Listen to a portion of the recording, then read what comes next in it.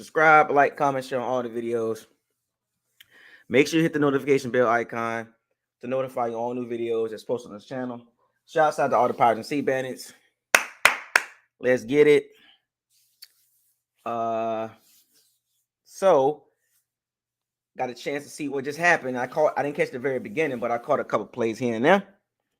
What was that? Can anybody explain to me what was that? What was that? Anybody? Anybody can tell me what was that? What happened? They went for it on fourth down and they didn't get it. I seen a batted ball by Baker Mayfield already. 61 batted balls. 61 batted balls. Or 63, was it? 61, 63 batted balls since he got an NFL number 1 in the NFL in batted balls. What did I tell y'all about what's going to happen as the season progresses? I told y'all teams are going to know what the Bucs are doing with these short passes. They got to do something else. Now, the throw to Chris Godwin, it was there. It got to be a better throw. You know what I'm saying? It got to be a better throw. He had Chris Godwin on the screen and go. He just got to be a little bit more accurate, and he'll clean up a couple things here and there. Baker cleaned up a couple things. He got to bring that ball down. You know what I'm saying? But one thing about playing quarterback, and I played it for a couple games, and being a short quarterback, it is hard to throw the ball accurate. You know what I'm saying? Outside the numbers. You know what I'm saying? Like when you are a short quarterback, it is really hard to throw outside the numbers because you really can't see properly. You can't measure the depth as far as throwing the ball. It's hard to see it. You know what I'm saying? That's why a lot of short quarterbacks have success throwing the ball in the middle of the field. It's easier because you can see better. And plus, you see better when you outside the pocket. And the scrambling ability, the Russell Wilson, the Kyler Murray, you know what I'm saying? Like, now there's very rare short pocket passers like Drew Brees. He was very accurate and he knew where to throw the ball at. But for the most part, short quarterbacks don't have a lot of success in the pocket. You know what I'm saying? There's not a lot of success inside the pocket because it's really hard because there's bodies everywhere. And Baker's really good outside the pocket. Well, I'm saying really good, but he's okay outside the pocket. But you can't live outside the pocket in the NFL. You know what I'm saying? But yeah, he got a I don't know. I've seen Baker play for years. This is it. This is it. This is it. He's going to scramble around. He's going to avoid some sacks. It's going to be hard for him to be successful at a high level. Now, he could be successful. Don't get me wrong. He'll be successful in certain situations, but just in general, long-term success, it's not happening because he has a ceiling. He has a ceiling, and it's unfortunate. And he'll make some plays. Don't get me wrong, he'll make plays, but if you make Baker a off-script quarterback, it's gonna be a problem. And the Bucs got to tighten up. The Bucs got to figure this out, and they will. They got to figure out the type of team they want to be. Now, if they become a throwing team, then that's what it is. Become a throwing team. But the problem is, it's going to be tough to be like that because Baker Mayfield's height and limitations. And it's frustrating, and I wouldn't get too frustrated, folks. We still should win this game. But I wouldn't trip. Don't trip too hard. You know what I'm saying? Don't trip too hard. Just don't get too frustrated. We got a long game, long way to go. We'll be okay. It's the Falcons. That's what it is.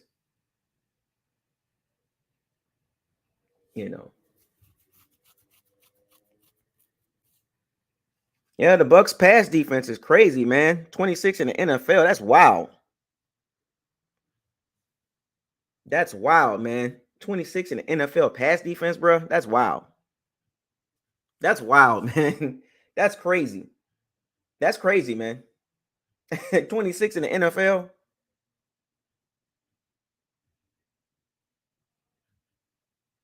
That's bad, folks. And we got two cornerbacks. We're paying $15 million. My question is, what are we going to do in the secondary? What are we going to do about that?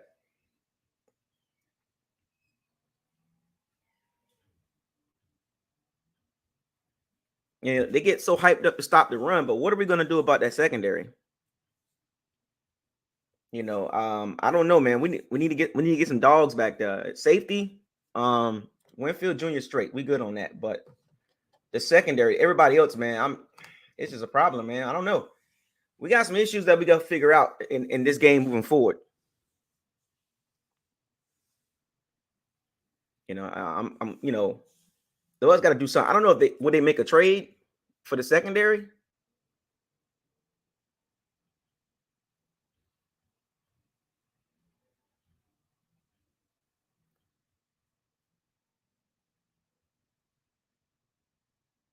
Yeah, that is, having a bad pass defense, that is a direct reflection because the pass defense and the pass rush don't mix. I don't know what it is. It just don't mix.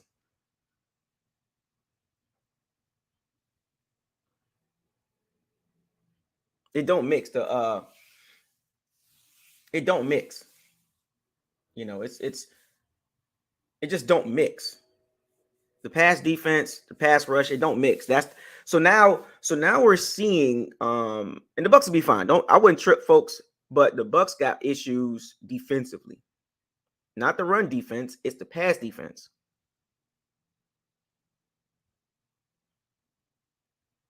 Joe Tryon overrunning the play, man. It's like, see what I'm saying? Like Tryon overrunning the play. Like stuff like this is like little things that the Bucks just got to get better in. And this is not good enough in certain areas to be a top level team. This is what I was trying to tell y'all. I don't know why some of us had high expectations, but I was just trying to figure out, where did you get that from? This team got too many holes. Like, did you see Joe Tryon?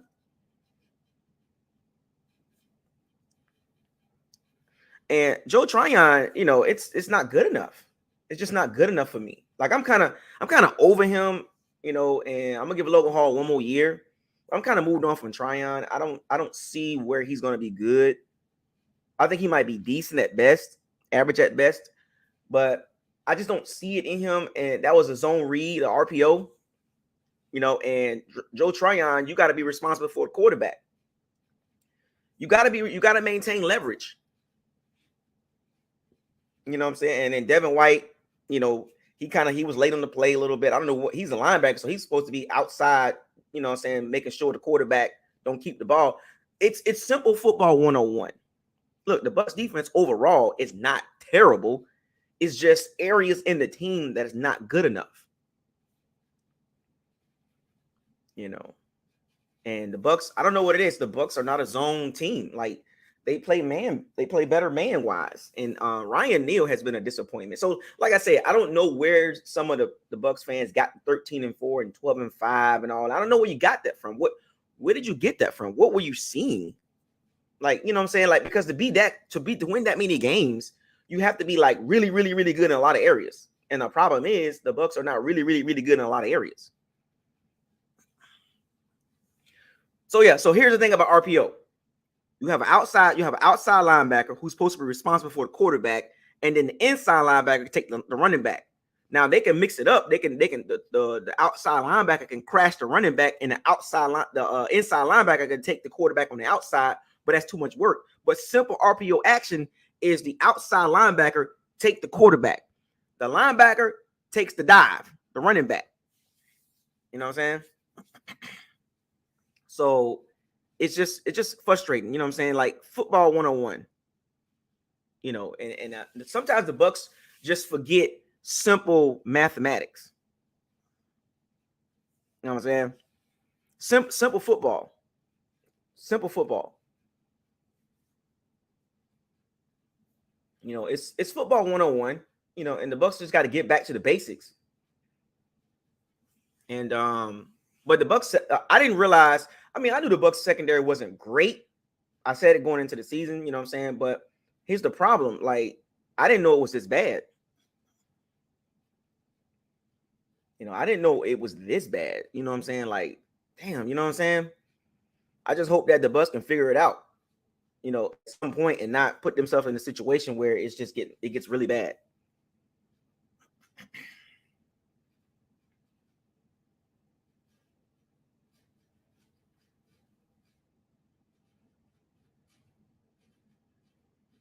All right, Devin Tompkins.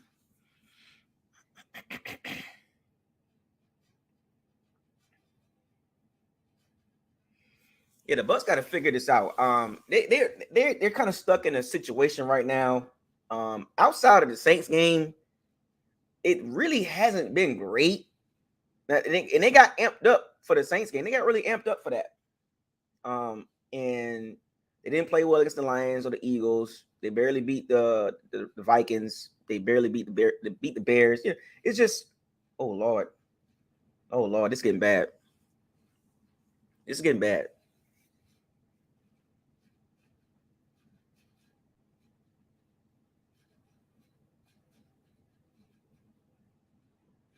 What was that?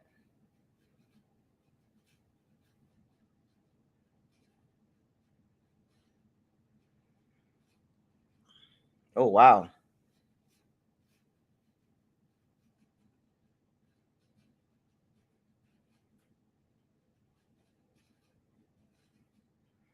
Yeah, it's just the Bucs got to figure this out, man. They're in the rut right now. The two tight ends, they're doing the 12 personnel, two tight ends.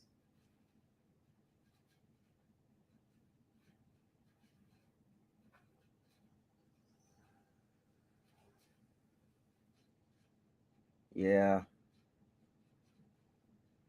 Yeah, this is getting weird.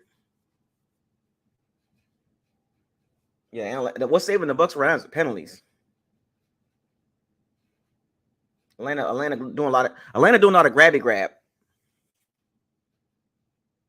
They doing a lot of grabbing.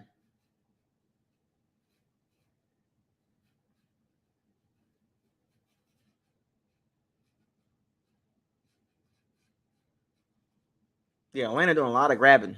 So we can get a touchdown like this. I'm cool with that. I'm cool with that. Come on, Atlanta, keep giving us flags, man. Keep giving us flags.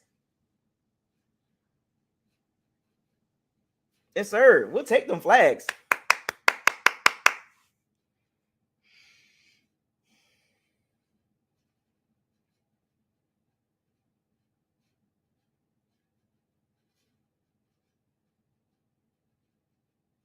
What? Are you serious? What you mean there wasn't no flag? Oh my Lord. It's grabbing. They grabbing, fam.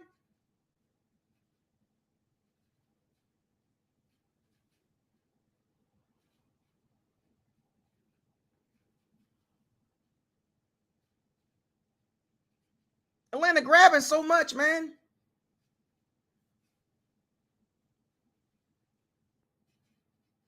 I don't know why they want to use K. Dot more, man.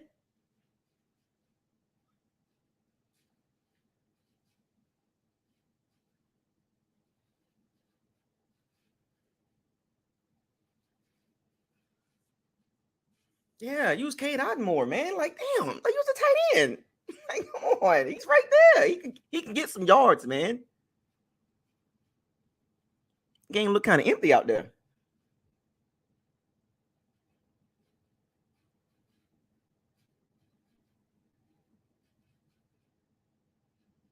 Go ahead, Keyshawn Vaughn. They ran to the left side on Tristan Wirfs' side. About time. But you know what? The Bucs will have a couple runs like this, and then it'll get dark. They'll have a couple runs like this. Like last week, the longest run was 8 yards, and then be like, that's it.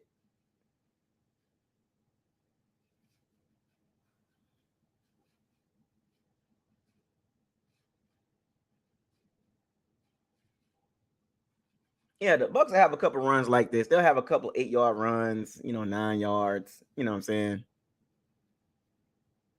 Kind of empty out there. Y'all see that, man? It kind of empty out there, man. What's going on out there in Tampa, man? What's going on with you? Tampa?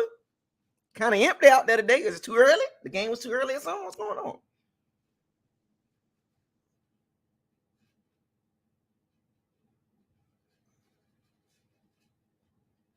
All right, K'd out with 2 catches. Good.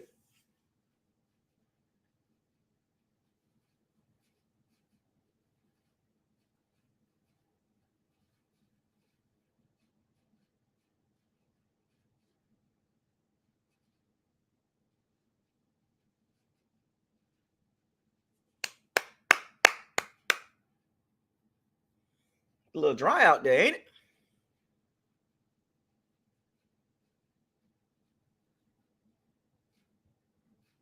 One thing about quarterback sneaks, I think the reason why teams don't like doing quarterback sneaks, it get dangerous for them linemen in the back of them legs.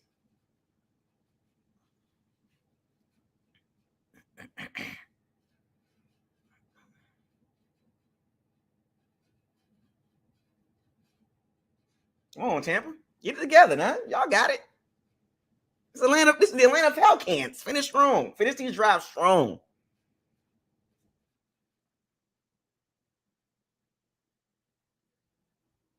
Damn, boy, we got no running game. Like, teams don't respect our running game.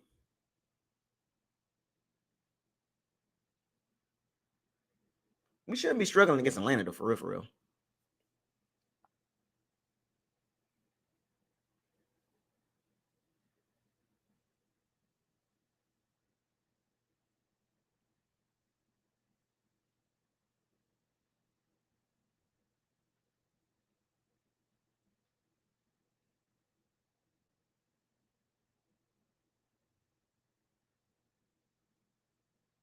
Evans!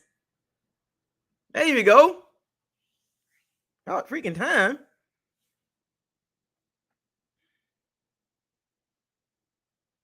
Sometimes you got to throw that bit deep. AJ Terrell, what you doing, fam? Good throw.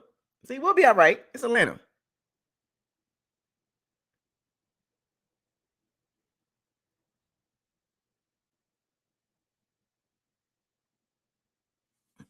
We'll be all right. It's Atlanta Falcons. That's what I say. I wouldn't trip, folks. It's Atlanta.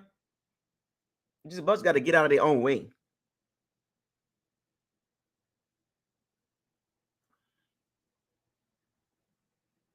That's the problem. The Bucks got to get out of their own way. Shouldn't be struggling against an Atlanta team. Shouldn't do that.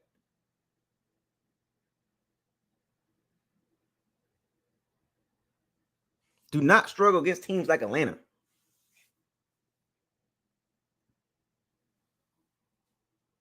Yeah. He looked like Carlton Davis on that play. Yeah, why are you struggling against Atlanta? Atlanta's not good. That's a weird team. All right, get your head out your butt. Sometimes you got to throw a ball like that. You got to be able to attack down the field. Everything just can't be short and and dinky donkish. You got to be aggressive, man. That was a nice throw by Baker Mayfield. Nice deep drop. Put it up. Let Mike Evans run up under it. It's football 101. And I think the Bucks sometimes just don't get it. They can't do it for 60 minutes, if that makes sense. Because you want to see Bucks.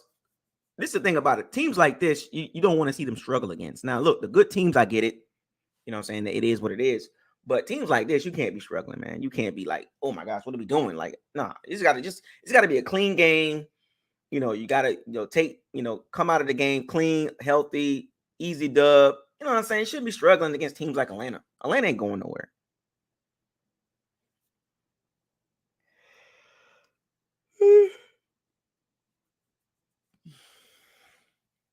That's how it's supposed to be, man. Like, I don't know why the Bucks make things so hard. Look, every week is not going to be the Bears and the Vikings. You know what I'm saying? Every week is not going to be the Saints. You got to get up and play every game like it's your last.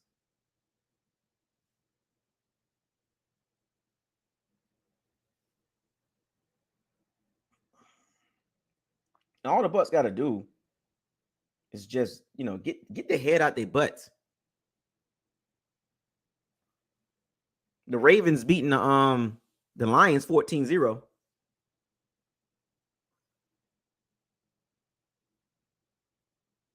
That was good pass blocking too.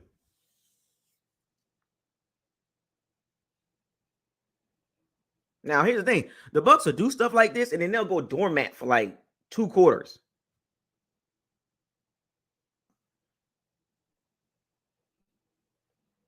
Oh, the Saints are they on suicide watch. You know, living in New Orleans, they are all over the place, man. Like the Saints, man, they are all over the place. It's embarrassing too, man. They are embarrassing themselves really bad too.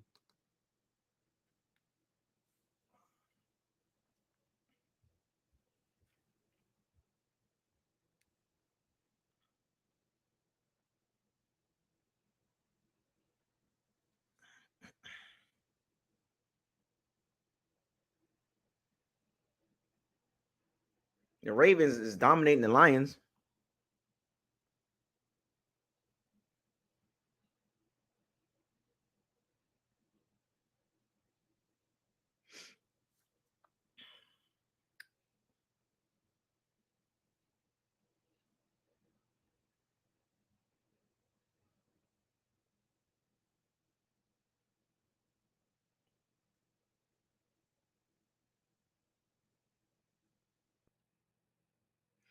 See, Atlanta gonna run that old college style offense. They're gonna do that old RPO read option stuff.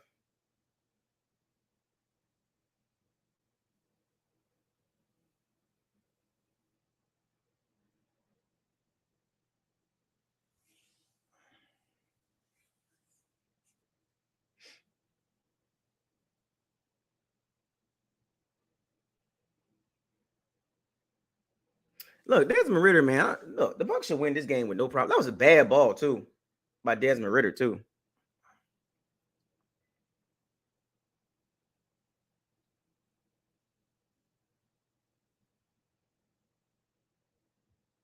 Oh, Desmond Ritter is terrible. He's terrible. Desmond Ritter is terrible. Clancy with the pressure. Y'all see that? Did y'all see Clancy? Did y'all see Clancy? Did y'all see Clancy? With the pressure, did y'all see Clancy? Did y'all see Clancy? No, forget all that. Did you see Clancy? Did you see Clancy? With the pressure? Already impact. Did you see Kalasha Clancy? Did you see him? Getting back there already again. Forget all that. Look, good play by Levante David, but the reason why that play happened is Kalasha Clancy.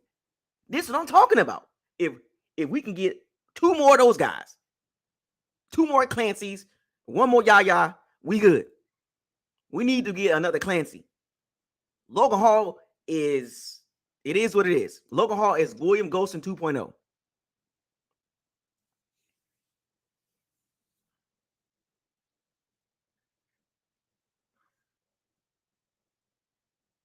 William Golson 2.0. That's what he is.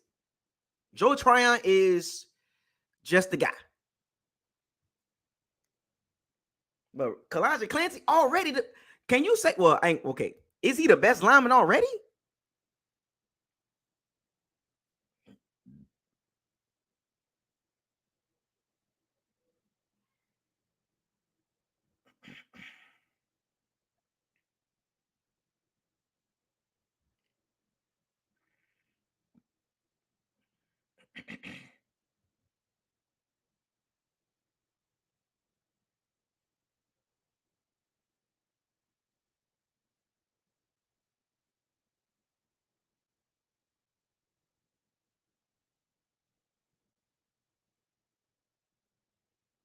You know, here's the thing. What is the Atlanta Falcons doing with Bijan Robinson? How you gonna draft this guy that high and don't even use him? What's the issue? Drake London, Cal Pitts, and Bijan Robinson. You got three guys that's pretty good. Like, you know what I'm saying? Like young studs, and Atlanta don't know how to use them. Have anybody know? Like, we're gonna talk about a little bit of football. We're gonna talk about football as well, and we're gonna talk about the Bucks. We're gonna jump to football real quick. What is going on? Like, Arthur Smith is a terrible coach to me. You can't even use Bijan Robinson. You got Bijan Robinson, Kyle Pitts, and Drake London, and you got Desmond Ritter chucking the ball around. They will be better off with Taylor Heineke throwing the ball.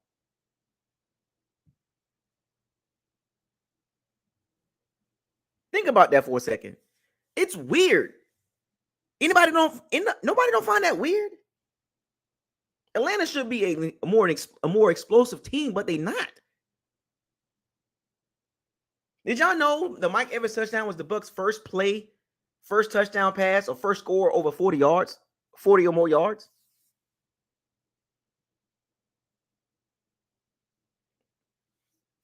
That's the longest.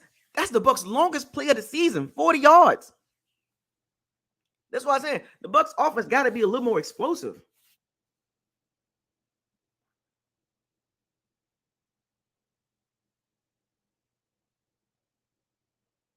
AJ Terrell, man, oof.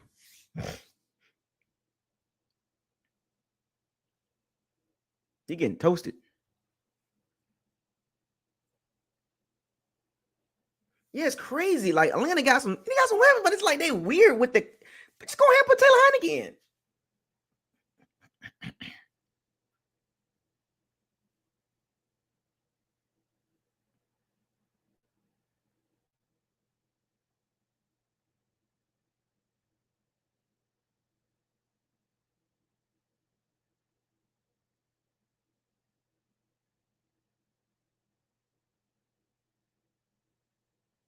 Yeah, Baker Mayfield had to jump and throw that ball.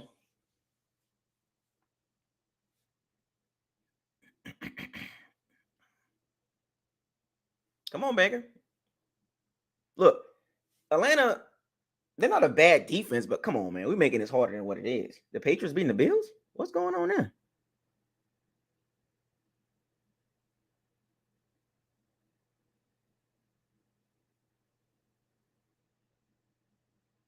Oh, man.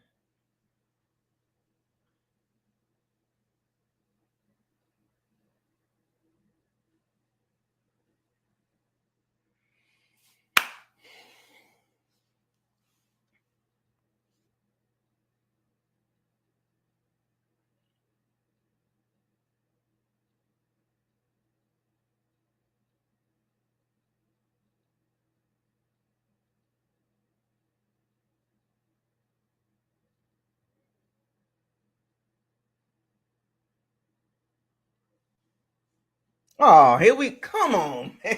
The penalties, man.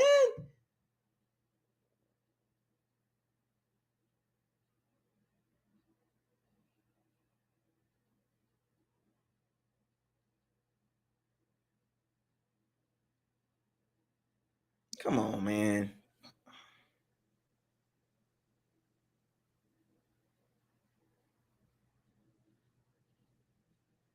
Oh, Hainsley. Come on, man.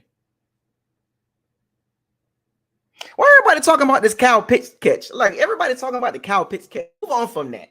They all hyped up about a 3-yard catch.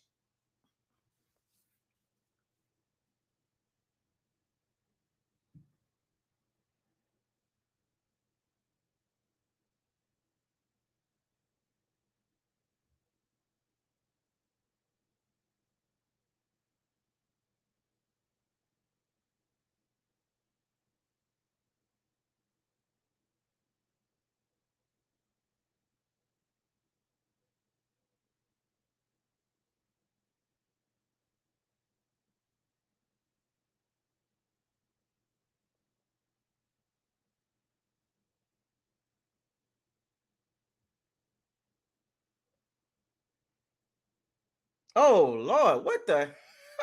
Oh Jesus Christ!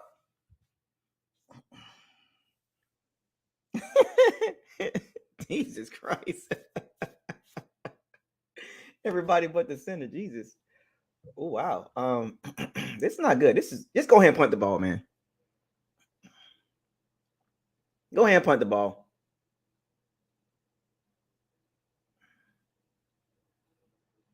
You at home. How are you having false starts at home?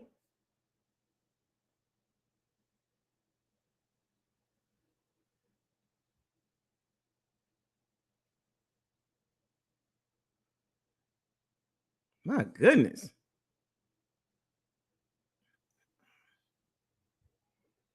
Just punt the ball. Get out of there, man.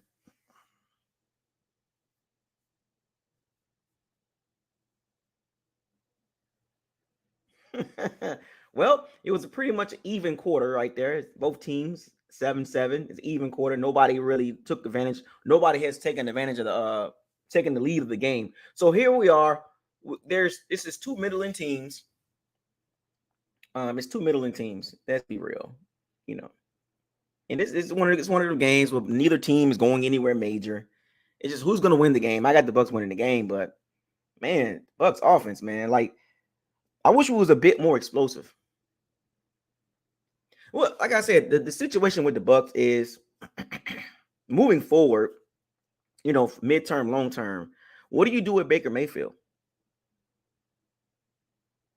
Like, what do you do with him? Like, do you sign him to a $33 million contract per year? Do you do what the Saints did with Derek Carr and take the Daniel Jones, Derek Carr, Jimmy G situation where it gets bad the next season? Like, what do you do with Baker Mayfield? You know what I'm saying? Like, for real. Like, and the direction where the Bucks are going, you don't fork out a ton of money. This is like a perfect opportunity to have a pretty decent rookie quarterback fall in your lap, and you build the roster up.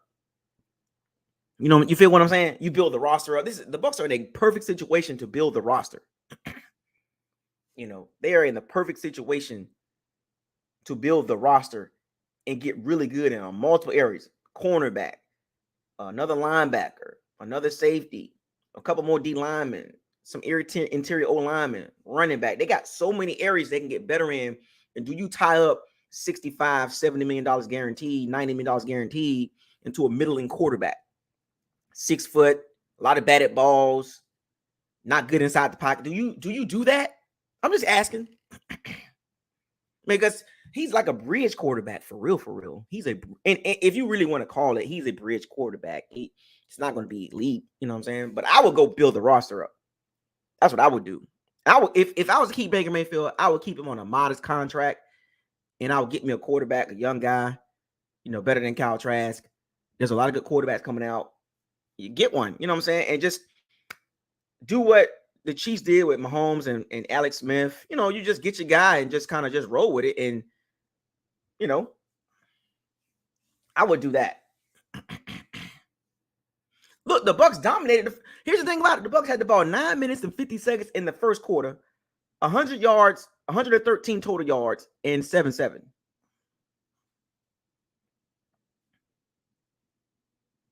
It's 7. The Bucks dominated the first quarter.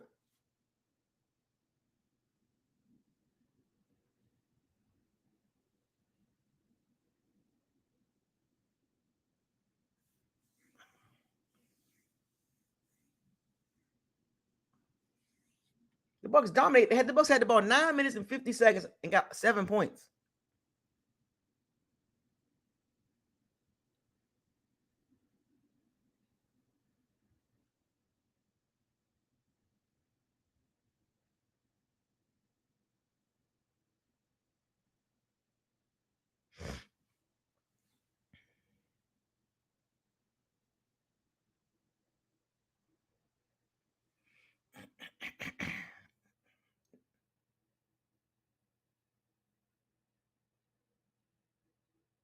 9 minutes and 50 seconds of the first quarter, and you got 7 points.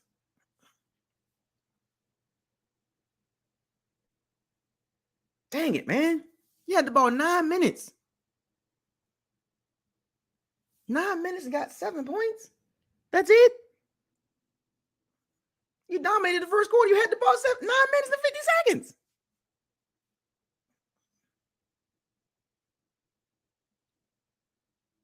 Time of possession is very important against a team like Atlanta.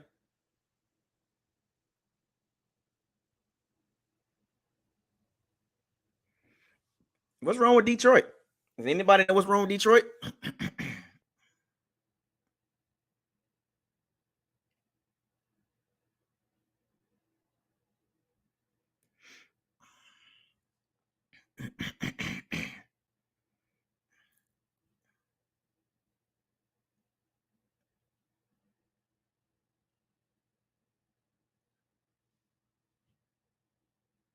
What's going on with the Lions? Boy, they look terrible right now.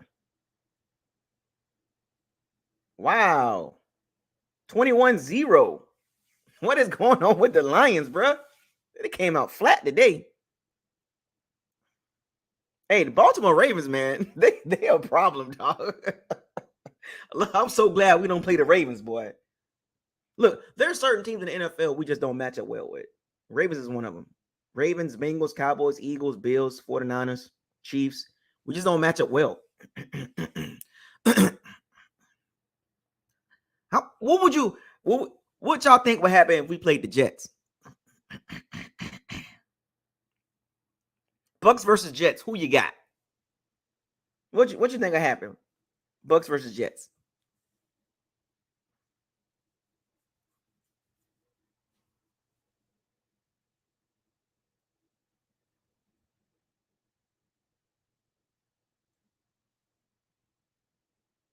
The Jets defense is ridiculously good.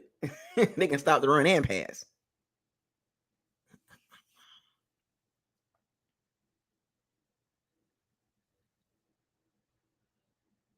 I mean, if the Jets shut down the Chiefs, the Eagles, they shut down all these top offenses, man. And then here come the Bucks offense against the Jets. It'd be like,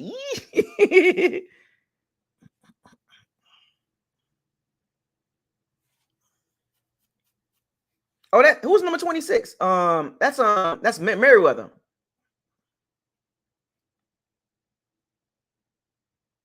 That was number 26 is Merriweather.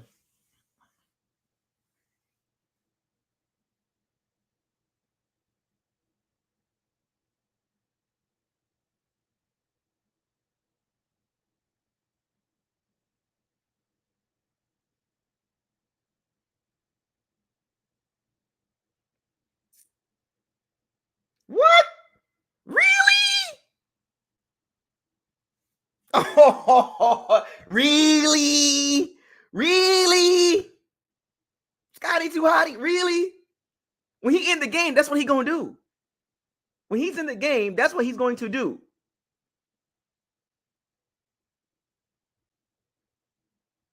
Oh my gosh, bruh. Really? When he's in the game, that's what he does. Come on, but you should know that.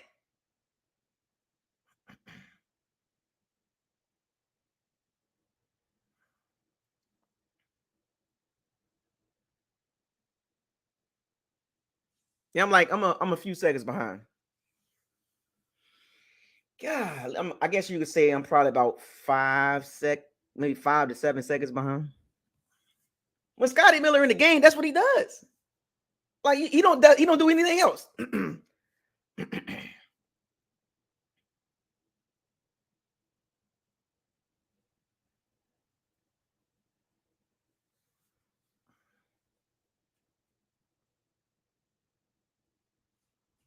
Oh my gosh, he's in the game for one reason.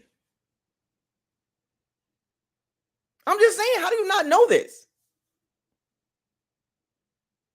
Well, no, I would say this. Carlton Davis did sign. They signed a 3-year He signed a 3-year contract.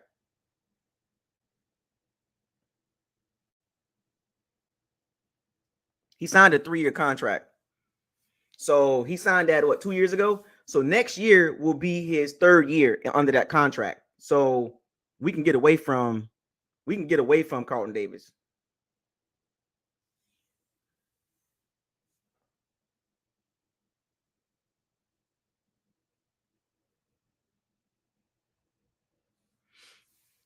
Yeah, we can get away from Carlton Davis next year. After next season, we can get away from him.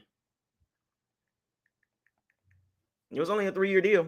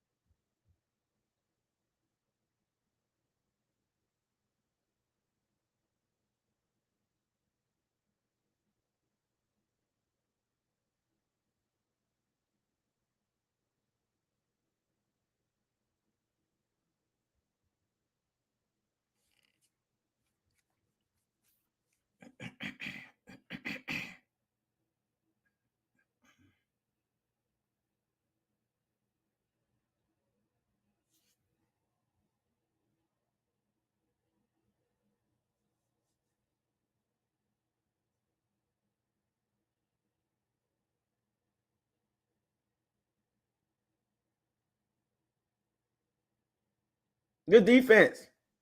Winfield Jr.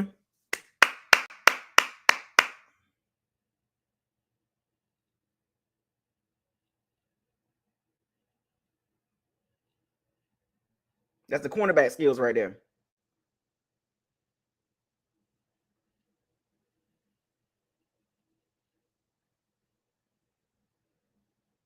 Cornerback skills.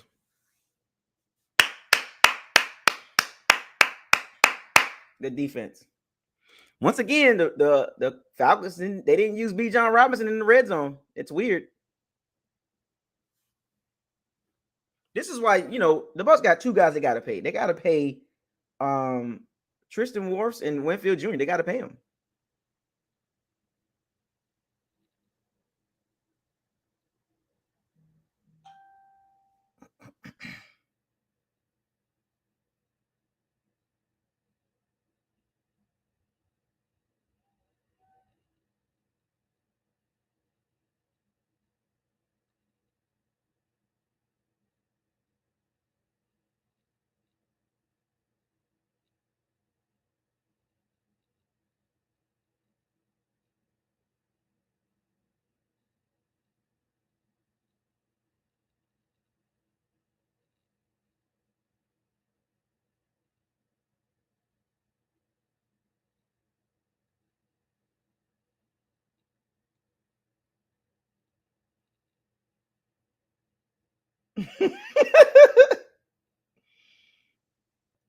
Good defense by the Bucs.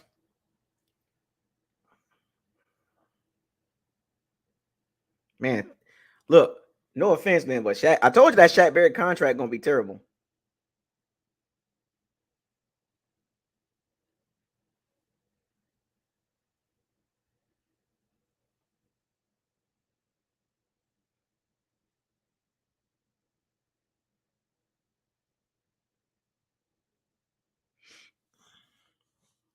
That Shaq Barrett contract is terrible. I'm gonna say it again.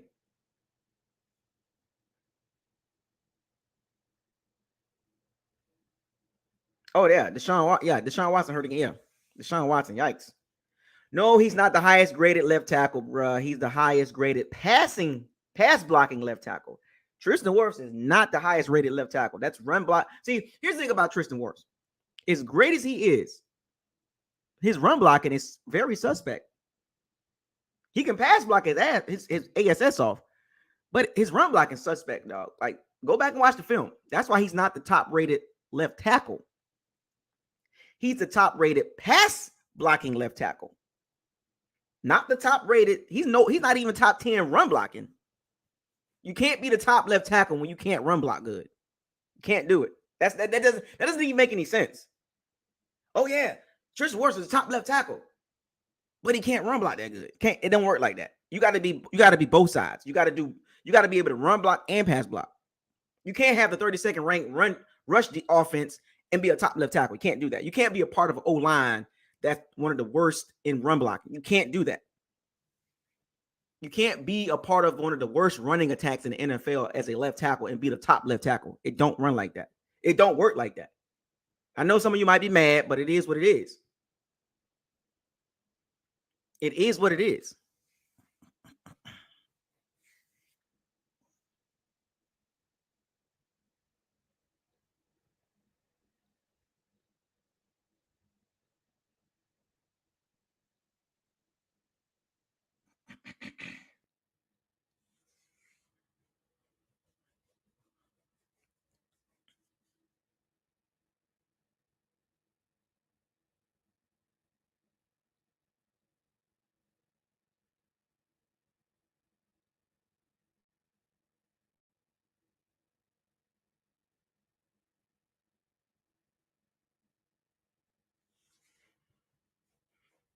Boy, these penalties get crazy.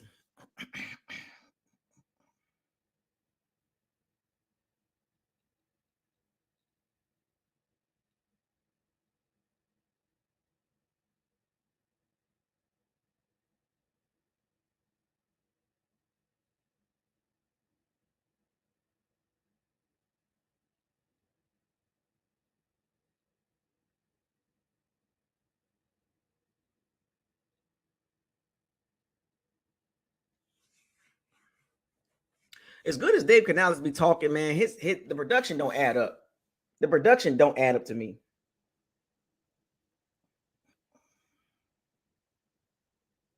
I'm just gonna keep it real with y'all.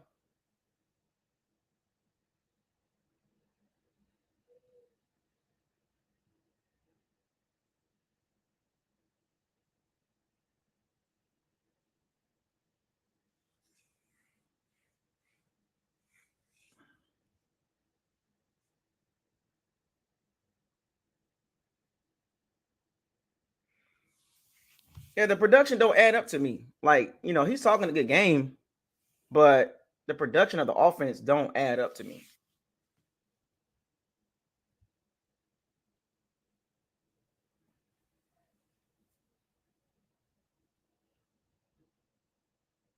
Third and four?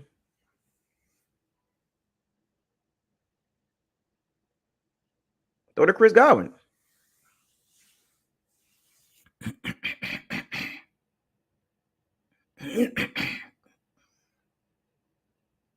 The funny thing about it is like one thing about learning about a lot of offense, like learning about offense, sometimes when you have certain tendencies out of certain formations, like shotgun rollouts, you're hiding something from the quarterback. That's one thing about if you look around the NFL, certain things it'll highlight. You know what I'm saying?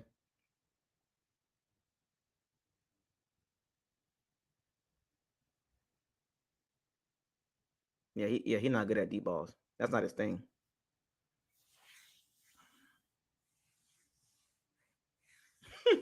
So, in other words, here we go. The Bucks.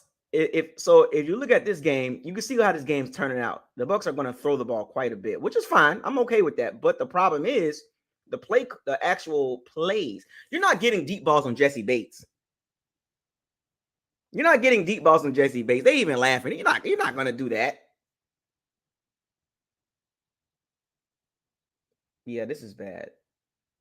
They've turned Baker Mayfield into a passing quarterback. Now we're gonna see, can he handle it? Can he handle throwing the ball 30, 40, 50 times? Because the Bucks basically this game are saying forget the Lions getting tore up. The Bucks are basically saying, look, we can't run the ball. The Bucks said forget it. The Bucks are just chucking the ball around now. Look, I don't mind that. I'm actually liking it because now the Bucks passing off. Now we get to see the Bucks passing offense too.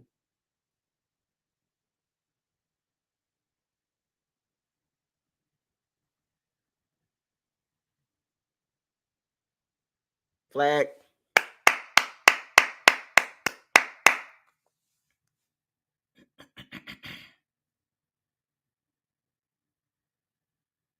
Oh yes, sir.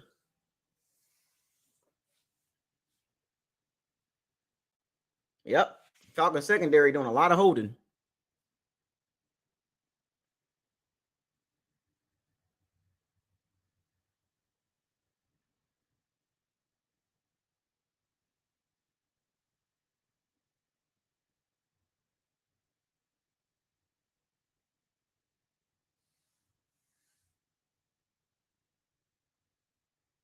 So that's a lot of throws, man.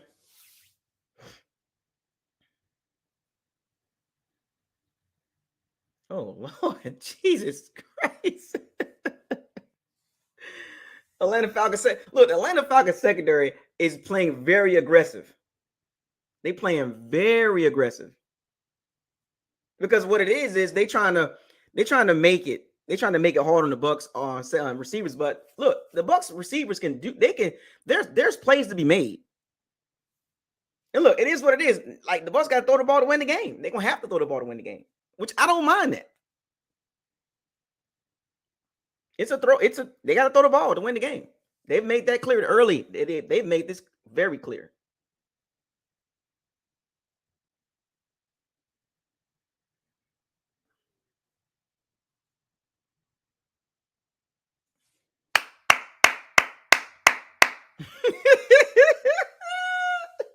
Yeah, it's a passing league. Let's keep chucking the ball around.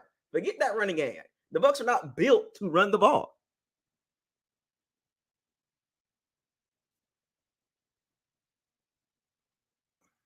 They're not built to run the ball, folks. It is what it is. Don't get mad. That's a run play. 2 tight ends lined up over the tackles.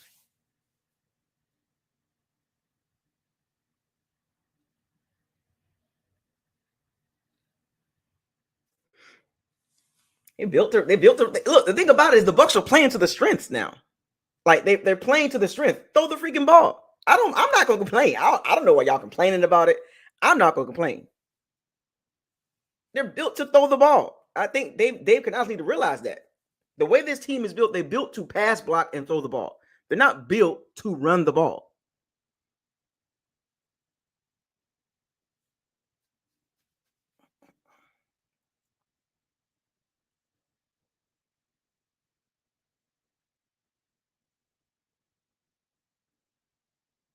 I'm just keeping it real with y'all, man. Like I don't know. I'm liking this.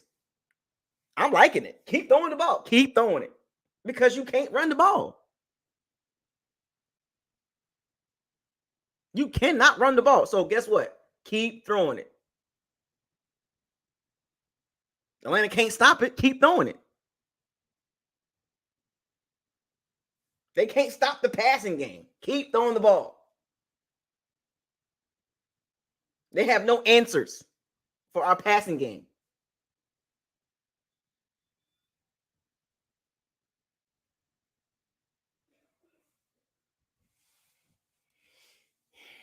Come on, man. They got no answers for the passing game. Keep throwing the ball.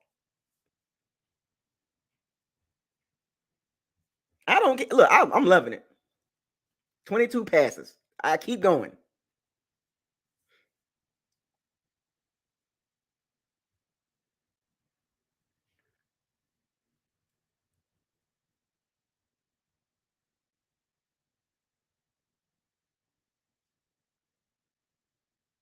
First down.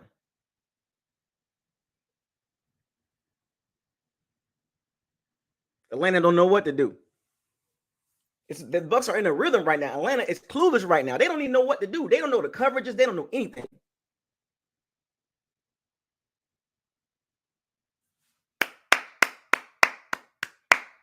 Avoiding the sack by Baker Mayfield. Yes, sir.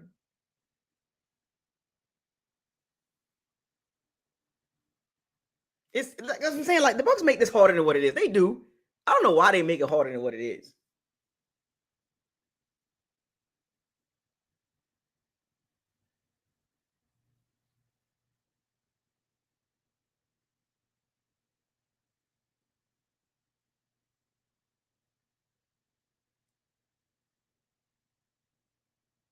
He couldn't see. He couldn't see that. He couldn't see the throw.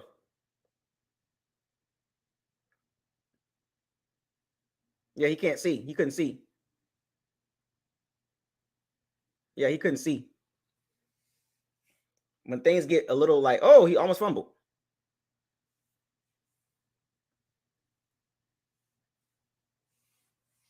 $12 plays. Good Lord.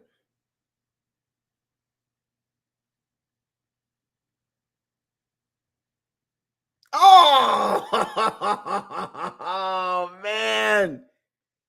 Dang it.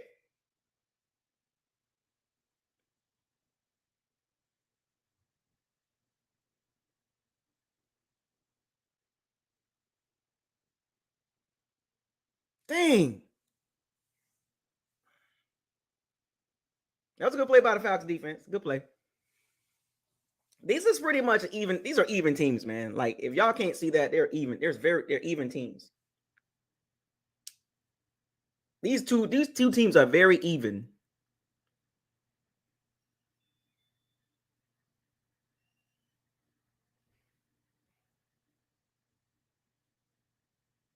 A field goal.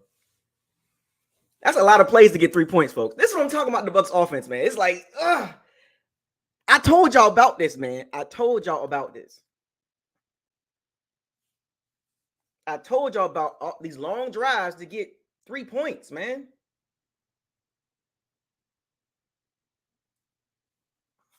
It's a lot of plays to just get 3 points. Long consuming drives to get 3 points. It's frustrating, man. We need touchdowns. It's frustrating, man. Was that 14, 15 play drive for 3 points?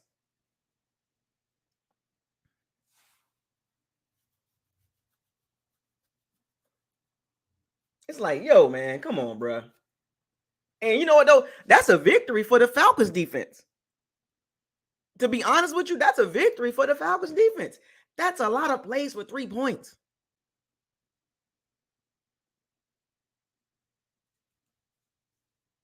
What, that 15 play drive? Jesus Christ. Ate up a lot of time on the clock for 3 points.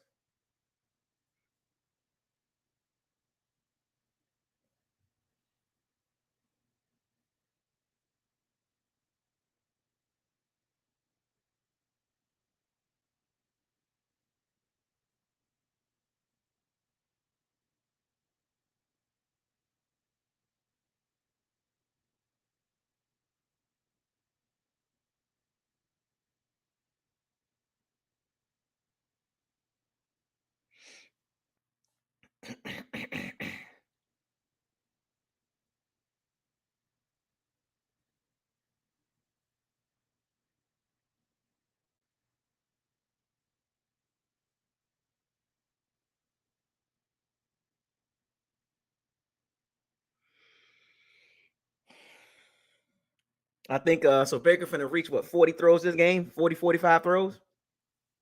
I'm okay with that.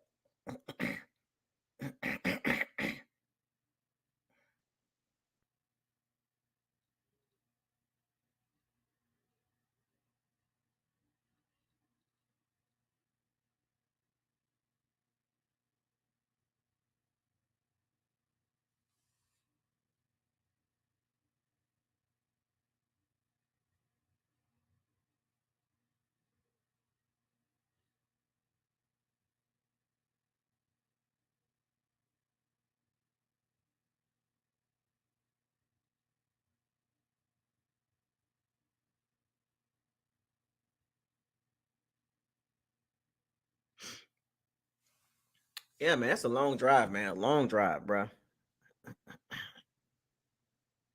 15 plays, 76 yards, 6 minutes and 33 seconds.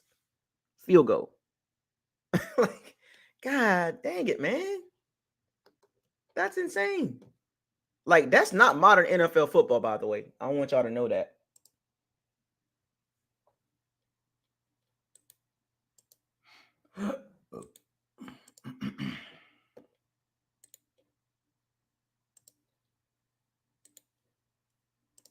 That's not modern NFL football. Like, who does 15 plays, 15 play drives? Who does that? When you do 15 play drives, that means you don't have you're not explosive. The only thing about the Bucks offensively are missing it is being explosive. You know, working your way down the field, it's hard. In the NFL, like it's hard.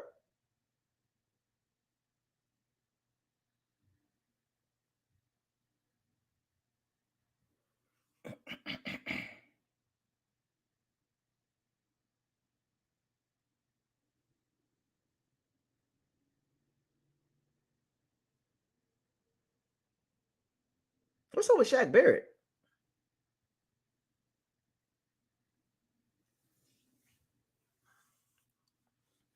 Has anybody seen Shaq Barrett?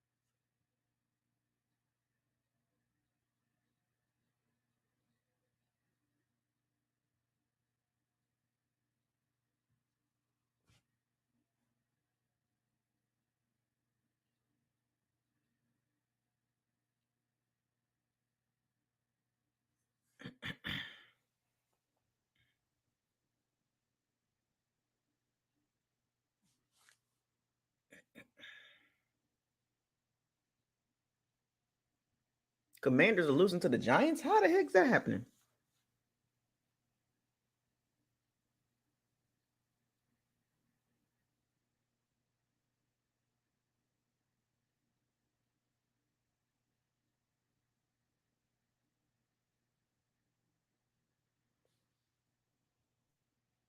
What's up with B. John Robinson? Is he hurt? Is he really hurt or something? Like,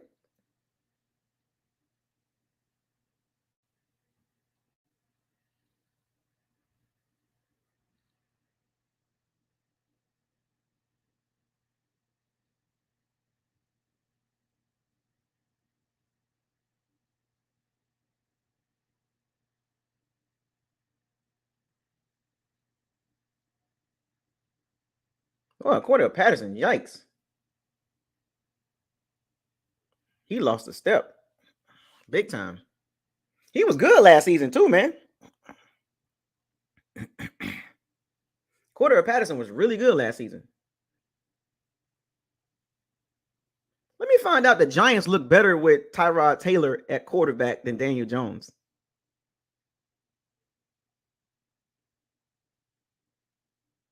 What's up with Shaq Barrett, though? For real?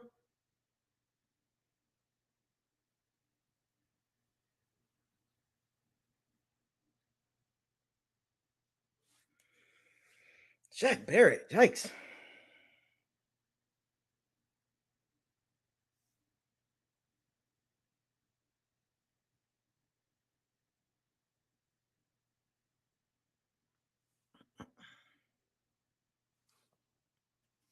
Yo, the Commanders losing to the Giants. That's crazy.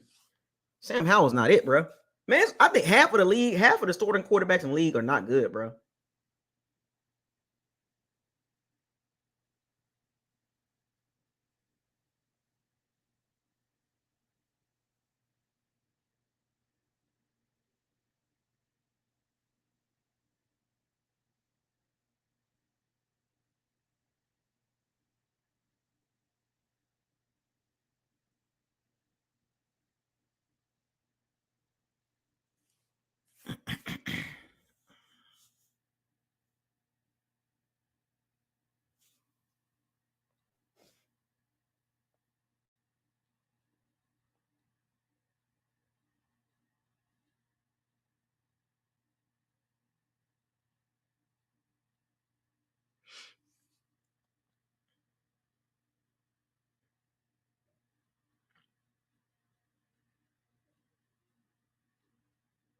Yo, no B. John Robinson. I don't know what's up with that. Atlanta media need to ask questions for real. How you gonna draft a running back in the top 10 and you don't even use him? I'm trying to figure that part out. How do you not use the guy that you drafted in the top 10? Like it's mind-boggling to me.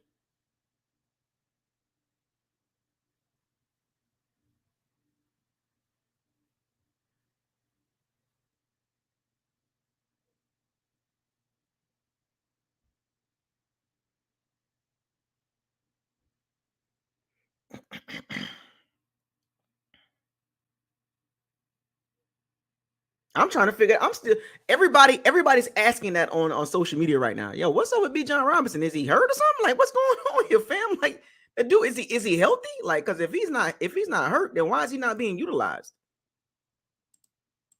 The dude got serious skills. He's better than Cordell Patterson. He's better than Tyler Algier.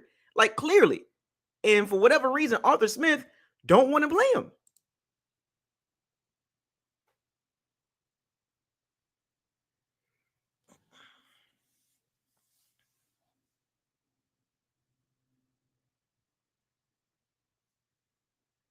That's mind-boggling.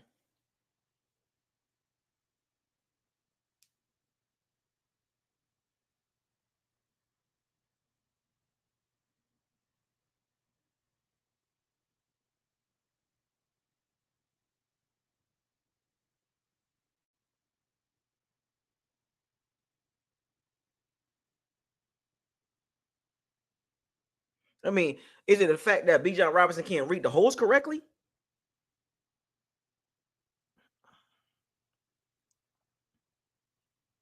I mean, is he? I mean, is he can't? Does he not read the holes correctly? I mean, what's going on here?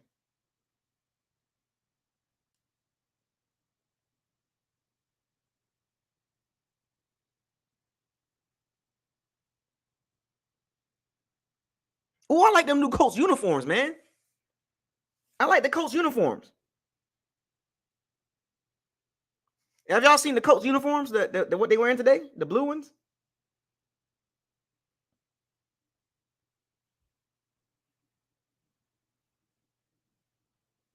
Oh, I like them Colts uniforms, man. Oh, I like them Colts uniforms. Oh, I like them.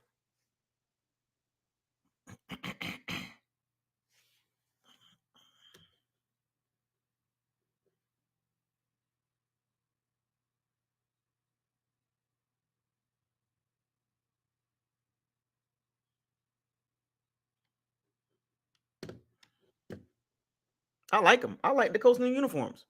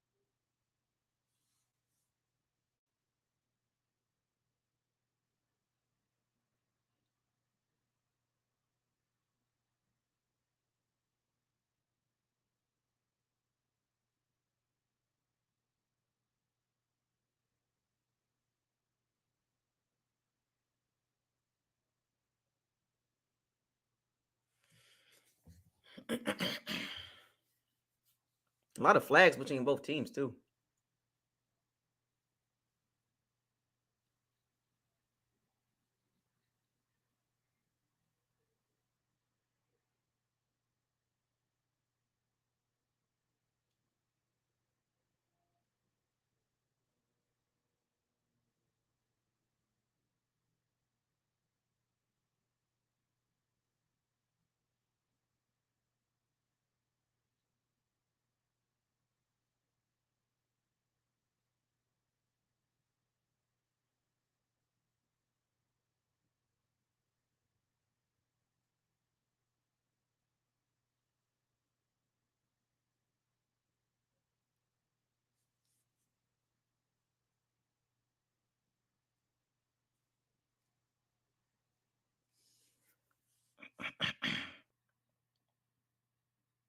'They say Dalvin Cook is available for a trade.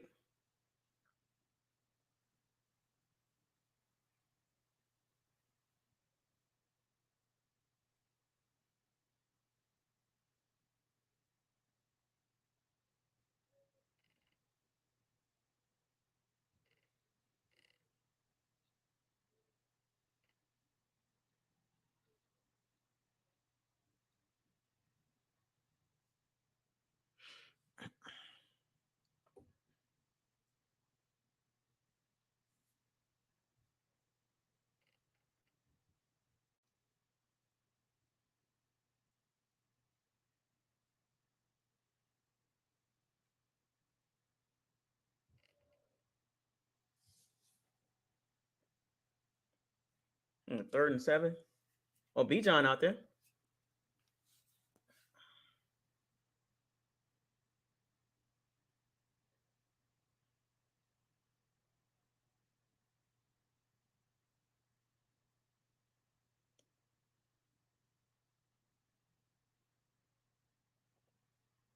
Dang it, first down. God dang it, man.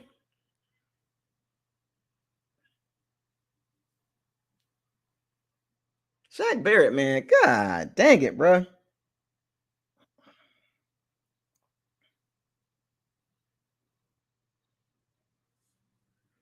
What's going on with Shaq Barrett, fam?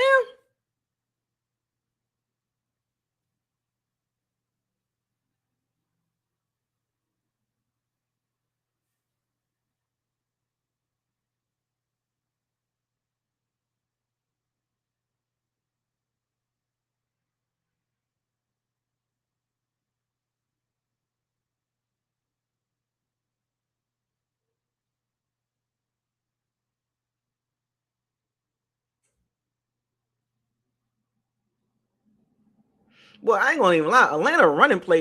Atlanta got some great running plays designs, man. They have some great running designs, man.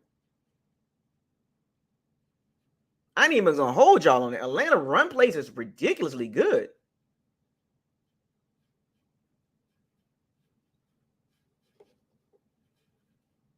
I ain't much gonna hold y'all on that, man. Hold on, the Bucks got 3 timeouts. What are they doing?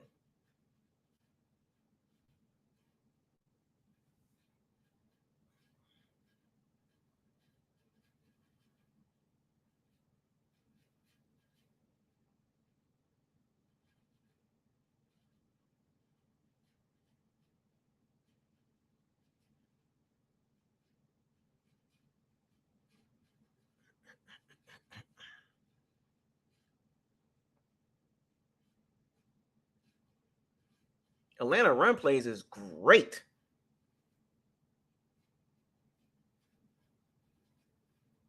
They have some hellified run plays, man.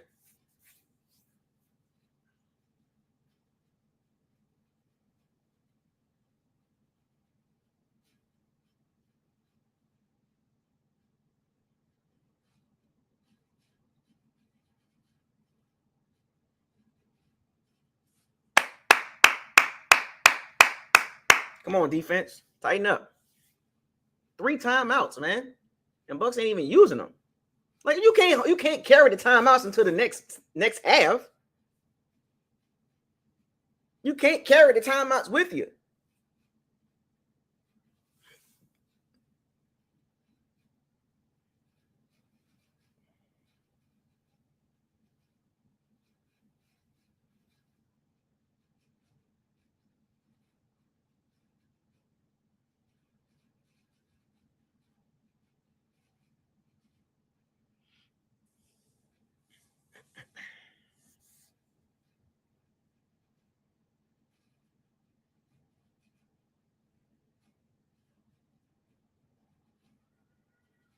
So the Bucks defense gotta make a stop.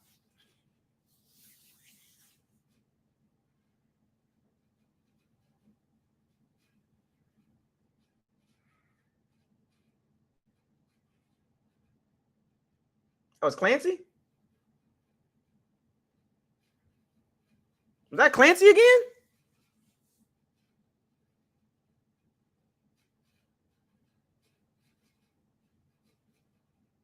Was that Clancy? Let me see. Oh, so it's both of them. Oh, Shaq Barrett. Okay, Shaq Barrett. About time.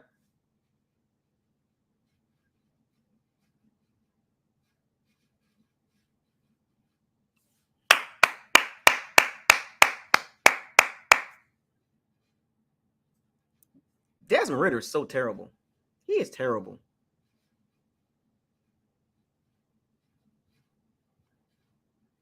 Oh man, we can't even get down the field. Man, 3 timeouts, bro. What the?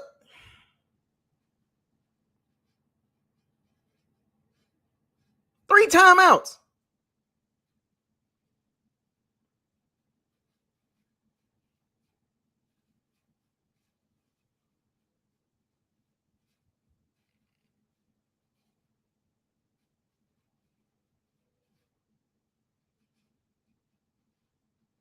3 timeouts, bro.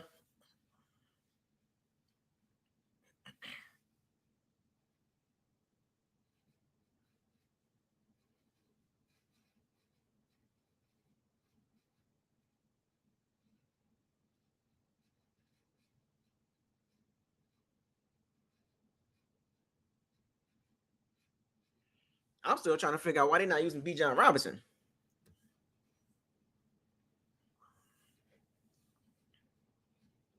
3 timeouts. You're not even going to attempt to get the ball down the field. God, Lee, Josh Allen do it. Patrick Mahomes do it. Joe Burrow do it. Justin Herbert do it. Like, man, come on, man.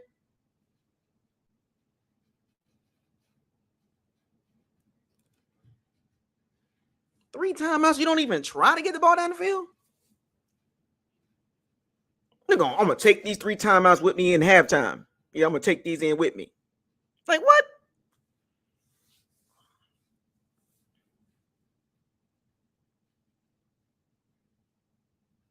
That's weird. You can't, those timeouts don't carry over.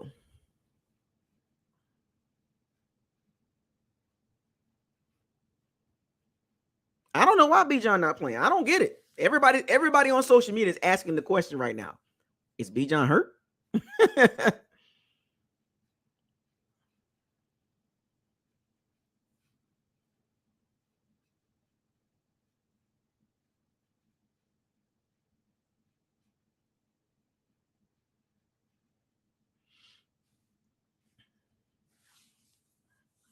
Who get the ball first? Starting the second half.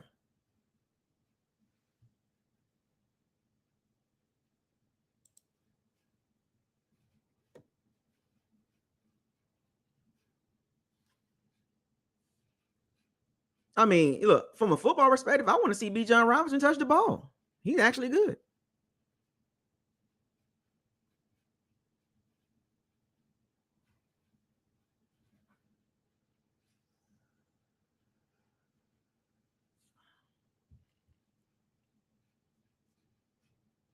Nah, he not hurt. He out there. Oh, that was a big stop by the Bucs defense too, man. We needed that stop because the Falcons do get Falcons get the ball in the second half. Okay, that was big for the Bucs. That was huge.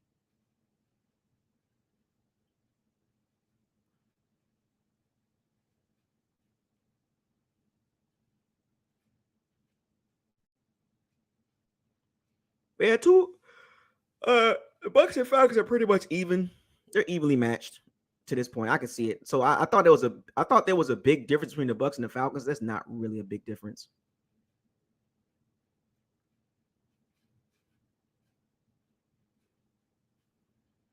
It's not a big difference between the Bucs and the Falcons, to be honest with you. I'm surprised. I thought the Bucs were a lot better than the Falcons, but they're not.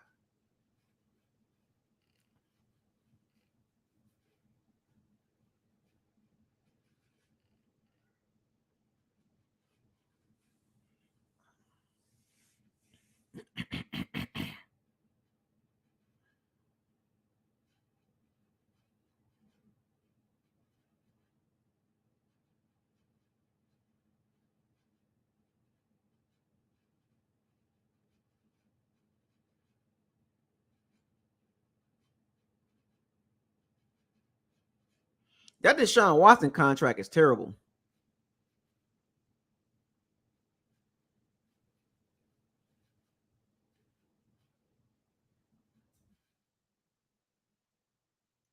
That Deshaun Watson contract is terrible.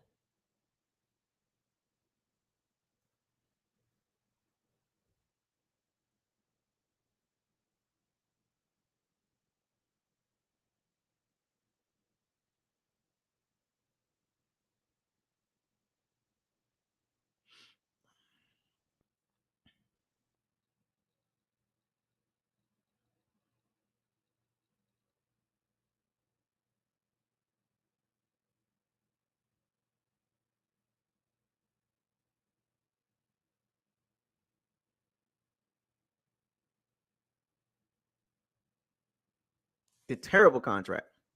Yeah, there's no big difference between the Bucs and the Falcons. There's no huge difference between the two teams. I got to be honest with you. Pretty much two of the same teams. They're neither team going anywhere. It's kind of like a middling teams. The Bucs should come out with the dub though.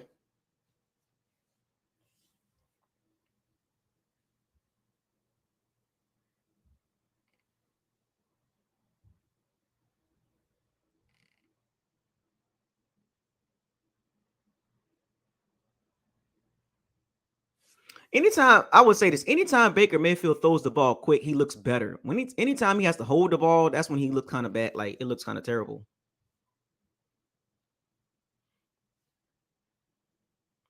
Yeah, two teams ain't going anywhere.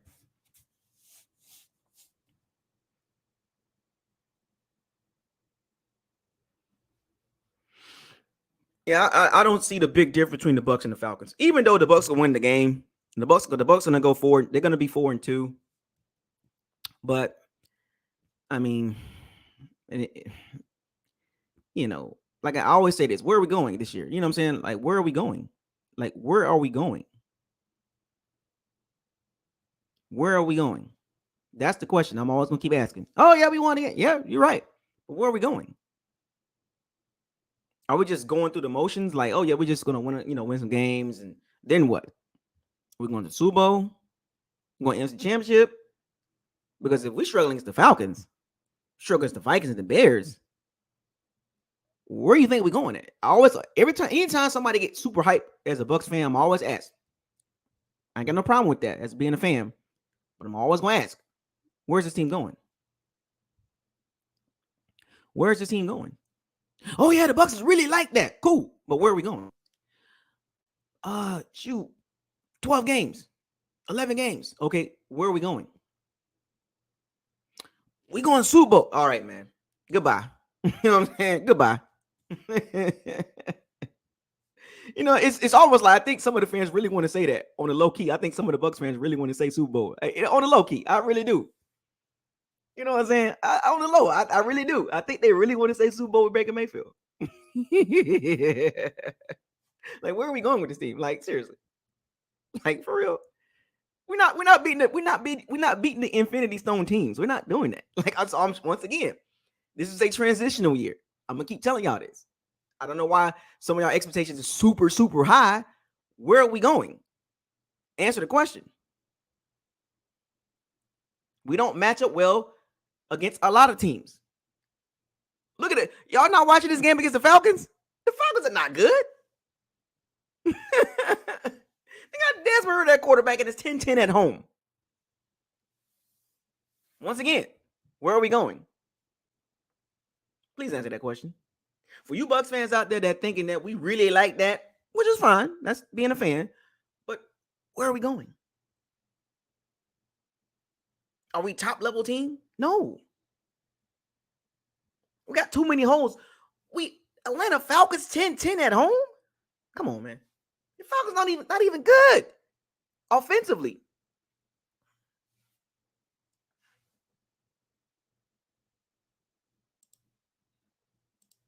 Expectations be so high when we win a couple games and don't even realize like this team is just middling around. This is a middling team. It really is. It's a middling team.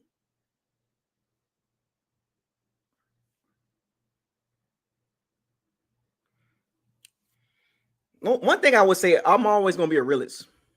You know what I'm saying? Look, the Bucs going to win this game. It shouldn't be this close. It shouldn't even be tied for real. But unfortunately, so we'll have victories against the Falcons, the Saints, the Vikings, and the Bears. So 2 teams that are not good, really bad, and then 2 victories against middling teams, which I told y'all, we can beat those type of teams. We can beat those type of teams. So when it comes to the teams that you want the Bucs to beat, that's how you grade your team. Look, a matter of fact, I'll give y'all a great example. USC. Everybody was hyped up about USC, Caleb Williams, and all that. And for the 2 games they played against high-level teams, they didn't look good. I was watching the game last night against the USC and Utah. Cal Whittingham and the Barnes quarterback and the Utah defense, all that. USC with all that talent lost. So I'm just trying to figure out, can you look good against good teams? Can you look good against good teams? If you can't beat the top level teams, then where are you going?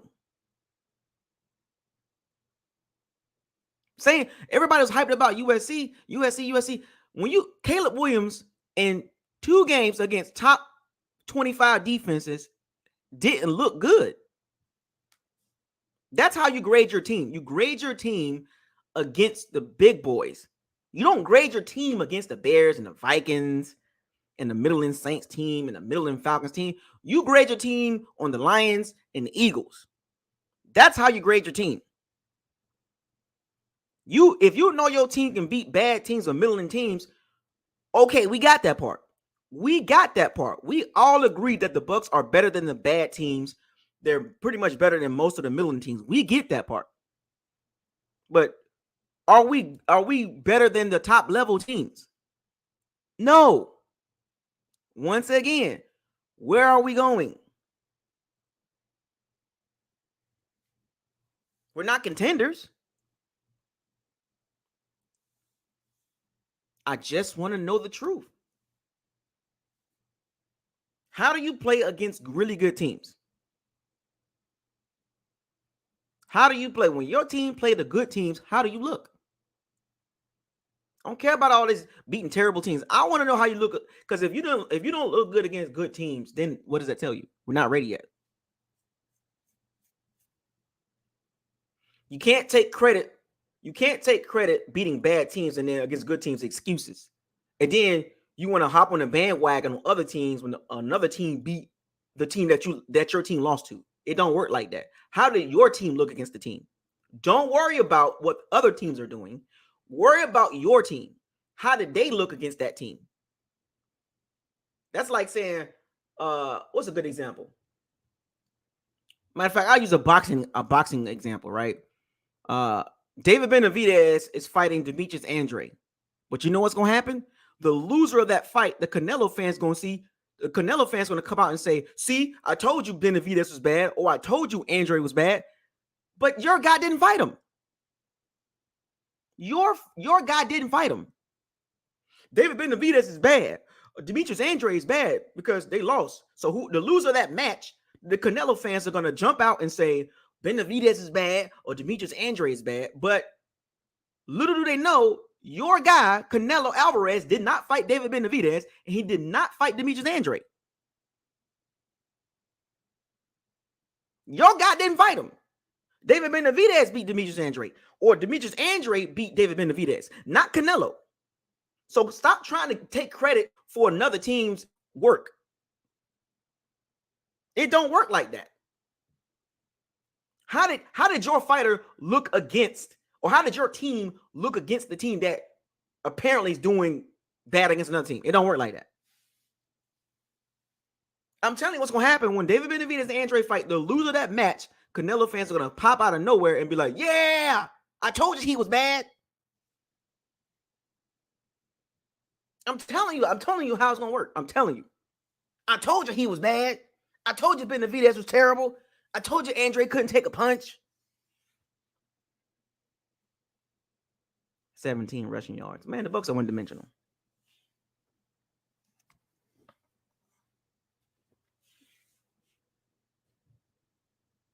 The Bucs are one-dimensional. Like, what part do y'all understand?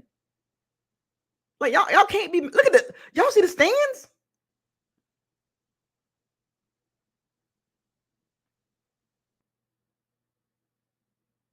Do y'all see the stands right now?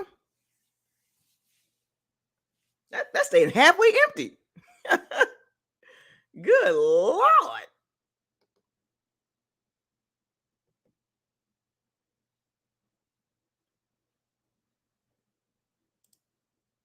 I don't know, man. Yeah, it's just one of those situations. That stadium is empty.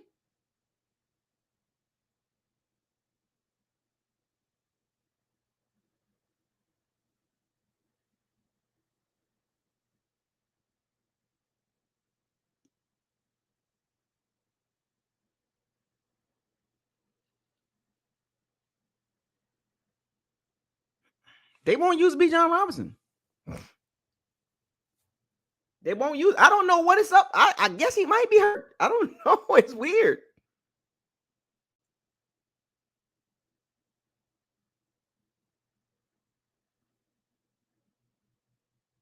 It is very weird, man. Like, he got to be in the doghouse. He got to be in the doghouse, bro. He must have did something wrong. Ain't no way.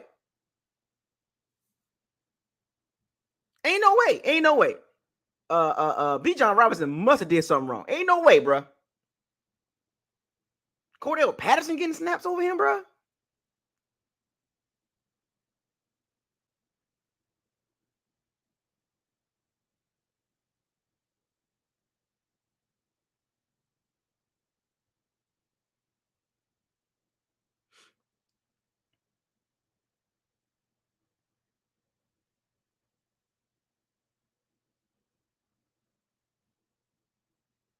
No, Shaq Berry, go ahead, boy. Shaq Berry's starting to step up now. About time.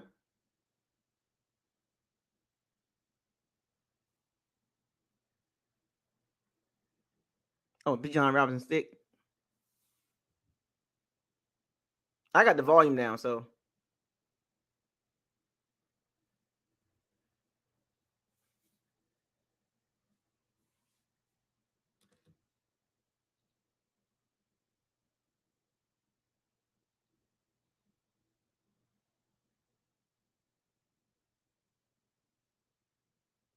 all these penalties, man. What the heck is going on here, man?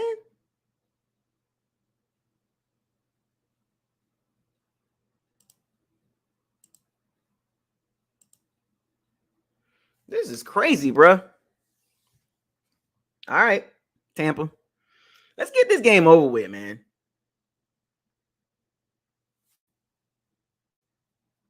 See games like this. What I look for when it comes to games like this, a lot of good. Like the Bucks have done some good this game. Don't get me wrong. The passing game looks better. I'm not running the running game. It is what it is. Whatever, you know what I'm saying. But the passing game looks better. We can say that, right? We can say that. Does the passing game look better?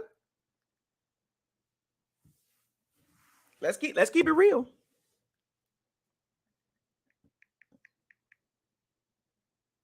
He said B. John Robinson sick. I don't believe that. Ain't no. Come on, bruh. I done seen guys play through injuries and sickness. He can't be that sick because he was out there. He's been out there a few plays. He's been out there.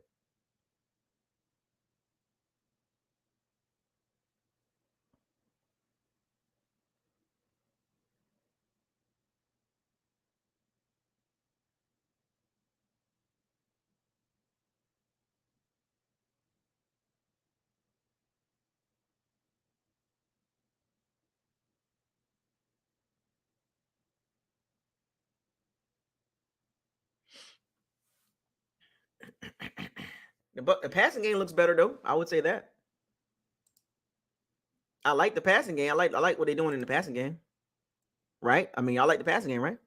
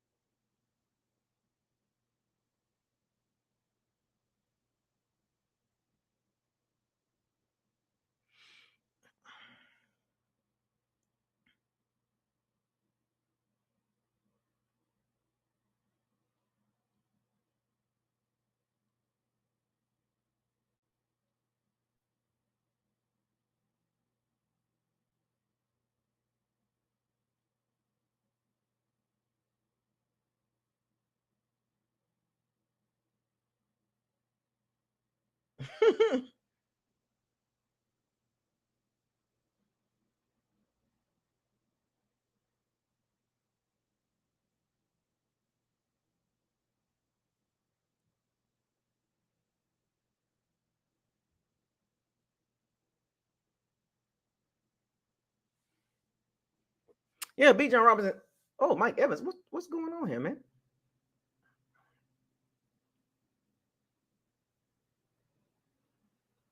Oh man,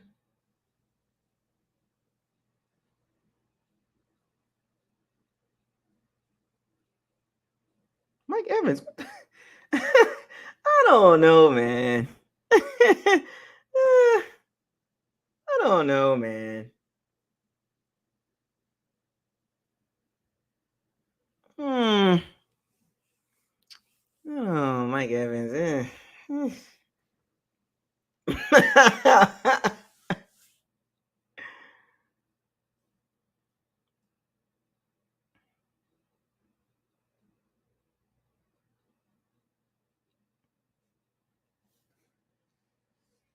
Oh, Bill Gates' daughter and the guy broke up. Okay.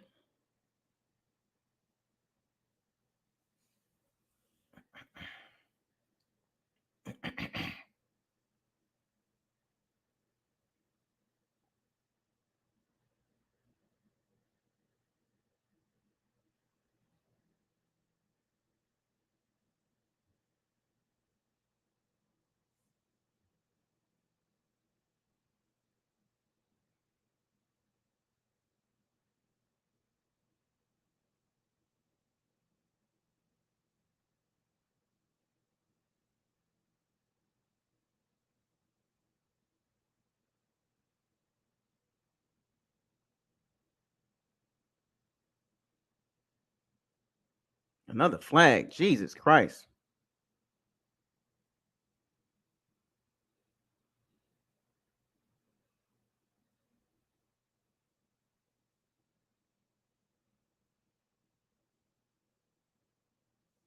This game is terrible.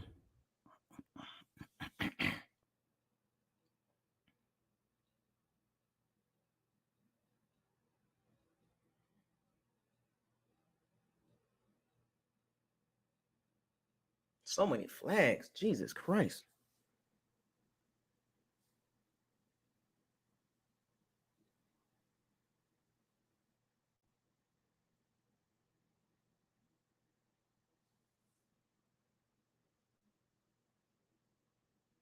Another flag. God. Oh, these teams. Both of these teams, man. Both of these teams, bro.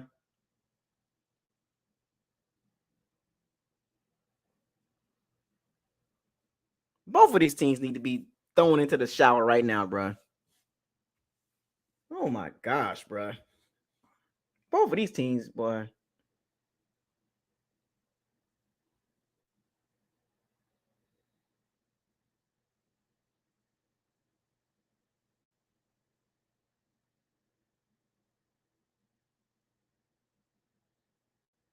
Both of these teams, man.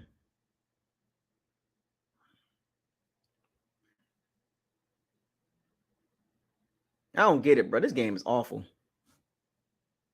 But we got to sit through it, though. We got to work through this game, man. Is it 1st and 7?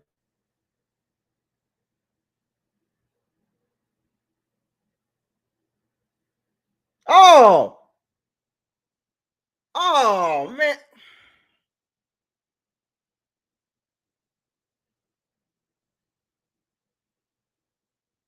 Oh my gosh. Oh man, this game is terrible, bro. these two teams ain't going nowhere. Neither one of these teams going anywhere, bro. Oh my god. What is going on here, man?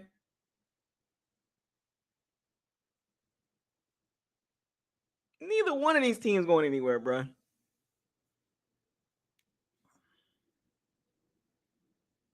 This game is awful.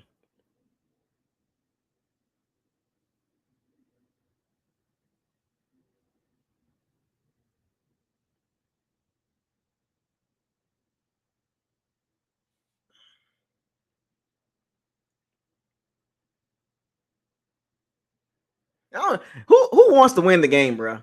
It's gonna come down to who wants to win the game. Jesus Christ, who wants to win this game for real? It's almost like the next team scores wins the game. Jesus Christ, this game getting super sloppy.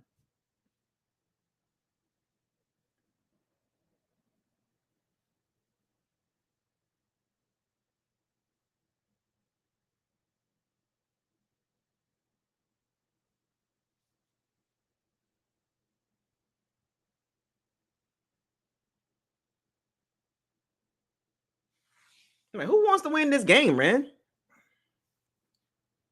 Seriously.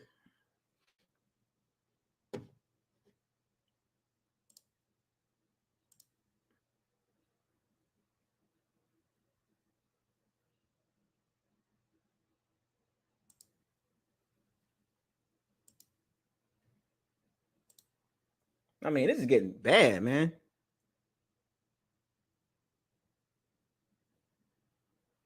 How the Raiders are losing to the Bears?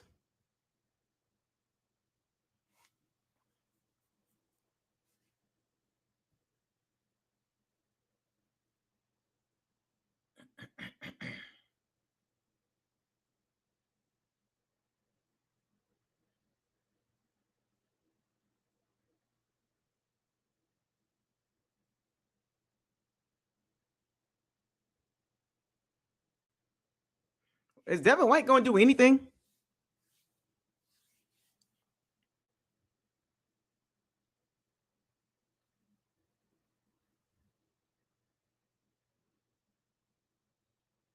The defense gonna have to set it up, bro.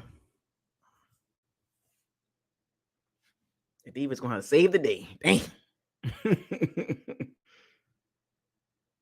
Atlanta running this college style offense, man.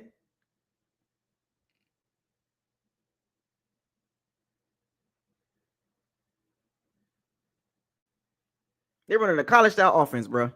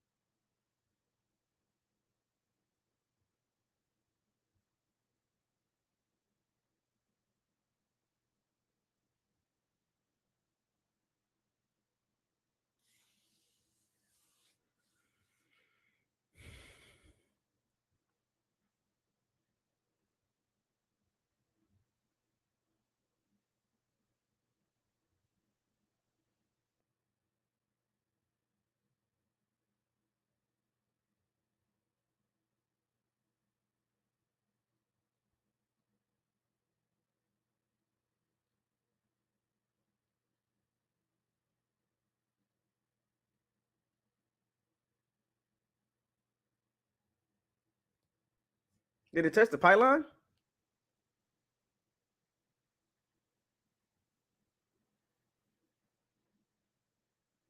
Did it touch the pylon though?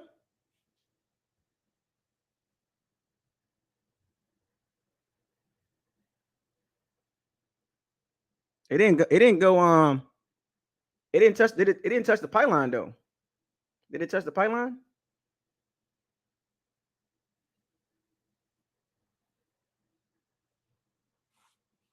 That's not a touchback though. I mean, did it touch the pylon though? If it touched the pylon, it's kind of it kind of goes like this. If it touched the pylon, it like his hand was still on the ball when it hit the ground. Like it should be at the 1 yard line.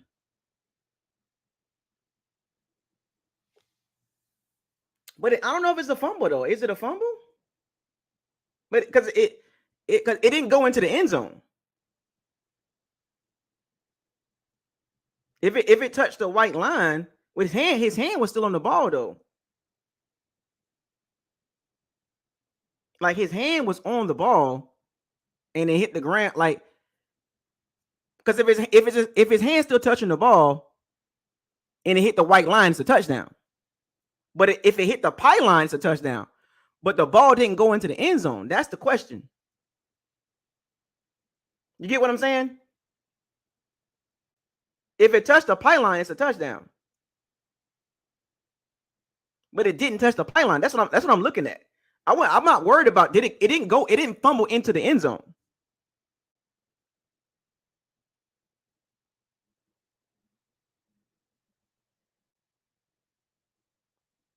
Yeah, it didn't touch the pylon.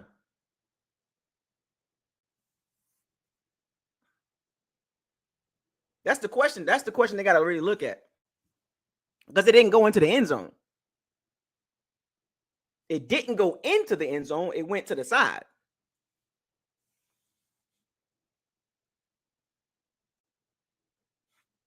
That's the question you got to ask because it didn't touch the pylon.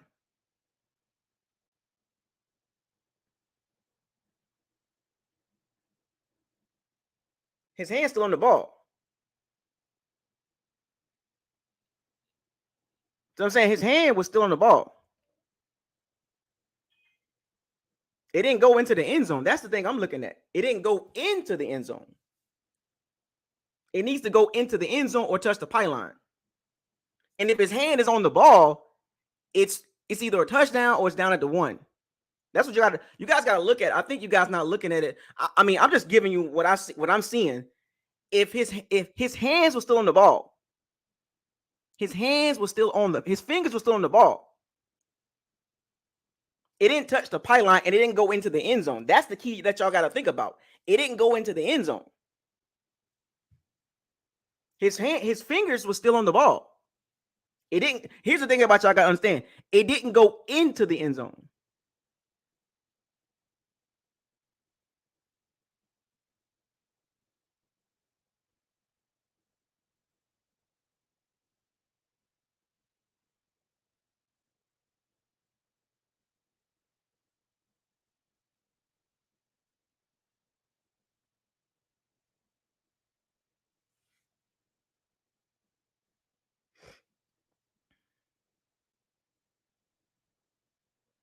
So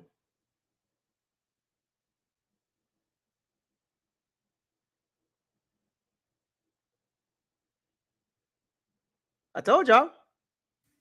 Some of y'all don't think about football. Sometimes some of y'all just want stuff to happen. It's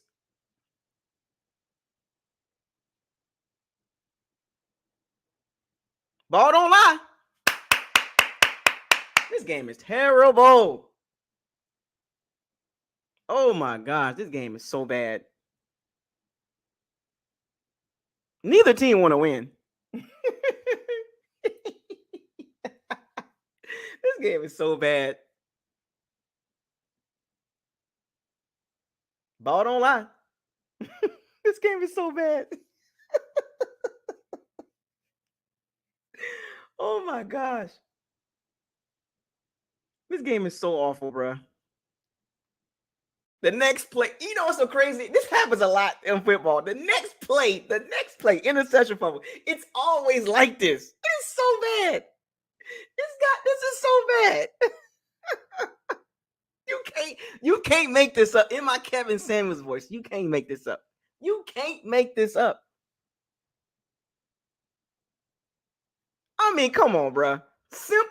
A simple snap under center, and they can't even do that right.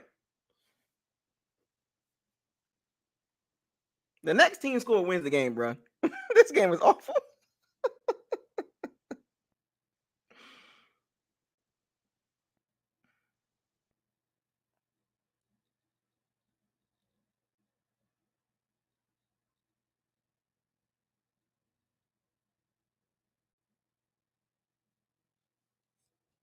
Oh my gosh, this game is so bad.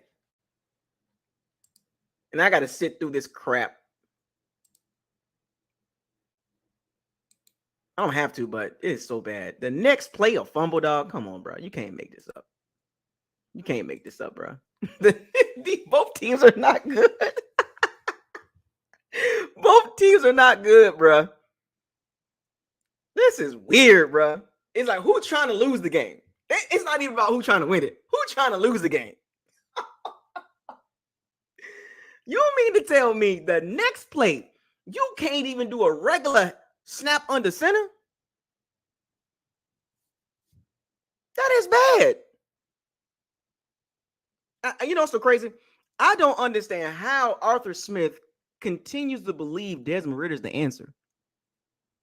Put Taylor Heinicke in. Like, seriously? Desmond Ridder's so terrible. Freaking terrible. All caps. He can't even handle a snap under center.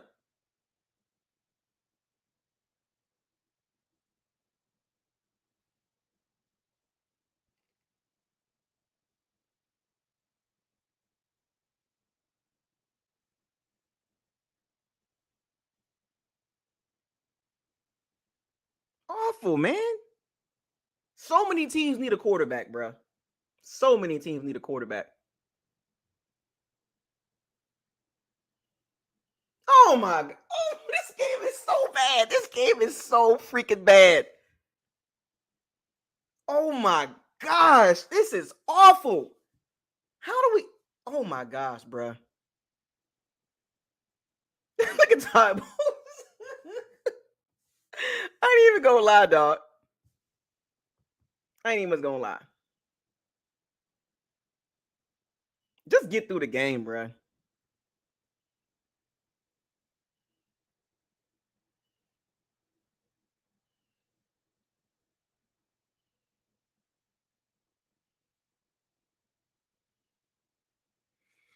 Oh my gosh, bruh.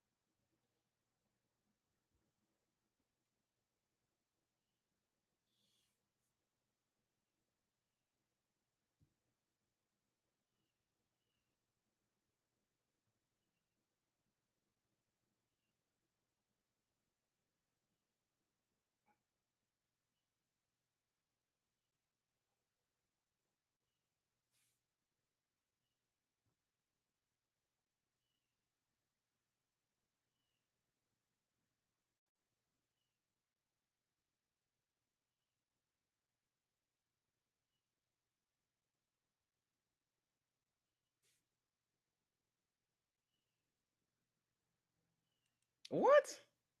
Oh God damn it. My gosh, bruh. Oh my goodness, man. My stomach hurt, bruh. I can't even. Oh my gosh. Getting ragdoll. I can, yeah, man, this is crazy. Whoever scores wins the game. I'm gonna say it like that. Whoever scores the next point wins the game. This is bad.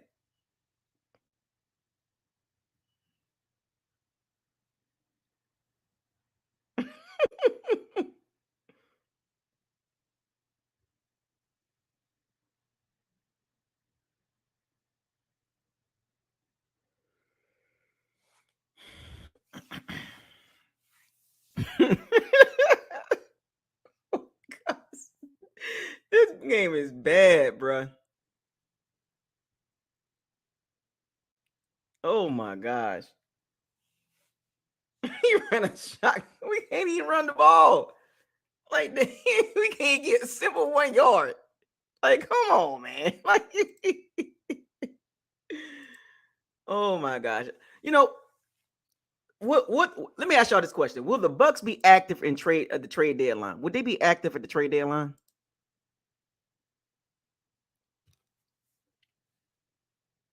Hmm? Can Would the Bucks be active at the trade deadline?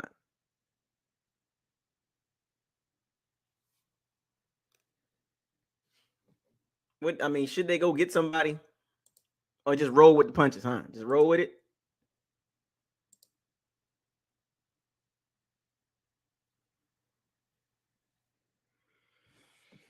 Oh man, I'm trying to tell y'all, man. Like,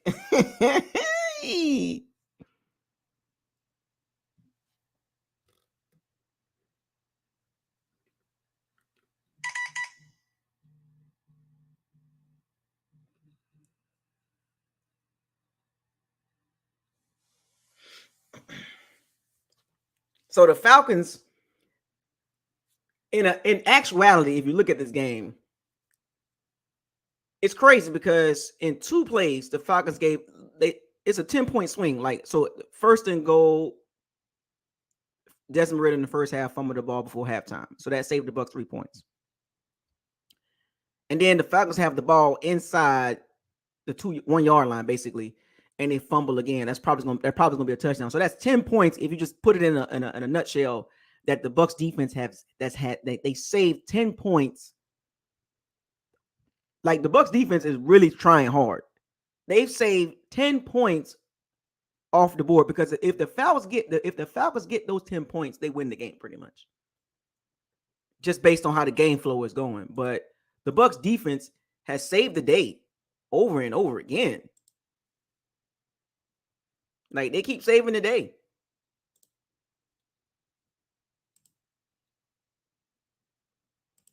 Save the day, man. They keep saving the day.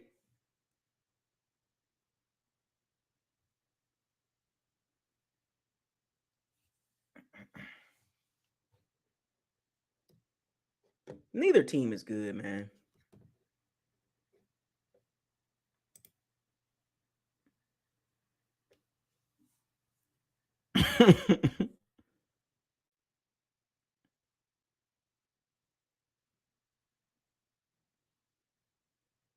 Neither offense is good. Both defenses are playing well. I would say that. What?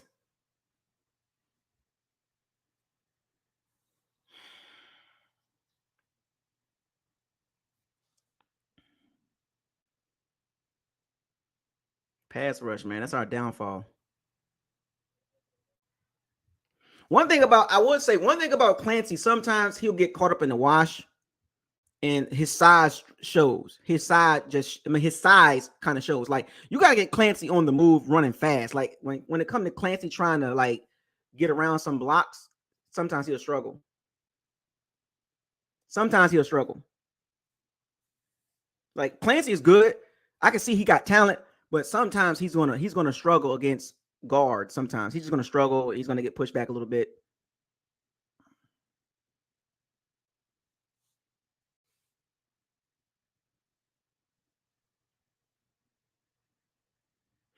So crazy. Coaches always say protect the ball, but if your quarterback is not productive, then it goes out the window.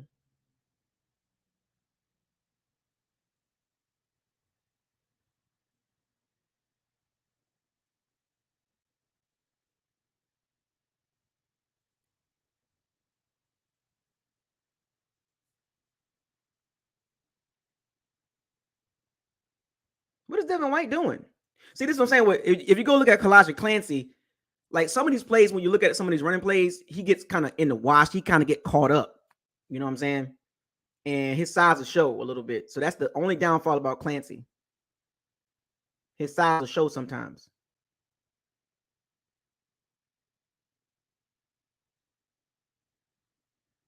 Like his size will show up.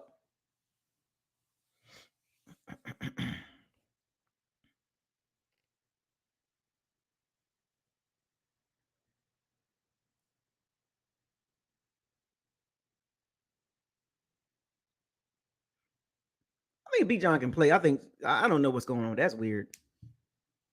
But yeah, sometimes his size will show up a little bit. That's the only downfall sometimes.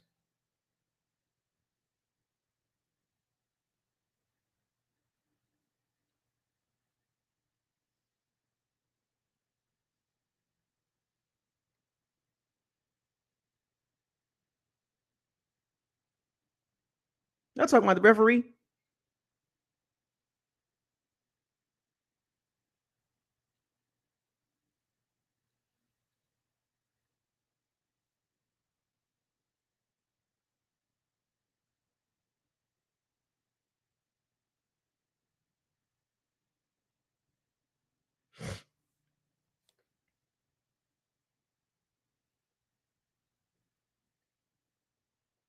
Let me see if I gonna kick the field goal. Yep, of course. That's Arthur Smith.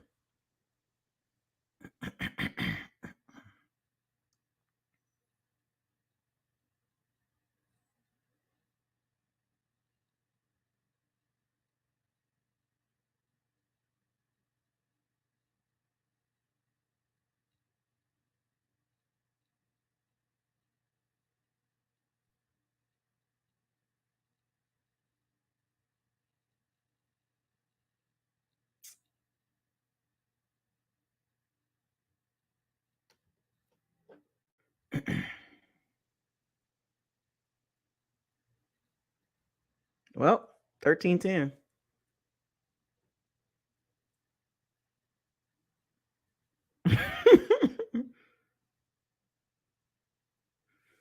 Arthur Smith, Dennis Allen, Todd Bowles, they all play the same way. They play to lose. They don't play to win, which is weird. Like in NFC South, they need a whole coaching change. Like the entire division just not good, man. They got middling coaches. Frank Wright is the only one that's decent, but he don't look good. So the entire NFC South coaching wise, it's just not good.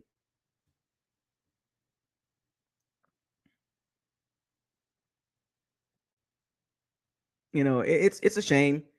As a division, the division is what 9-13, 9-14. And you know what's so crazy is even the Falcons not getting 1 yard on 3rd and 1. It is what it is with them, but it's worse for us, if that makes sense. It's worse for us when we can't get 1 yard.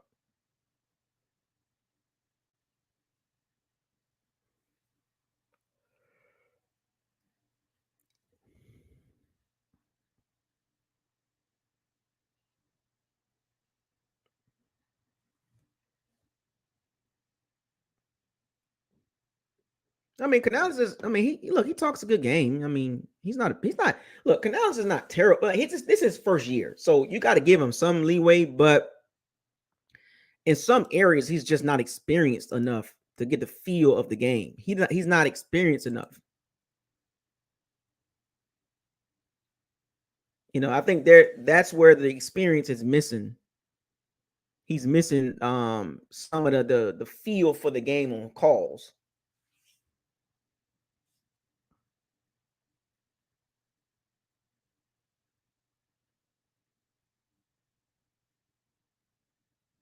I didn't know Terry McLaughlin. He's 28 years old. I thought he was super young.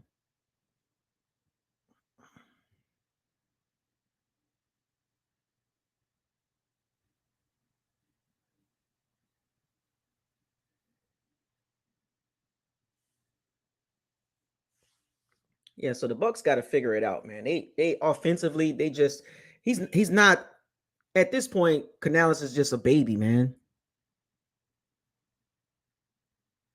He got a long way to go to understand the game of football as a coordinator.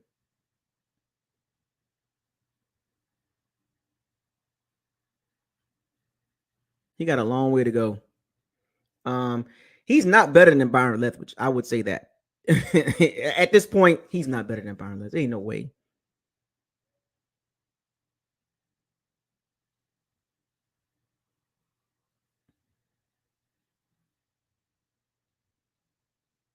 You know, you can't say he's better than Byron Leftwich right now. How? Like what how is he better than Byron Leftwich when there's nothing there to show that, to prove that. You know what I'm saying? He got a lot to prove.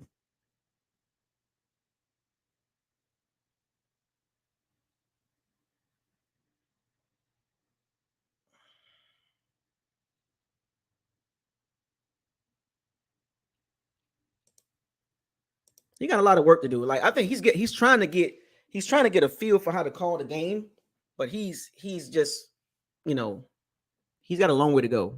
I don't even know why people thought he was better than Byron Leftwich. I don't, and I said this before.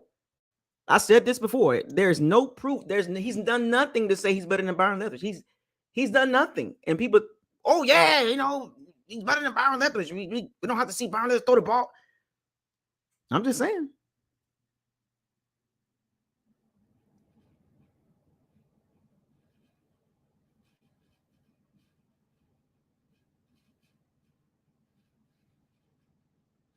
I mean, I don't get it. I was just shocked that people said that. I was shocked that people were saying that he's better than Byron Leftwich. I'm like, how? He's done nothing to show that.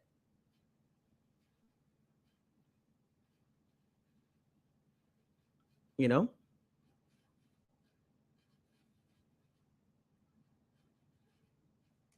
Rashad White is a pass catching running back. I don't even know why the Bucks use him as a running back. Use him as a pass catching running back. Third downs, man. I don't know why they won't use him on third down. Look at this, man. Can't even run the ball, bro.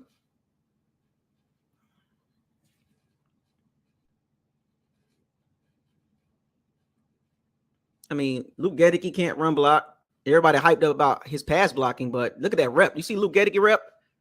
Oh, Luke Gedeke is getting better. Yeah, he's better, but he still can't run block. It's not a run blocking O line. It's like trying to it's trying to put a circle in a square hole. Like, quit trying to do these stupid run plays. You're not a run team. Like, I don't get it. I'm gonna keep saying it the whole game. They're not a running team, and they keep trying to run the ball. I get it, but you're terrible at it.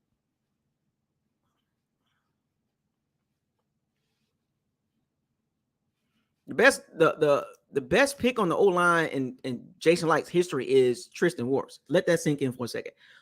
I'm sorry. Well, Ali Marpet and Tristan Wirfs are the two best players he's drafted on the O-line. Everybody else has been no good draft-wise, or mediocre at best. Alex Cappa was okay at best, and he's not even doing good with Cincinnati.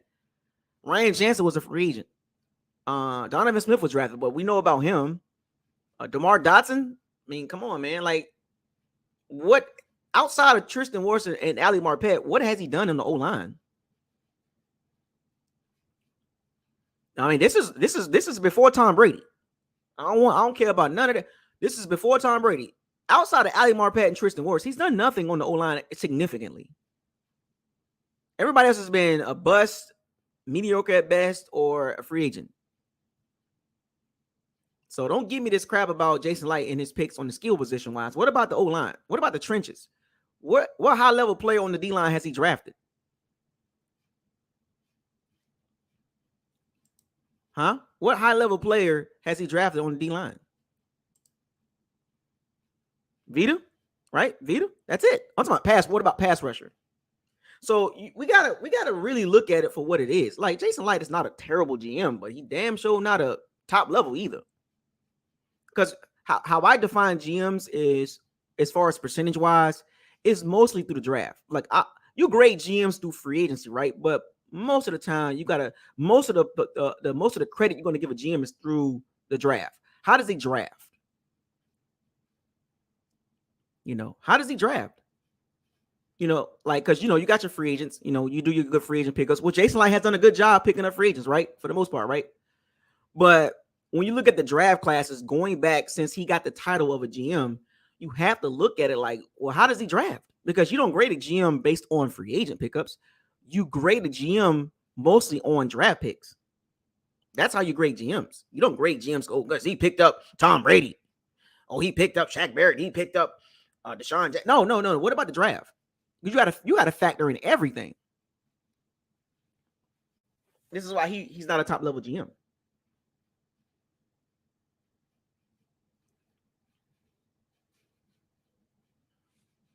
People get hyped up about some of they nitpick about Jason Light, but he's done some terrible stuff too.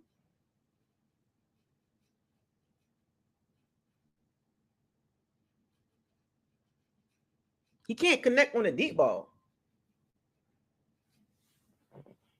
Oh, another flag. Jesus Christ.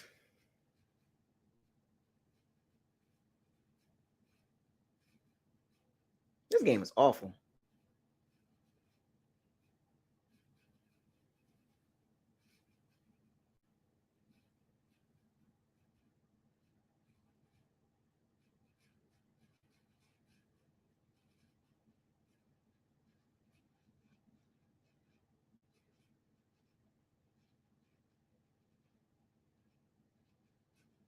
This game is awful, bro.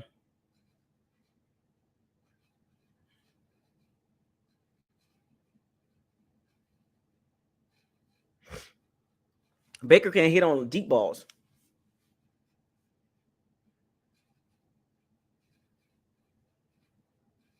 We have no deep threat really right now. And the refs are they're too the refs are too involved. They're here's the thing about this game. The refs are too, oh my gosh, they're too involved in this game. They're in the way. They're making the game terrible. They're making this game so bad. Like, the refs are doing too much now. You know what I'm saying? You gotta just let them line up and play, because it's like now they're calling everything. Like, it's getting bad.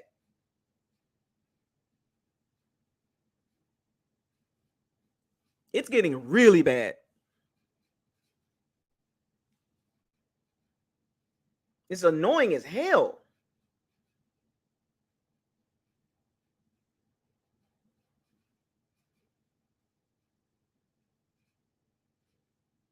Everything is like the Bucks are not explosive. They don't have anything to threaten the defense. The Atlanta Falcons have made the adjustments, and the Bucks offensively need to make an adjustment.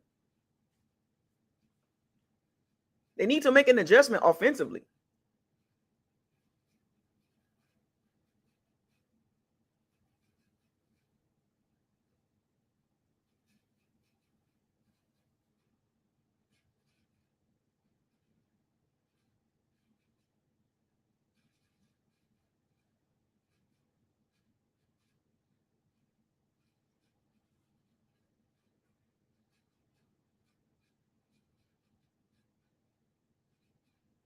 Your Falcons defense has made the adjustment. The Bucs are 4 for 8 on third downs.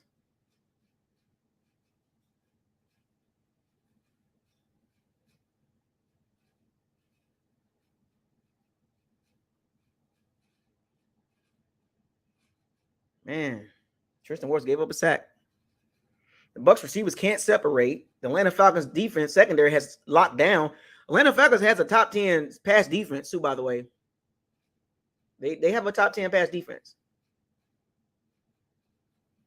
Nobody was open. Tristan Wirfs gave up a sack. Atlanta Falcons defense adjusted. The Bucs offense hasn't.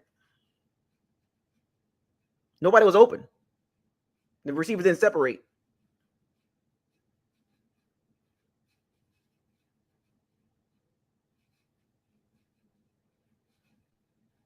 The receivers didn't separate. And you couldn't remember now, and they had a rush integrity too. They didn't let Baker Mayfield scramble.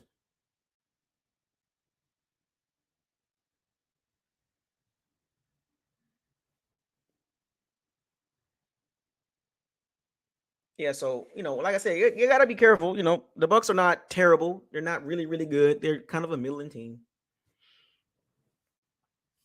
But we still should win the game, though. We should be able to win.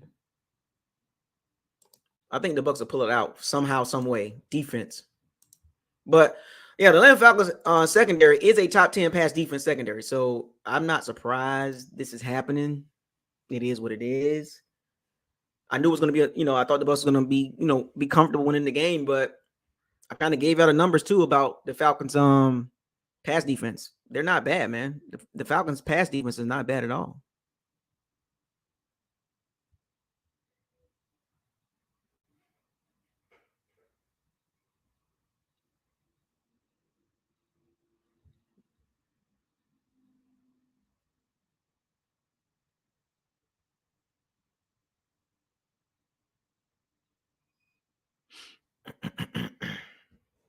Yeah, the Bucs offense got a long way to go.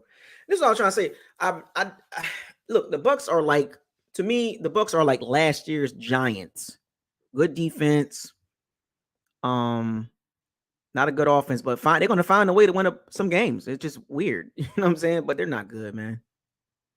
Let's be real. They're not good. Overall, they're not good.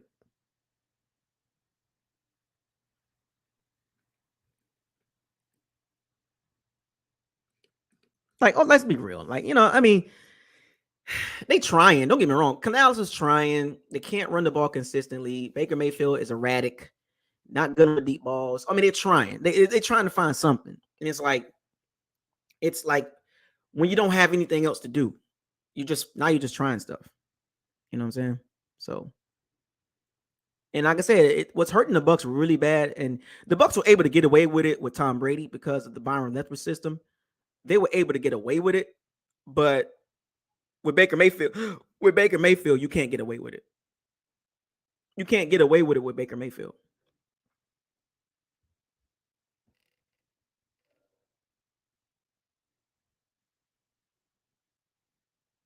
Yeah, you can't get away with it.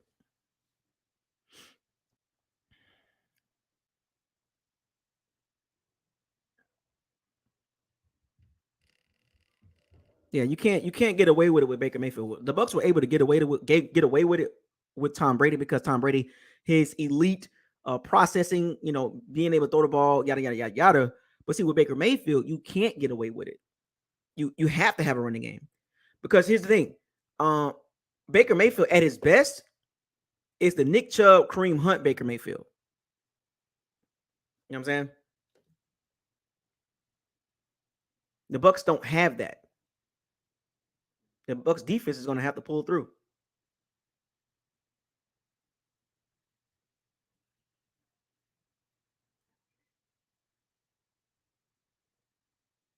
Devin White, what are you doing, man?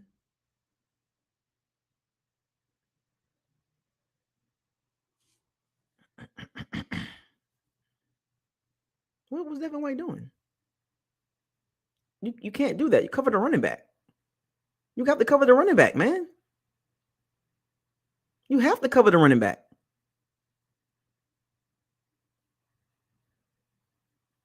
You have to cover the running back. You can't do that. Oh my gosh, come on, Devin White. You can't do that, man.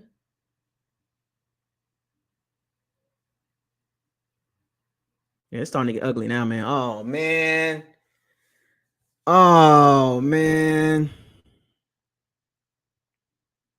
Yeah, folks, this is starting to get ugly now, man. Anthony Nelson didn't maintain outside integrity. Look, yeah, it's Devin White. He wants to get paid, but you can't give him that money. You can't do that. Oh, they're running the ball now at will. Now they're running the ball now. Atlanta's starting to kind of like enforce their will now. You can't do that, Devin White. Yeah, Atlanta. Look, they starting to pound the ball now. This is Atlanta football. They pound the ball. They will if they got the lead, they will pound you to death, like the Ravens.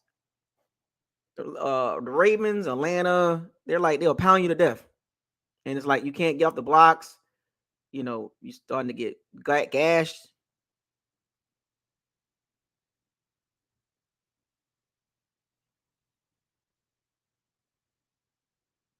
Levante David is playing. He playing hard, man, but it's only so much you can do.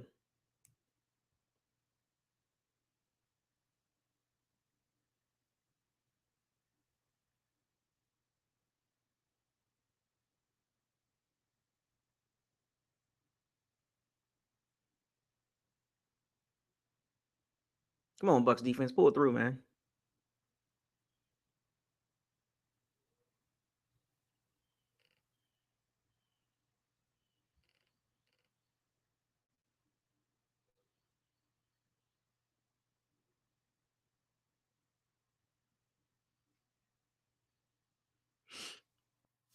This is dangerous territory for the Bucks, man.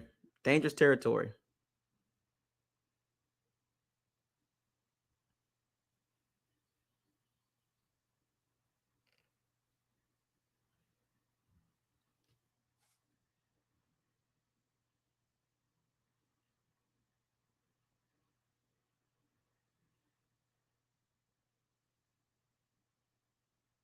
Yeah, this is getting bad, man. Yeah, man. Oh man, they running the ball at will now. They running the ball at will. The cutback lanes is crazy.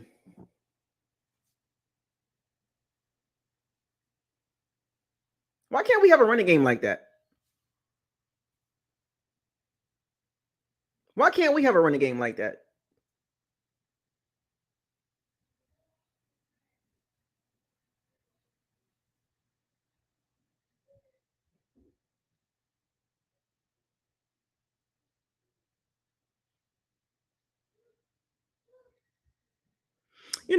Why can't we have a running game like Atlanta?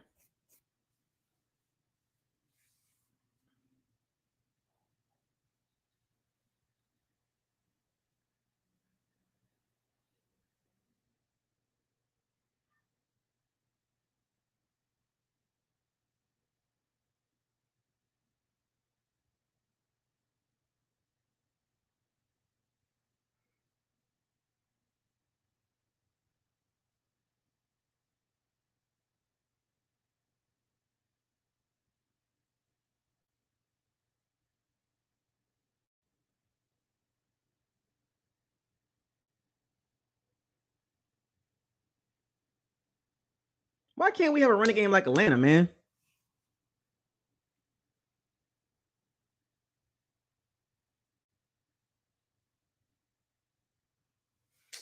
See, this is what happens when you have a running game that you can lean on, man. You have a running game, you can lean on it, man.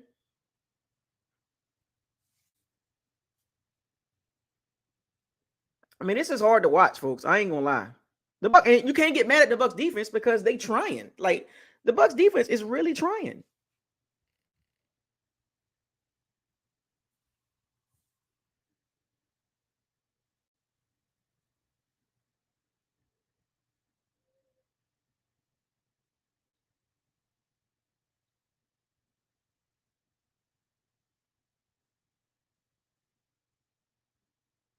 Can't even get mad at Bucks defense, man. Because it's frustrating because the Bucks defense is not they're not bad overall. It's just when you don't have the complementary pieces on the other side of the ball that makes it tough on the defense, and it's hard on the defense to continue to play like this. It really is.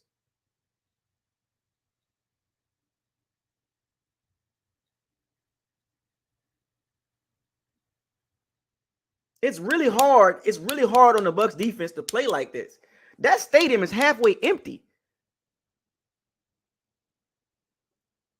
And the running game is the difference of the game. The Atlanta running attack is the difference of the game. It really is. Like, this is what happens when teams figure you out and you are one dimensional. The Bucks offense in the second half hasn't done anything.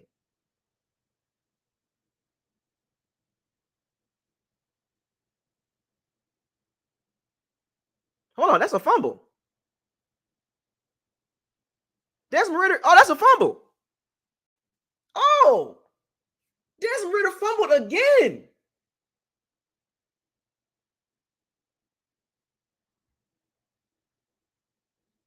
Oh, that's a fumble. That's a touchback. Desmond Ritter's. You know what's so crazy? You gotta bench Desmond Ritter. You gotta bench him. You gotta. There's no way. That's a fumble. The Bucks got a chance. The Bucks got a chance, dog. The defense saving the day, bro. Desmond Ritter fumbled again. Bro, you can't make this up. You can't make this up, dog. The Bucks defense is really saving this game. Devin White, Antoine Winfield Jr. is too smart. Saving the game.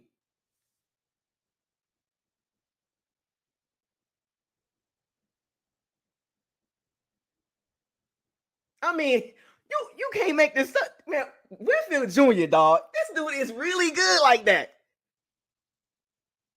Saving the day again.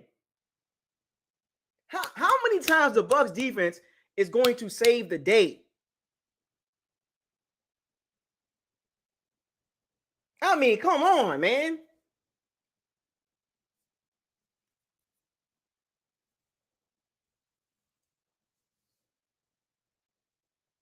I mean, a strip, man, that's a fumble. That's a fumble, bro.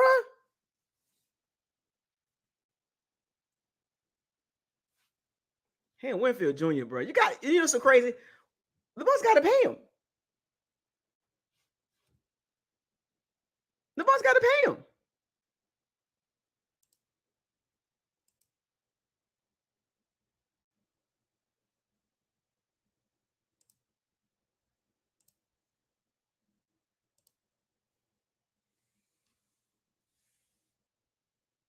Winfield Jr.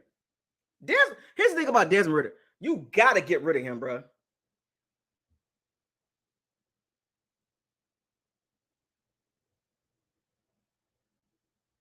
Awful. No football awareness.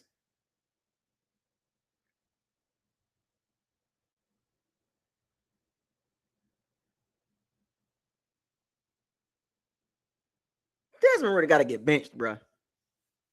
Got to get benched. How do you not bench this dude? This dude gonna cost you the game.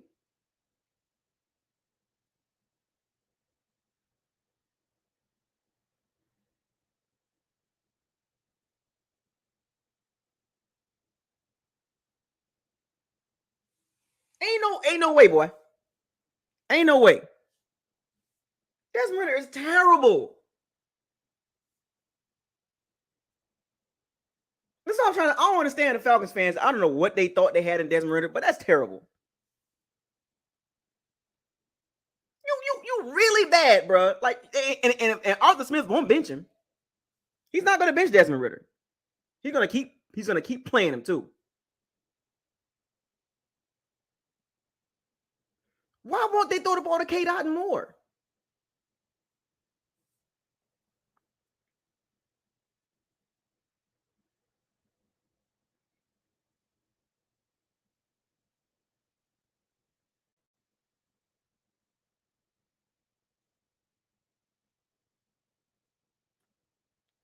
Third fumble of the day, bro. 3 fumbles. Atlanta should be winning this game very easily. But when you have a terrible quarterback, you're not gonna win games like this.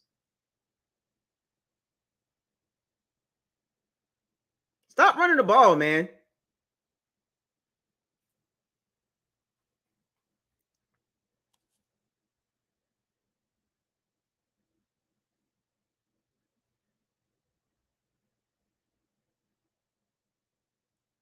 Yeah, exactly.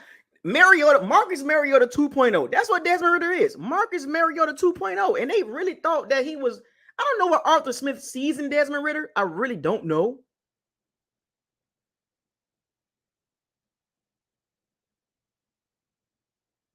I don't know what they see in Desmond Ridder. I don't know what they see in him. Any coach with sense would have been put him on the sideline. They would have been benched Desmond Ridder. We finna win this game. We finna win this game because of the defense.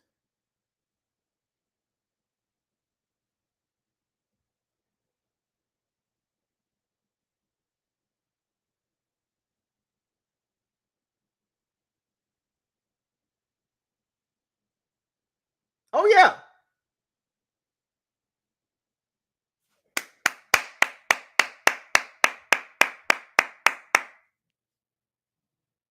Oh yes, sir. We finna win this game, bro. Touchdown. Watch this.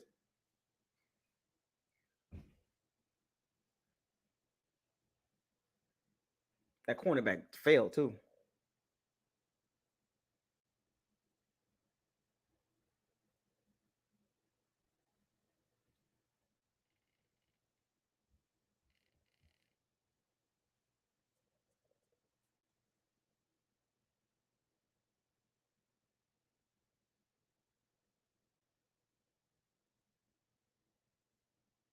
Why they keep running the ball? Oh man, stop with the stupid runs. It's not working.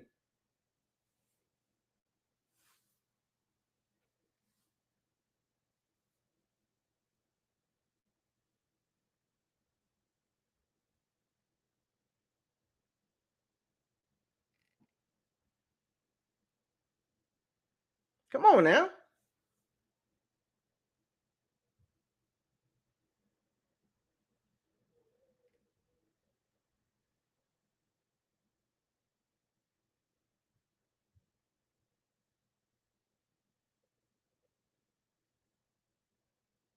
What the?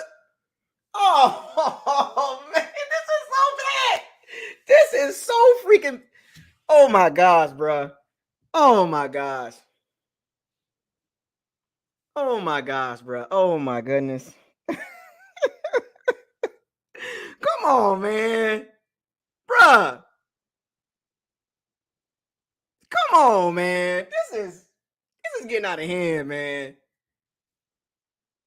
Bruh. Come on, man. Wait, what we doing here, man? What we doing, bruh?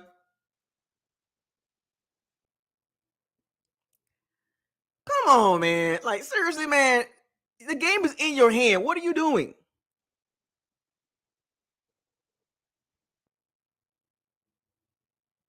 The game is in your hands. What are you doing? Like, there's no need for that. You have complete control of the game. Like, come on, fam. You have complete control of the game. Why do you need that throw?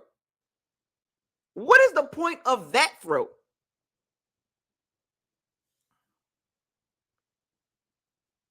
Oh, man. Oh my gosh, bro. This is agonizing, man. This is like, it's annoying because I want my team to do good, but I understand my team is not good at the same time. I understand that my team is not good, but I want them to win a lot of games, but I understand the reality of this team.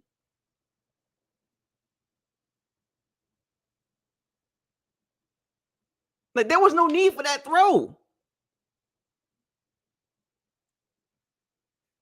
Like, what was the I gotta just watch that throw again, man. This is what I was trying to warn y'all too about the quarterbacks. You know what I'm saying? Like the Bucs got to be really careful with Baker Mayfield. He's a bridge quarterback. You know, you got to get a guy, man.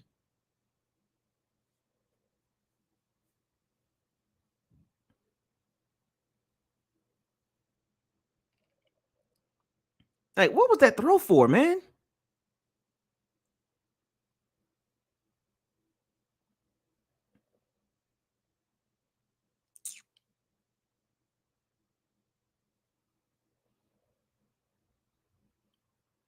He was throwing to the tight end too.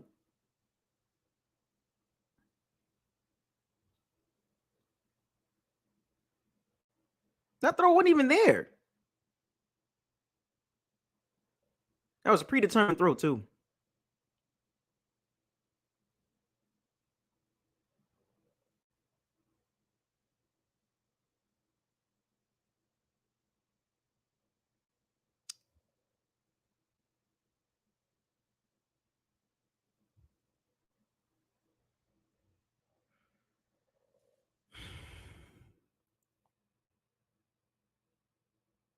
Dang it, man. Oh my gosh, bro.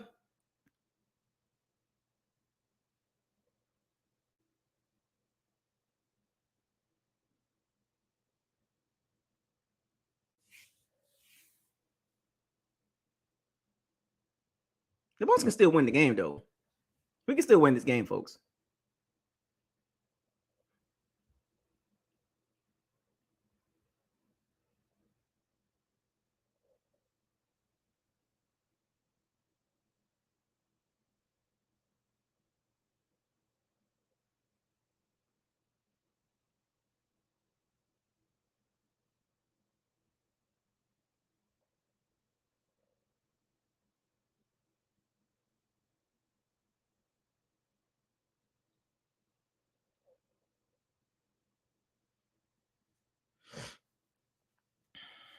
Third and 5.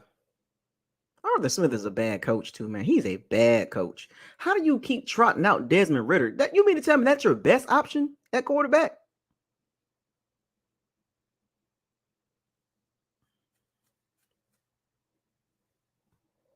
Desmond Ritter's a bottom 5 quarterback. Come on, bro.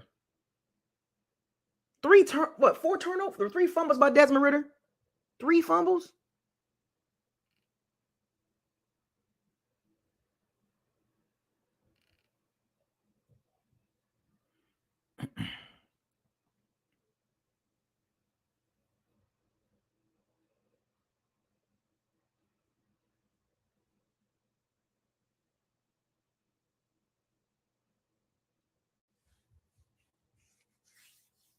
We can still win the game, man.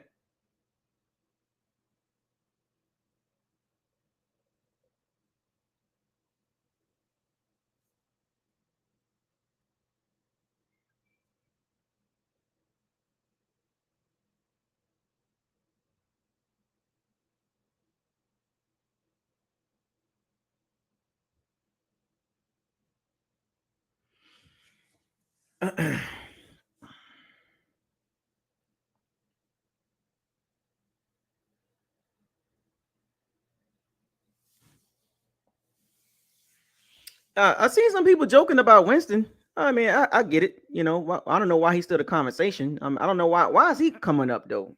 I will say this though. My piece is more productive. You know what I'm saying? Like, I don't know what you want to say about that, but the Bucks can still win this game. It's crazy because Arthur Smith is not playing to win the game. He's not playing to win the game.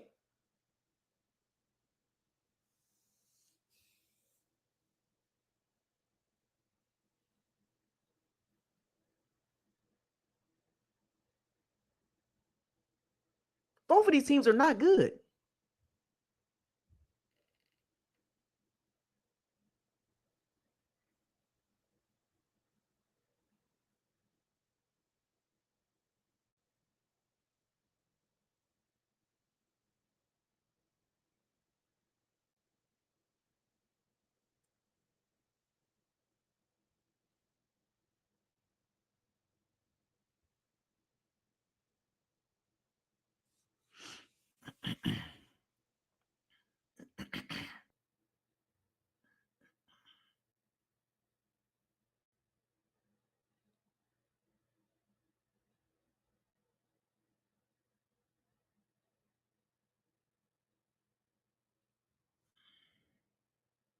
Bucks can still win this game. Crazy, man.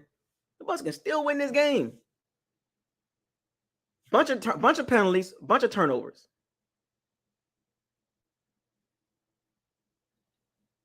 What was that?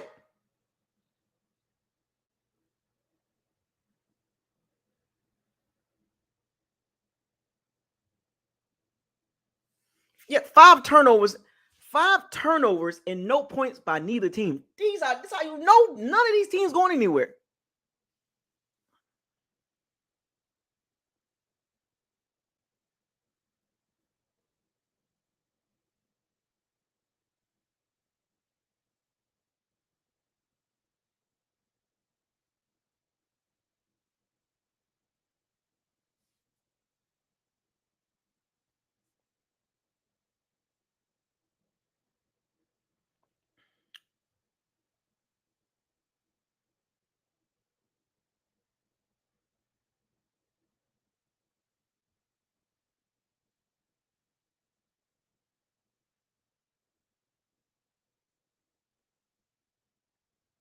Moxie, Moxie, scramble.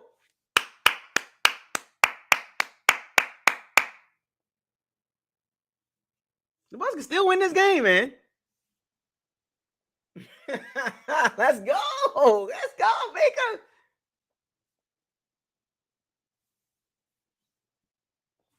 Told you, man. We're gonna still win this game, man. Gonna still win the game. Yep.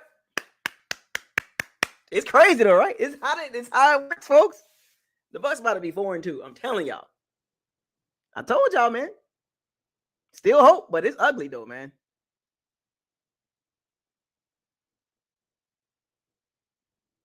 It's ugly, man.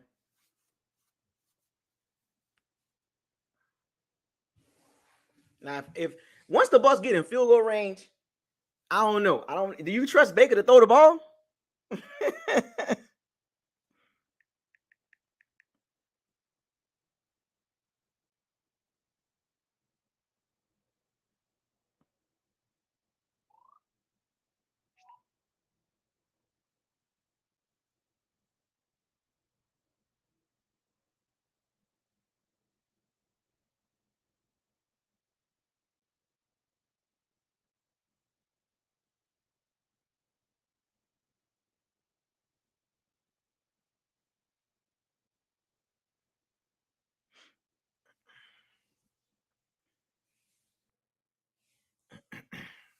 We're gonna be all right, man. We're gonna be all right. We're gonna get this dub, man. It's crazy because when you look at this game is awful by both teams, right?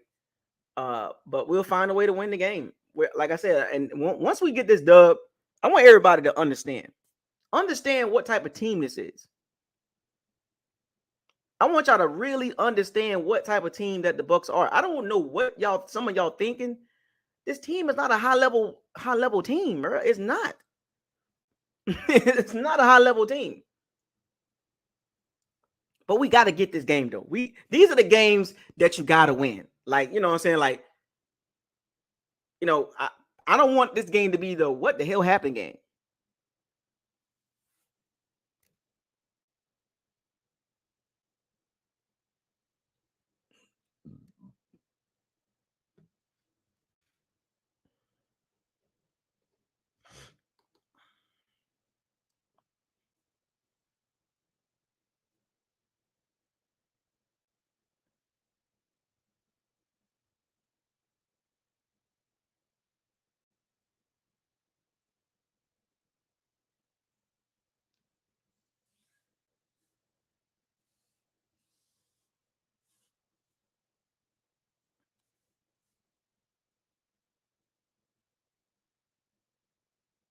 I don't know. Do you trust Baker Mayfield throwing the ball?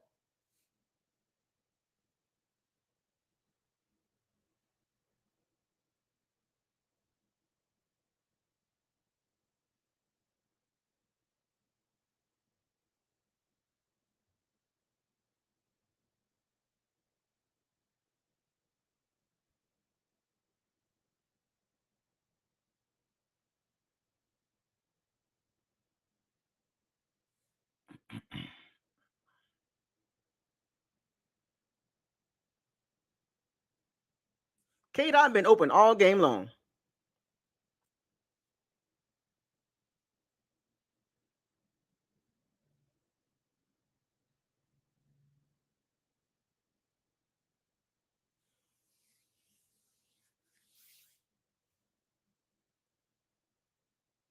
Just kick the field goal, man. Get that field goal. We need that field goal.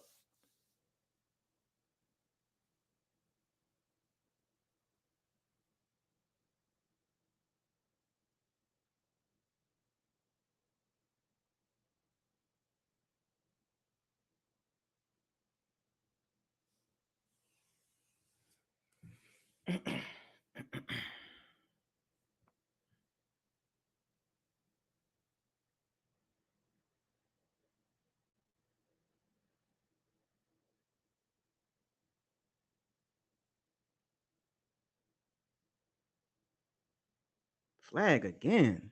Jesus Christ.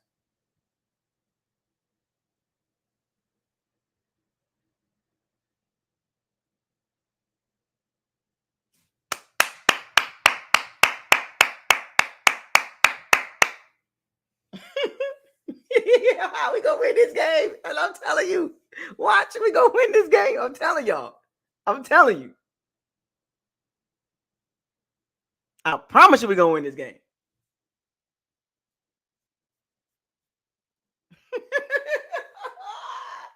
You know what's so crazy?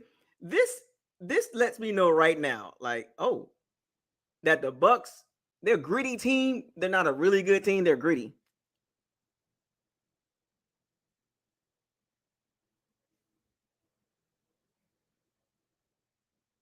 Oh my gosh, almost a pick again. Come on, man. He might throw another pick. God dang. He throwing in the traffic again.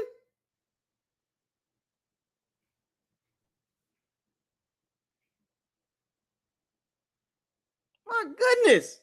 Throw the ball to Mike Evans, man.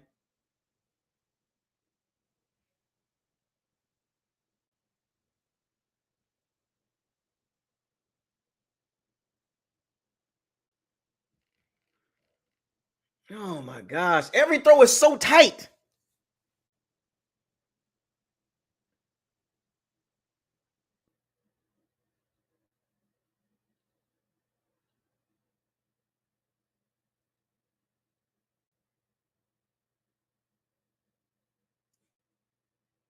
Every throw is so tight, man.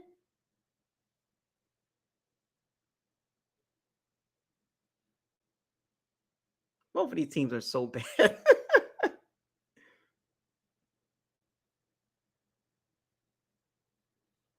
Oh my gosh, bro.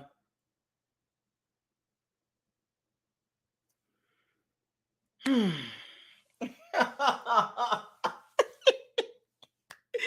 what's going on here, man? This is crazy, bro.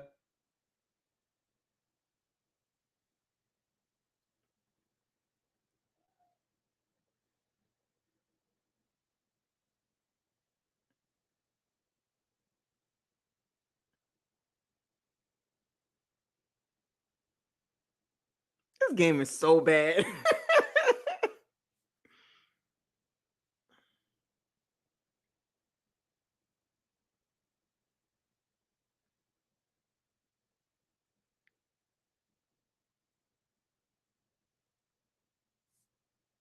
This game is so bad.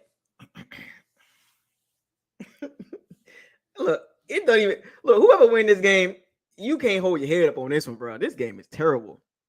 Turnovers, flags, bad quarterback play. You got it all in this game.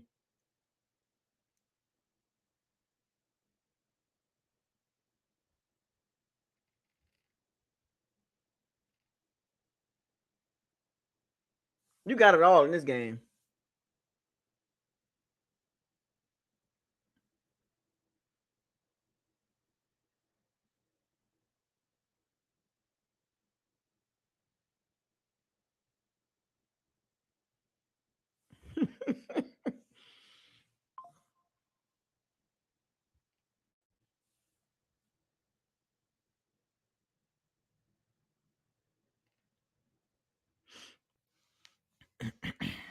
This game is so bad. Neither team want to win. It's almost like what quarterback gonna mess up? What quarterback gonna mess up? That's the question. What quarterback gonna mess up? What quarterback gonna mess up? That's the question with this when this game get in overtime. What quarterback gonna mess up? Who gonna be the first to mess up?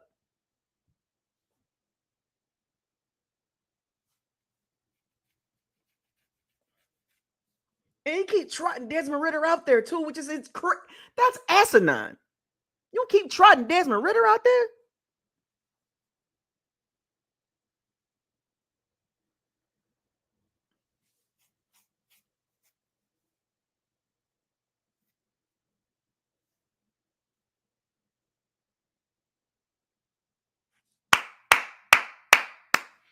Oh, the Bills lost to the Patriots?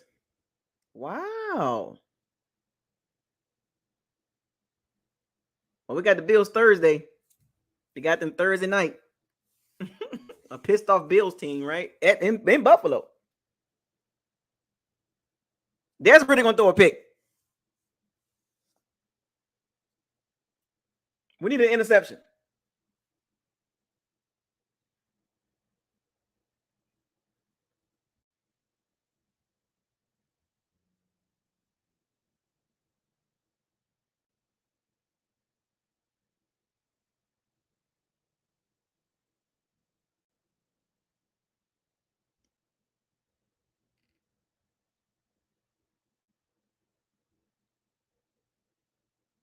Oh, that's incomplete. And that was a bad throw. That was a bad throw by Desmond Ritter. How do you keep trotting the quarterback? Desmond Ritter's terrible. Desmond Ritter can't throw the ball. He is terrible. How, as a coach, you got to know your quarterback, right? And when your quarterback not playing good, that's an easy throw. And he missed it. That was an easy throw by Desmond Ritter, and he missed that throw. He's terrible. How in the world you keep trotting that dude out there?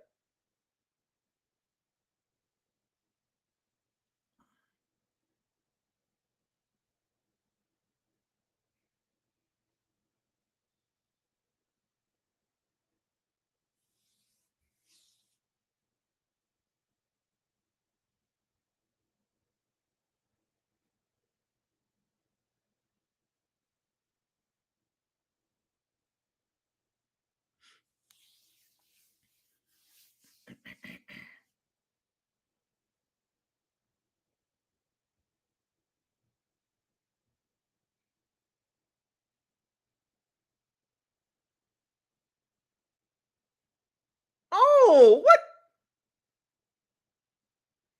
Oh, oh my! You gotta be kidding me! You gotta be kidding me, bro. You got to be freaking kidding me! Really, Ryan Neal? What are you doing? What the?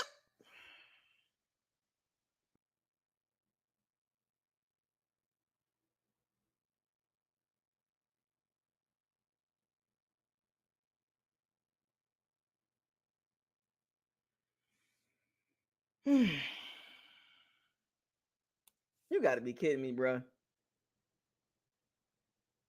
Ryan Neal? Really? Oh my god! You can't make this up. You can't make this up.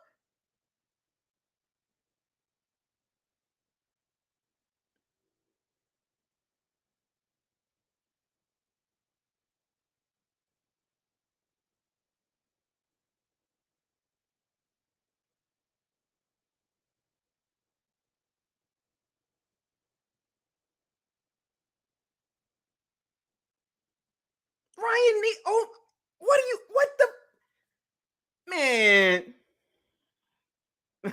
Oh man, this is.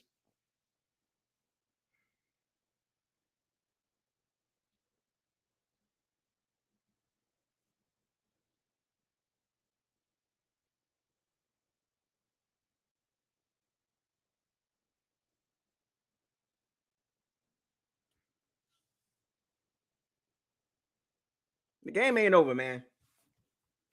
The game is not over, folks. It's not over.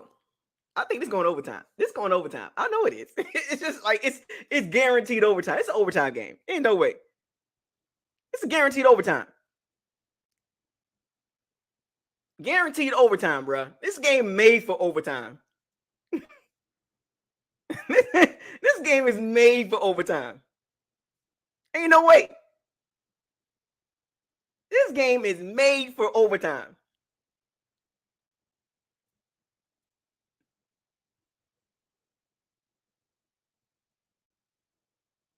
Ain't no way he gonna miss this. He missing this. We gotta go to overtime, bro. We going overtime. This game is too funny, dog.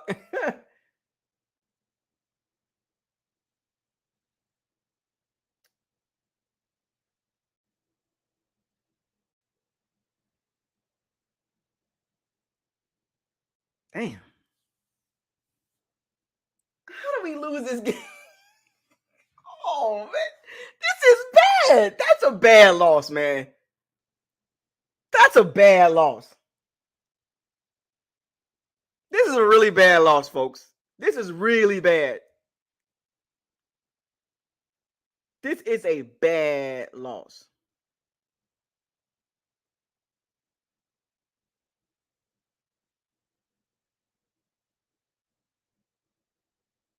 It's bad, bro. This is bad. This is bad. At home, back-to-back home losses, and you got to go to Buffalo? A pissed-off Buffalo team? Bruh. This is bad. It's a really bad loss for the Bucs. Desmond Ridder with 3 turnovers. 3 fumbles.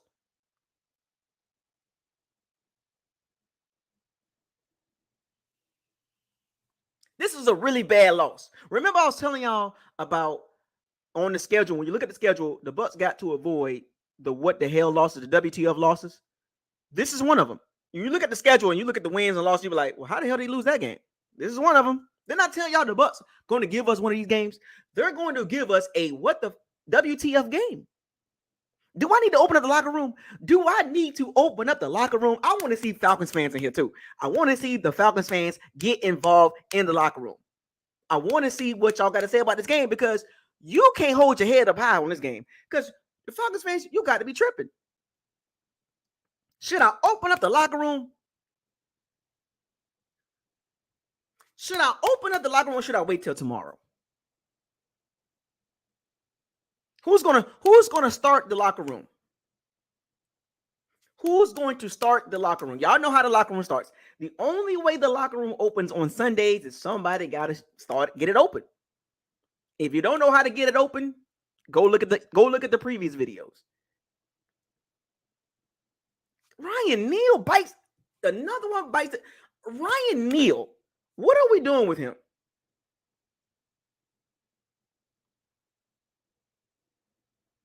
What are we doing with Ryan Neal? Can anybody explain that dude?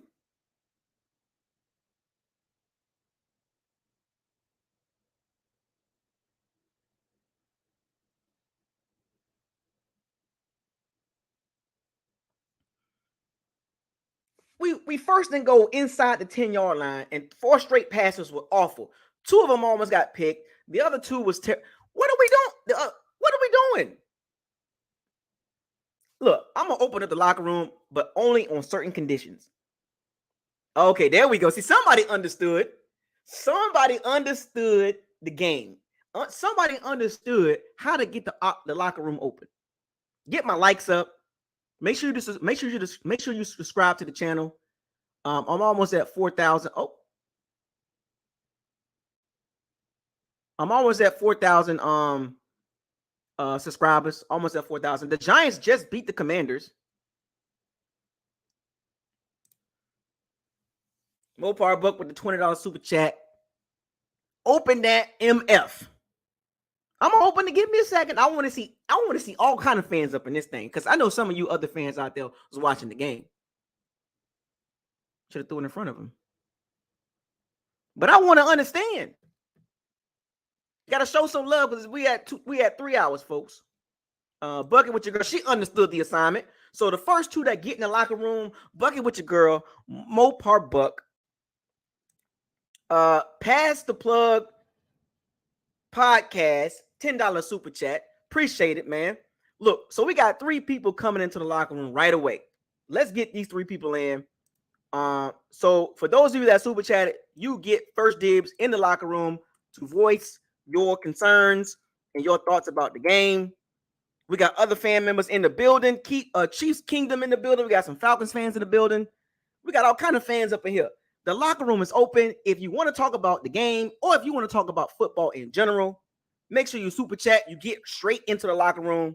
Super chats get you in the locker room straight up, no waiting. If you do not super chat, you will be waiting for a while until I let you in. But if you super chat, you get right into the locker room. Y'all understand how that works? Man. The link is in the description box. You click on the link, you are in the locker room as long as you super chat. If you do not super chat, you're going to have to wait. And you will be waiting. Sal with a $2 super chat. We suck. I wouldn't say we suck. I should say we're terrible. But super chat gets you right in the locker room right away. All you gotta do is click on the link. But before you click on that link, understand if you do not super chat, you will be waiting. Now, we got all kind of fans in the chat room. Make sure you subscribe to the channel. We almost have 4,000 subscribers, 4,000 subs. So, ladies and gentlemen, welcome to the locker room. Who wants to kick this off? Give me a minute. I'm pouring tequila straight right now. You know, I need to take me a shot too. Who should we start with first? We got Bucket with your girl. We got Pass the Plug in the building. We got Mopar Buck. We got 2 veterans, Pirates T-Bands, and we got Pass the Plug in the building. You know what I'm saying? Let's kickstart this off. Who wants to start first? Because if you want me to start, I mean, we're gonna be here for another 3 hours, so I'm not gonna start. How we lose to Desmond Ritter? Let's just start there. Just listen to that name. How we lose to Desmond Ritter? I don't know, man. You tell me. Explain that to me. How we lose and Bijan, he basically was on punishment for missing practice. So that's what that was, huh? Yeah, he missed practice. So we lost with they had no Bijan and Desmond Ritter. So it's Desmond Ritter. So he missed practice. Game. Yeah, he missed practice. So they benched him the first half and he was getting into it on the sideline. So they just sat him down. What? So why they said he was sick? Nah, he really got in trouble. I want to hear from a Falcons fan. A Falcons fan, I need you to get in here and clarify that news. Was Bijan, did he miss a practice? Where's that Falcons fan? There's a couple of them in the chat room right now too, and I want one of them to come on and clarify that. What was really going on with the Bijan Robinson? Because he looked healthy to me. He looked healthy to me. They said he missed practice. He was supposed to miss the first half. Oh, so he's frustrated with the touches. I would be too. Sure. Yeah, because he's been splitting with Tyler Algier since week 1. Right, and there's the crazy thing about it. He still got, I think he's still like top 15 in yards. He finna break all day records as far as rushing goes, even splitting. So I don't disagree with him. But man, screw all that. How we lose to Desmond Ritter? Do you see who are? This team too old fashioned. It's outdated. It's played out. I don't know if it's I don't know if it is, but what I do know is this. If we ain't got enough offense to go ahead and put a team like Atlanta away early, now granted they did spend some money on their defense. I'm not gonna knock their defense. They do have a good defense. But if we don't have enough offense to put a team like them away before the half, what are we doing? Is it a Dave Canales? We can say Baker Mayfield. We can say a lot of things. But from where I'm sitting and looking, Dave Canales is going to have to go back to the drawing board, bro. I think his playbook is it. We saw the height of it maybe 2 weeks ago. I think that's all he got. I'm not seeing anything. We saw nothing out of the bye. maybe we need to circle back around to what we was talking about in the offseason about what are we going to get with a first-time year, play caller that basically has been a quarterbacks coach his whole career and coached Pee Wee in high school. I'm not seeing enough unless it's got number 13 written on it. That ain't going to work. Well, I would say this. I see now why Todd Bowles has not made it as a head coach. As good as his defense can be, as an overall head coach, he's not good. Like, again, we saw this last year. When things aren't going good for the team, you don't see Todd Bowles and his staff hyping up the team at all. When Arthur Smith went over there after that first touchdown, and he was over there all hyped up talking to his offense, we don't ever see that. And his team, like, they only 16-13, really. If he can get excited about that, why can't our team get excited? Where all that they was talking about with Baker and his moxie, where was that? Where was he motivating the team? He didn't captain as well as Mike Evans and all them people. On that scramble, that 31-yard scramble. Yeah, that was his Yeah, moxie. that was his only. That was his That was his only moxie. hype play. And I give it Only to him. hype. He redeemed himself after a dirty pick, but I don't think the team, but the offense is non-existent. I thought the Saints was bad on offense. I mean, we might be right there with it. I think it's just more of because the running game is not there that we're just very limited. So the creativity, he doesn't have a lot of room for creativity. So how do we fix that before the trade deadline? We need a running back in there. Somebody said in the chat They're earlier, gonna be killing me with that. we still have Aaron Stinney and Leverett who can play guard, who's had playoff experience, who's had Super Bowl experience. So why not just rotate them in? But I don't know how that's going to work. Got that experience last year. The run game has taken a step down from where it was even at last year. That's all I see. 17. I'm gonna be honest. That's all I see. We was averaging 1.9 yards. Not to cut you off, my bad, but that 1.9 against the Falcons. 1.9. Adam Shavers with a $5 super chat. Yo, Isaiah without the H, by the way. I told you we're going to go on a slide. Top 10 draft. I'm waiting on my franchise quarterback this coming draft. I'm kind of with you on that too. I'm with him. As far as the franchise quarterback this coming draft, I'm kind of on that part. What, he a Falcons fan? No. Adam is a Bucs fan. He's just giving he's kind of like he's thinking like long term. I mean, that's really where the Falcons is at. I kind of view. I was calling for a blowout because I'm like, bro, you know what Arthur Smith wants to do, and then he didn't even have Bijan out there. You were supposed to take advantage and get this game over with. You know something too? This is why I'm just like with this team. I think they just need to keep their mouth closed and don't say nothing, because all you heard last week, we have to get pissed off on offense. We can't do this. We played terrible. I played terrible. And then you have the offensive coordinator say, wow, we're so impressed by how they approach practice this week and how they're so focused. And then you come out in the game looking like that. You just scored points than you did last week. That's it. Against the Falcons. Like, what are we doing? This is bringing me back to like what are we doing? Minus all the giveaways. This is the universe was giving us the win with the flukish things that was happening. And we said, you know what, universe? No. We want to. Should they just blow this team up and try to build through the draft, get some picks, sell off some people? I don't know. What's the point? What's the point of making the playoffs and losing? We're not being in the middle of the pack. Because Todd Bowles technically doesn't have that leverage. Well, Unfortunately he for shouldn't be the him, coach anyways. We need a new coach, new everything. I mean, there's a possibility we make the playoffs and still move on from him. Yeah, you have to. I was gonna say this. We saw this during off season.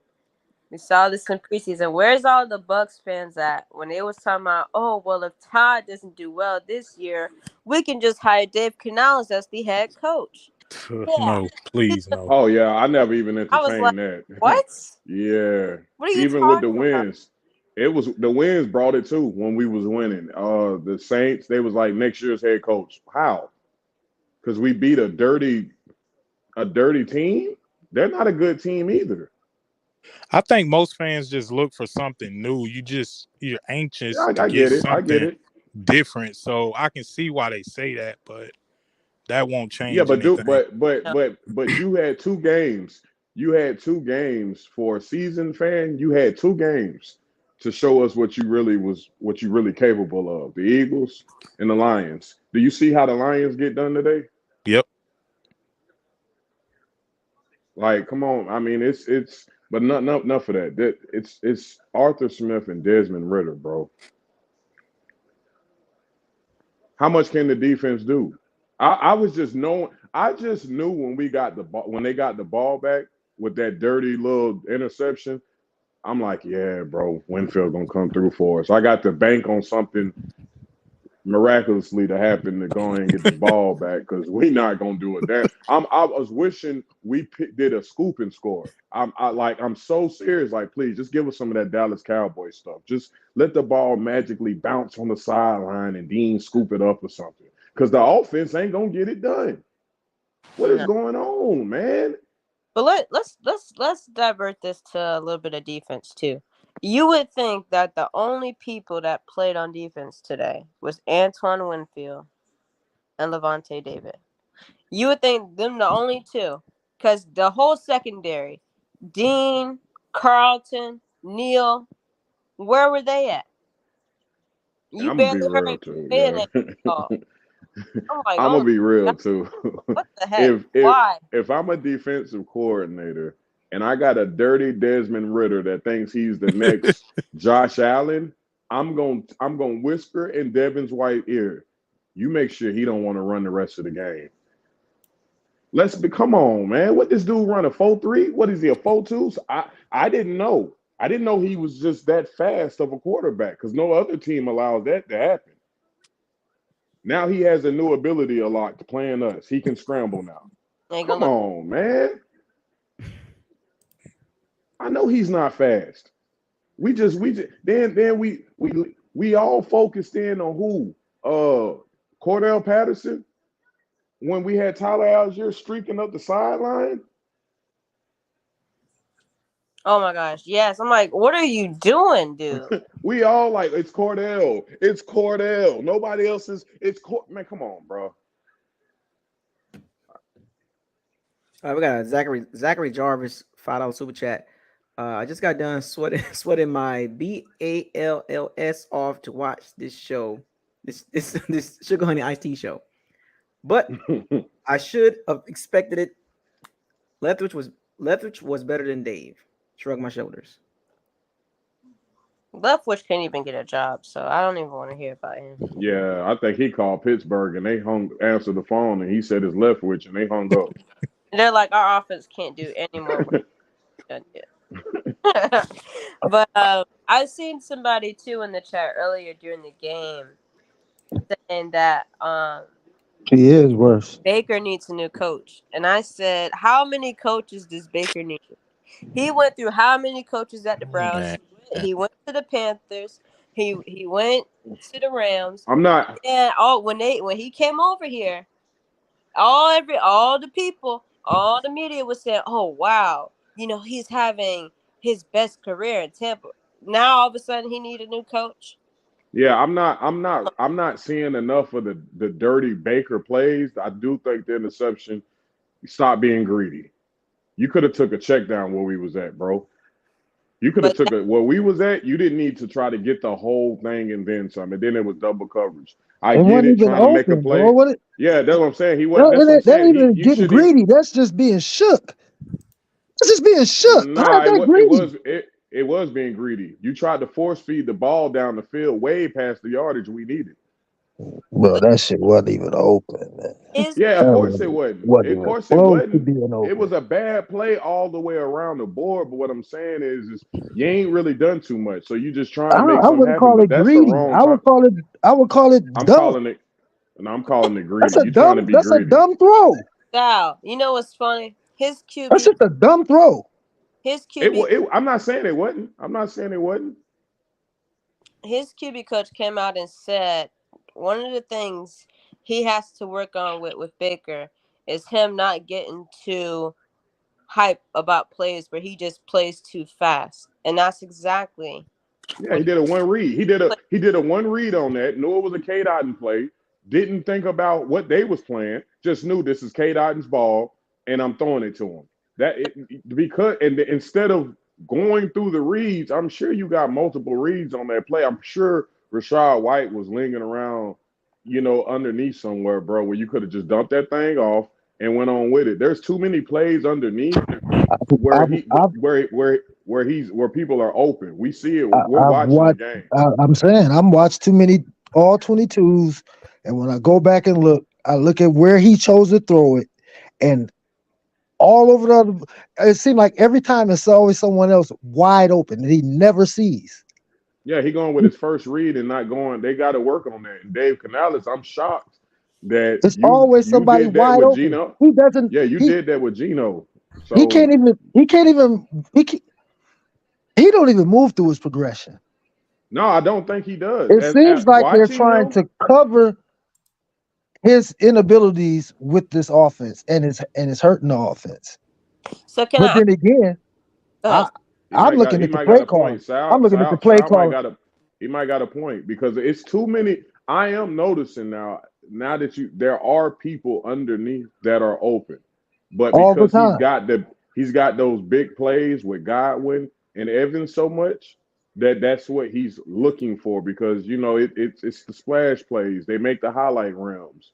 Buccaneers is gonna post it on Twitter and IG, but the problem is today that one throw is the difference between us, potentially getting a touchdown and maybe forcing a turnover and sitting on it and walking out of here with a victory. Man, their offense is Let me terrible.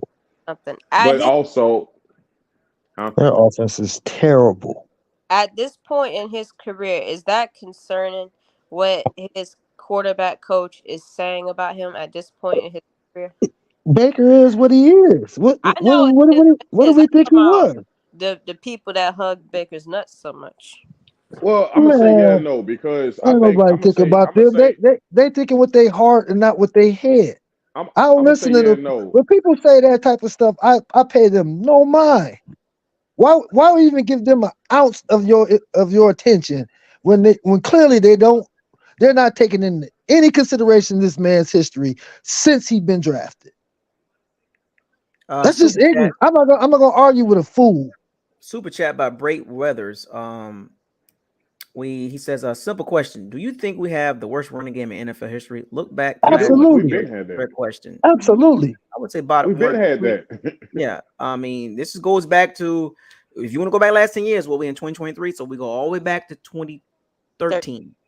So we had Doug Martin, LeGarrette Blount. You know what I'm saying? We had a couple of decent seasons, but probably outside of those 2 seasons or 2 seasons by Doug Martin and one by LeGarrette Blount. Bro, it ain't never been this bad though. I've never seen it this bad. But it was No, it wasn't talked about though. It wasn't talked about amongst the Bucs community because the focus was on Winston. It wasn't Buccos, but I'm gonna be honest. I don't think We it was this had bad. some decent splash plays. Like we just didn't have Yeah, household it was running back one every names. now and then to get your hopes Yeah, up. yeah, But it gets this you is what you this need. But Buckle. this, It was 3rd and 1, and everybody in the stadium and watching that game in TV land knew what they were finna run. A like this, dive up the middle. this Th- th- boy is literally This got an extra game, and I wouldn't be shocked if he could clear 800 yards. bro, Dave We got Canales an is selling the extra snake game. oil. He is selling the snake oil, bro. He talk all this innovative things and this and that. When have you seen him run the ball behind Tristan Wirfs, clearly our best linemen on this team, probably in the league. But when has he even tried it? Hazley has got to be rated the worst center in the league, and you continuously run dives up the middle. Yeah, Continuously. Another super chat by DP Buck 32. $5 super chat. The definition of insanity: doing the same thing over and over It's again. called perpetual monotony. I said that last week. Yeah. It's called perpetual monotony. You just keep doing the same stupid things over and over and over and hoping that it changes. And there's no discipline. It seemed like after every play, penalty. The day was bad. The day was bad on the penalties. Yeah, I ain't never seen them that unraveled and undisciplined. That today was bad. Yeah. It ain't never been that bad. I don't care how bad the running game or whatever it's been. As far as focus today, this team is so fragile. It's just as fragile as last year. You just hate to see it against a divisional foe. Against that team, they were stumped. The Atlanta. I was watching this game, sitting here like, man, I can't believe how sorry they are. And we can't we can't beat them. We can't capitalize on that. Like a good football team might put them away in the first quarter, bro. They might put the Atlanta Falcons. Yeah, I started it off with that. I said, he has to take that public. He's got to get crucified. They got to start pulling numbers. You know what makes me so mad? It's because they'll talk to everybody else and they won't talk to him till like Wednesday or Tuesday. And I'll be waiting. And I'll wait for his press conference. I'll be waiting. And I just go in on him every single time. They never talked to him right after the game. And they was talking to Todd. I was on pause for most of the beginning of this chat room because I was listening to the press conference. I was in so many words was saying, it's this offense. It stinks. It stinks, man. But and his decision making is stinking it up. But let me ask you something, because I don't know if we can have all three. You think it's the play calling, the quarterback, and the running back? 80% of it is play calling, man. You cannot continually just keep trying to run the ball up the middle, and you're running it on the side, our most questionable side. Why are you running the ball behind Cody Mock and Hainsey? Cody Mock be getting dog walked out there, man. He's too light. He's too light in the butt to be playing. I would rather see Leverett in there. Put in Stinney or Landon. He's just not ready. He's not ready. I was about to say the same thing when Nick Leverett came in when Tom Brady was here. He played pretty solid, if I'm not mistaken. Yes, he played solid. I don't know why they feel that Cody Mock is better than. He's not better than Stinney or Nick Leverett. He's not. Why is that every offensive lineman right? And they continue. I don't know. And they don't be good. Like, I can't hear you. You breaking up. It sounds like somebody got their windows down. Yeah. Roll that window up. Somebody cruise. Yeah, somebody cruising on 75. Probably driving to the cliff. Myron Moore, $2 super chat. Our offense is tragic. Horrific. I've never seen nothing so. I done seen some bad offenses here in my years of cheering for this squad, but I ain't never seen it that bad. Never. Yeah, with the talent we have now at receiver, it's just ridiculous. It's pretty bad, man. Even that little around to DT. That was. What are you thinking? I hate when we try to make our littlest receivers get big. Yeah. Like, why are we designing those type of plays, bro? These dudes are supposed to be cutting, doing crossing routes, you're supposed to give them the ball, let them in space, and let them. Do you not know how to make plays where you fabricate people to be open? Watch the all-22 and watch the routes and stuff that they have to run. This offense is very mid. It is so mid. This game should have been tight end heavy in the receiving game. That's what it should have been. Because even last year when we played them around this time, and we were at home field. In the first half, they was giving the ball to Otten. Otten was cooking. Second half, they stopped. It looked like he was cooking because they finally started throwing it to him. But he only got about 4 targets. Targets. Don't we normally slay them Yeah, with Evans? Who's the quarterback's best Don't we friend on the normally field? slay them with Evans? Why not? If you wanted to make it an Evans game, make it an Evans game. and But dang, man, he was. Who is your quarterback's I don't know. best friend I was on the supposed to be the quarter? tight end. Thank you. How many targets do we get a game? Rookies. Rookie It's, quarterback. I don't care. It's tight end. Look at Lamar Jackson. When all else fails, he's looking for his tight end. When Yeah, but Mark when Andrews a Jalen Hurts different got the monster. ball, when He a all else different fails, monster. they looking for their tight ends. Yeah, but He them some don't look different for his monsters. tight ends. K Dotton be open a lot more than you think. He really be open. This guy Well, he wasn't don't open read. on. He don't read the field well at all. Well, he wasn't open when he forced it to him in double coverage. That was a force play. They probably was on the sideline telling him, "Hey, he been open all game. Start looking for Cade." What do Because he y'all was open. He was open a lot that game. what do y'all think about that Georgia tight end? I seen an early mock draft of us Man, selecting. I ain't trying to talk about no mock draft right now. No, I'm just it's realistic. I'm gonna be honest with you. I'm not worried about no other tight end because we don't do that right nowhere. We don't even use Because ours right. That's because okay. You talking about drafting a tight end? We ain't even using the one we got. What did we take Payne Durham at? What round was that? And what is he doing? Hey, 6th round, yeah. 2 yards on every fucking. That's your money round, bro. We could have found a steal of a running back in that round. you know what's even more funny? And I didn't realize this until I checked someone's Twitter. Chris Godwin hasn't had a touchdown yet this season. Nope. Oh, you didn't know? Nope. I didn't know that. Nope. Said that. Nah. No, He got a don't bunch look of for nobody but Chris. He's so I mean, he don't look for nobody but Mike. And if Well, Mike got a ain't bunch there, of targets and yards. well, that's a good question. How do y'all feel about Chris Godwin being our number 1 next year? He's supposed to be. Ain't that gonna be It's his been- last year with Gage too? The I number forgot he was even on Gage the looked good. payroll. I forgot all about that. Now you done pissed me off no more. No so you youngster got with a $5 super chat. Bucks need another running back. And No, we Baker don't. Nah, Yeah, go be up. Quit saying that.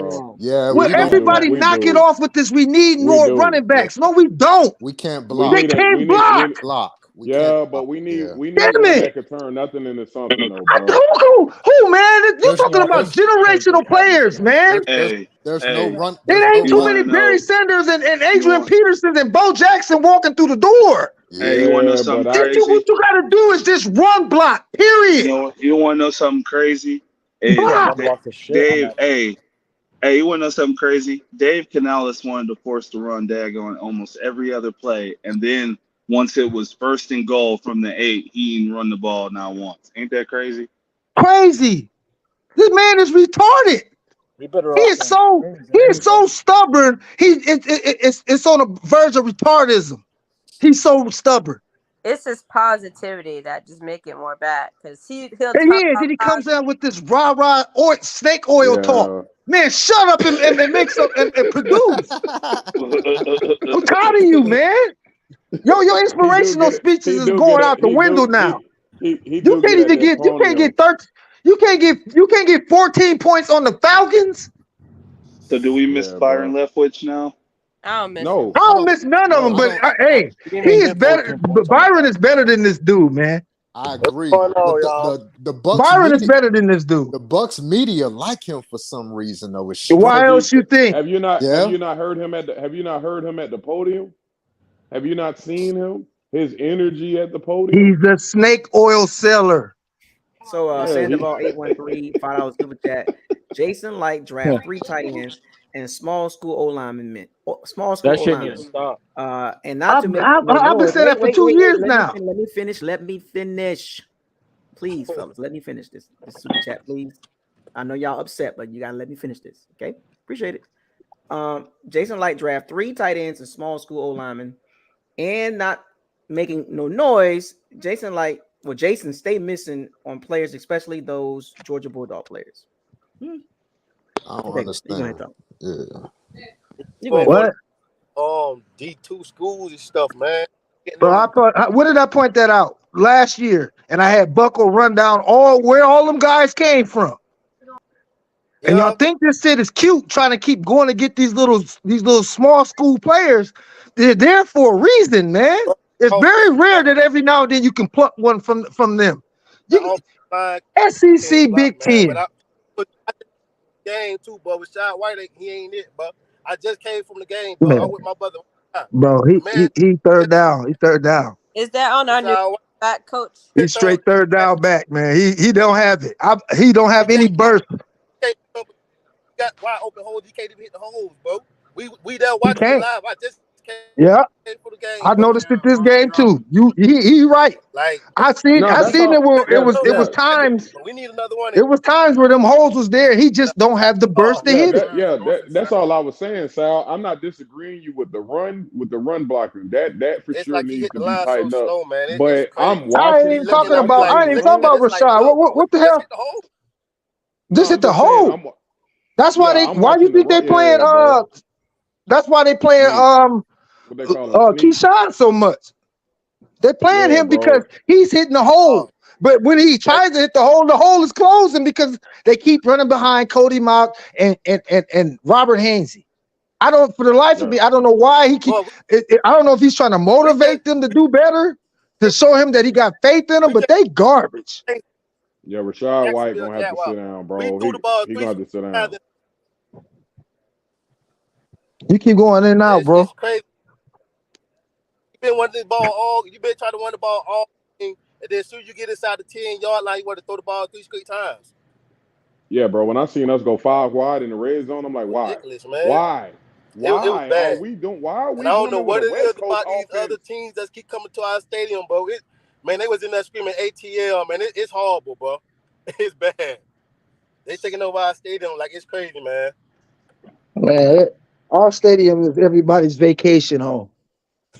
Just Pretty yeah. much. Pretty, We the low end. We the low end of the Dallas Cowboys when it comes it's to the stadiums, bro. it's bad. Is there anything to critique about the But defense can you today? blame them? Who wants to We come got pay Yeah. and sit down in front of a game and watch that? We Well, the need That is defense, disgusting. the defense. It's time for Todd Bowles to go into a nice dark room. right. And I can't. I'm not. What I don't know. What's his number? Because I'm not calling him by his name. We need to call him a number now, Buckos. That supposed number one safety guy. It's What, time to wet Neil? yellow. Yeah, he has no name. He's a jersey number at this point, bro. a 23. Why Yeah, ain't D he Delaney, yeah. why ain't D Delaney getting in the game no more? Oh, It's time to put some wet phone oh. books, the old yellow pages. So dip them in water, put him in a dark room, bro, and he need to be beat a few times. Oranges and socks, bro. You're not doing your job. I Hey, just wish. You won't. Devin White blew a couple coverages Oh, today too. Devin Now, Oh my Devin White God. was Devin quiet White gave today. up a big one Yes, he today He on was did. that Yeah. sideline. He was so supposed to That was guard that man underneath, and he chose to come after the daggone player underneath and let that man get over behind him, and Neal had to come across that field. Devin yup. White blew a big coverage today. It's You talking sad. I It's don't see about Devin $100 White's million fire. linebacker, Devin? You talking about him? it's Yeah, I don't see his fire, bro. it's He don't want to it's play for. He don't want to it's play here. it's sad how much Where's better Savassier Dennis On the on sideline. passing downs? On the Oh yeah, sideline. where is Savassier? Where is On he at? passing He's on the downs, he should be sideline. in. He all summer long he was getting picks all summer long, and this man can't get in on third downs. Well, I don't. remember him and Kansas, they was hurt for like a couple weeks. He got Yeah, but last week. he been He got cleared. He been cleared for 2 weeks. he, I ain't even seen him on the field, Hold on. Let's go to. Hold on. I just thought about something. We got one sack this game. Yeah. bro. Nope. I ain't One Yeah, We seen got one sack, it but was it yeah. was a strip. playing It was the one with the Kansas where it was a last they strip came. sack, but we got one sack on Desmond Ritter. as good as our defense is playing, imagine us with That a good edge rusher. that may not be acceptable. Defense got to eat something too, bro. That's not They getting acceptable. tired. They About got yeah, they they're Yeah, but tired. getting tired. what about early on in the game? They got 3 They turnovers. doing well, man. Look, man. When it all said and done, they only got 16 points. Yeah. The defense is doing okay. They doing their job. Bro, They that had might be 10 They're the and not the max. That best might be defense. No, by far they're not that the might best, be the but they're max. very good, and they're very good at keeping people out of the end zone. It's this offense. They're wearing them out. This is why I did not like the early bye. I knew coming into the season, I said, well, I know the offense going to struggle because it's new. Our defense going to have to step in. But gosh darn it, you don't see no improvement from the offense whatsoever. So, yeah. I didn't like the bye either. It cooled us off. It cooled us off. It's not going to work. No, it Especially when we got didn't. to We play the needed Bills that on bye. Thursday. We was banged up. We needed I that bye. I We think should I have just think we came out of needed that bye a lot better than what they didn't prepare them boys to come out. I don't know what that was. I think we need I don't know what that was. That was 2 weeks. You had 2 whole weeks to prepare for Detroit. Look at how they got spanked today. And I okay, we know Baltimore is Baltimore, but we had our opportunities to spank on the Lions a little bit too. It's just they didn't prepare them boys. I They kept saying didn't prepare it. them. I said go look at Jared Goff home versus away games. The boy got a losing. He don't do good away. I figured we would have made that game so much better, but that The defense held on is as what long as it they is. could. And the That game, plays were we there. at halftime it was what 10-3. The Yeah. plays were there. It's not the defense. It's strictly the offense, and nobody wants to say it. No, we all saying it. No, The I'm offensive not talking about us. I'm talking about them. Oh yeah. I need Shannon Sharp and them. I need Shannon Sharp and somebody to start calling out Dave Canales. Exactly. Somebody's got to call his name out, bro. Somebody got to call it out. I'm talking about the Buccaneers press, all of them. Nobody wants to say how they were on it today when they were talking to Todd Bowles during the press conference. They kept asking him. They was like, hey, Canales said they were going to do this and doing that, and they came out and they looked even worse. They was asking them type of questions today because now everybody's starting to see it. Hell, I'm telling you, on that one play though, that was a fumble. His fingers did not touch out of bounds, nothing, and he was losing the ball. That was a fumble at the line. Those two of the best goal line plays I've seen in a very long time. But guess what? We turned right back around because I said the universe wanted us to win, and what did we do? Yeah. We got it back. We were supposed to get it back then because that was a touchback. And what did we do? It was though, bro. Great Weathers, $5 super chat. He was losing the ball, wasn't he? Wait a minute. Let me read the super chat. Great Weathers, $5 super chat. We held them to 6 points in the second half, and our offense with 3 turnovers only got 3 points. Our defense deserves no blame for this. Thank you. Nobody blaming the defense. I'm not blaming them. I just don't like the fact one or two sacks on Ritter. We still got to do better though, bro. We got. You know what it is about the defense? We all get on the defense so much because we know that they're good, but they're subject to they're subject to have an airhead play. Like Devin White. Yeah, awful. Oh my God, it was bad. It's a bender don't break. It's a bender don't break. He was kind of in a catch-22 situation. It was either he should have stayed with his man, and whoever's supposed to have outside containment, that should have been their fault. Because Antoine was hawking him down. He ain't gonna outrun Winfield. Exactly. What y'all think? What y'all think about Devin Tompkins on the punt returns? I thought that was kind of bad today. Man, we're never good at special teams, man. It's been so long, so yeah. He had a 30-yard kickoff return, didn't he? He had one at least. Good little 30 yards, but oh man, I know my main sole focus is on this offense, and I'm on Dave Canales' ass for the next 10 weeks. Dave Canales, they gotta get on him, bro. They gotta get. Somebody put out a graph here on NFC South points per game. Saints at 19, Panthers at 18.7, Bucks at 18, Falcons at 16.5. I was finna say they scored their max. We held them to their max. It's not the defense, fellas. It's never the defense, man. You can't blame a defense for being out there so long. It's just gonna happen. You're gonna wear down and you're gonna start making mistakes. If the offense can't sustain drives, you're not gonna win any games. No, you're right. I mean, we had a 14-play drive, and it ended I in get 3. that, I just but I wish we had still an early edge on. rusher.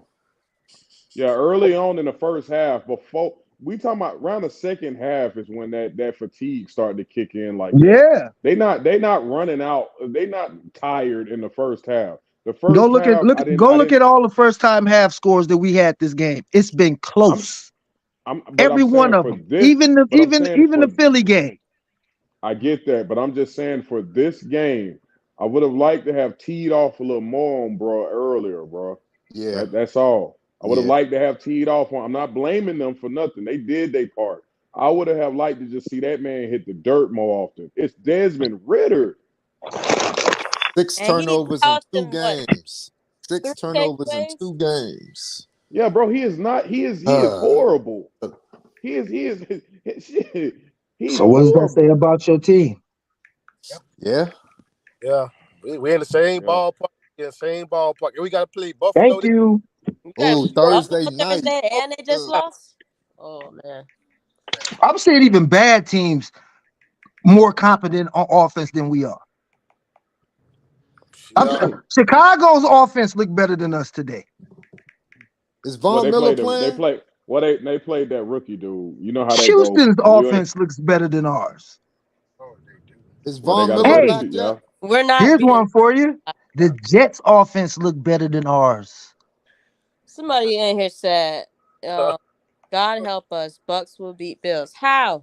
What did you see today that shows you that this week when we play Thursday, that the Bucks will on offense have a big improvement? Hold on. They only score 1 touchdown. This is a week to Hey, week league. I'll We say are this the though. rebound game. I'll say this though. We got a better offense than New England has. I'll say that. So I think there's a chance, but I'm not picking us to win. I'll say We that much. don't Man, we I finna go up to mean, Buffalo and get steamrolled. They pissed. Carson they said the Davis is same behind. We're thing. that They team said to the beat. same. It's a week to week league, fellas. Come on, Yeah, man. they said the same thing when we played them last season. So season before last, bro. I mean, we actually do well with the. That's why I thought we did well with mobile Yeah, our quarterbacks. You offense was a know, little better back then too, though. Thank Oh, y'all guys with their optimism. It's cute. you. oh I, no, no, I no, I ain't I'm saying we sorry, finna Bucko. win. I I have no ain't saying we optimism when it winning. comes to this offense, man. And I ain't saying we. This is piss This poor. one, Rob this Gronkowski. one looks a little different. This one looks It's a little cute. different. Reality always wins, though. Reality. Live in reality, people. That's so what Reality always wins. Gronk not playing. Gronk can't have this against the Bills. so for an offensive scheme, what should we change in the near future to be more successful? I Stop want to on. go ahead. I said stop running behind the right side. Yeah, that's number one. I think it's time to see if Chase Edmonds is healthy. Give him a shot. We need some type of spark at that running back spot as a Not whole. even playing Sean Tucker. Oh Lord, you running Sean it through Oh Tucker the needs yeah, to game? sit on Sean the Tucker. bench. Some we I need think something, bro. I think it's We just need something. the ball. I think it's just our trench play, man. That's We're not all it good up is. front, man. They have y'all watched them all 22s when they be breaking down with the off man. The offensive line literally be falling over each other's feet, trying all these exotic. Just simplify the running game. Oh, I All this Yeah, but I'm pulling still not. guards and stuff, it But be I'm still off not. target. I'm still not. I'm still not comfortable with Rashad back there, bro. Toting the rock like that. I ain't too comfortable with him either, but I hey, don't I don't think it any ain't other it ain't free just agent. him, man. Yeah, It's that line. It's I the don't way that whole little blocking scheme is terrible. I don't think any other free agent back that's out there now will make any other difference. It wouldn't. I mean, It wouldn't. it's a lot of We times gotta push it they getting around. We gotta tackled at push it around. handoffs, man. They getting tackled at the Yeah. handoff. Soon as they get the ball, they got a ball up. It's awful, man. They had something. I can't think of that YouTuber's name, but he had it where they was breaking down all the running plays, and he was just showing you what they were doing, how they when they be Is trying to this do that Kruger? drags and pulls with the guard. They really That be Kruger falling dude? over. They look like the Three Yeah. Stooges. They be falling over each other's feet, falling into each other. It's Yeah. terrible, man. I seen Luke Gedeke take a step back today. He was getting beat quite often. That dude was standing up and he still missed, bro. Yeah. Oh my goodness. That wasn't too good to see after he performed well last week. So with Aiden Hutchinson. But I think a lot of that's being masked too, Could because be. Yeah. they throwing the ball pretty fast. So quick. Yeah. Yeah, so a lot of times, that it made Donovan look like a all pro. Yeah. All that fast passing and stuff. Yeah, if you ain't got time, choo. Highway 76. Yeah. But I just don't. Running it to that right side is a no. That's a no. I mean, your two best linemen are on your left side, and you never run the ball to that side. Matt Fowler I sucked. don't get it. Matt I ain't Fowler see a sucked. toss play. His what he Oh, doing Matt there? Fowler. I don't even want to hear Fowler's name, He bro. trash. He is trash. Jesus Christ. I'm And I talking think about it's running because behind Tristan. and I and, let me give y'all the team stats so y'all kind of can see like hashtag what does your eyes tell you, but then you put the numbers next to it so you kind of get a better overview of what you saw today and then what's on black and white. Black and white Yeah. is right in front of you. So first downs, Falcons with 20, Bucks with 21. Third down efficiency, Falcons was 7 for 13, Bucks was 6 for 12. Not bad for both teams. Fourth down, Bucks was 0 for 1. Falcons didn't attempt fourth down. Total plays, Falcons had 64 plays. The Bucks had 65. wait a Total minute, didn't yards, we attempt one in the first quarter? fourth down, yeah. Yeah, And we get 0 for 1. total Yeah, we yards, 0 for 1. yeah, 0 for 1. Yeah, I said. Oh, So, okay, my bad. total yards, Falcons 401, the Bucks 329. Total drives, 10 for the Falcons, 10 for the Bucks. Yards per play, Falcons at 6.3, Bucks at 5.1. Passing yards, Falcons at 245, Bucks at 256.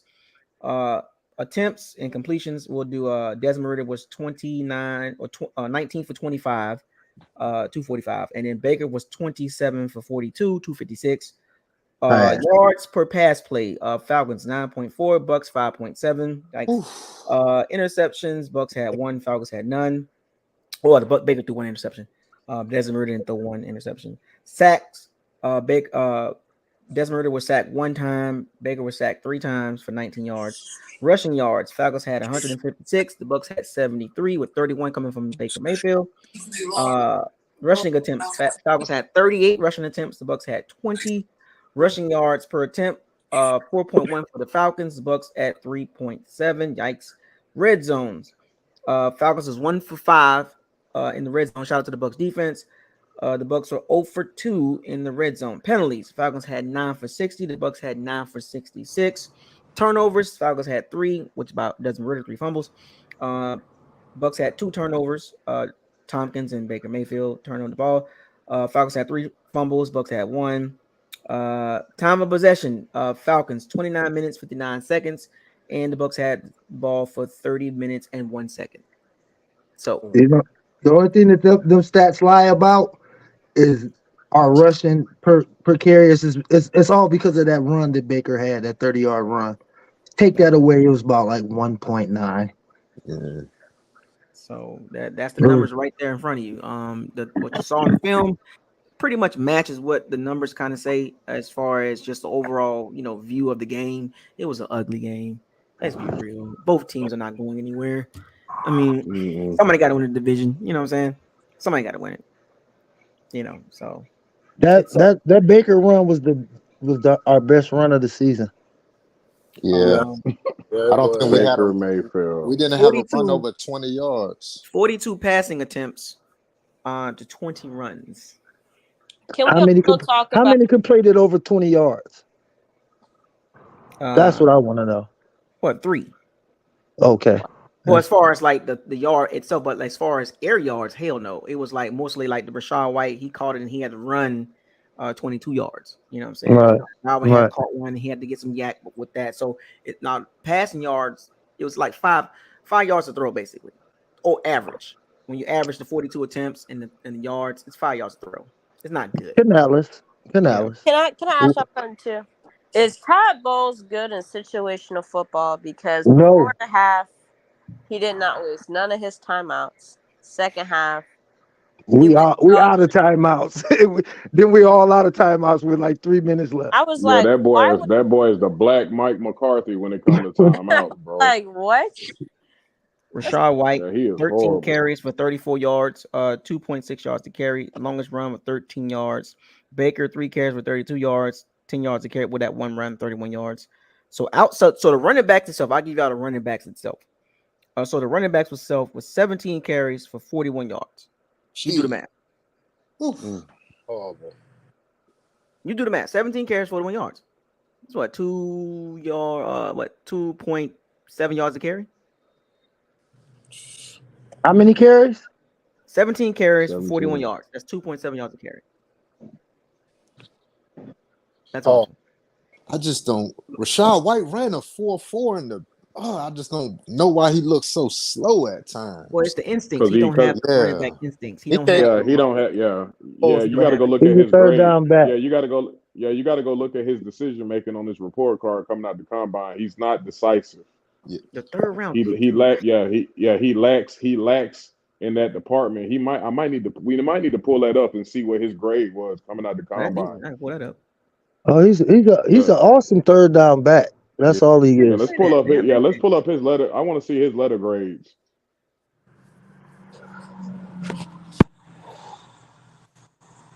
It's got to be bad.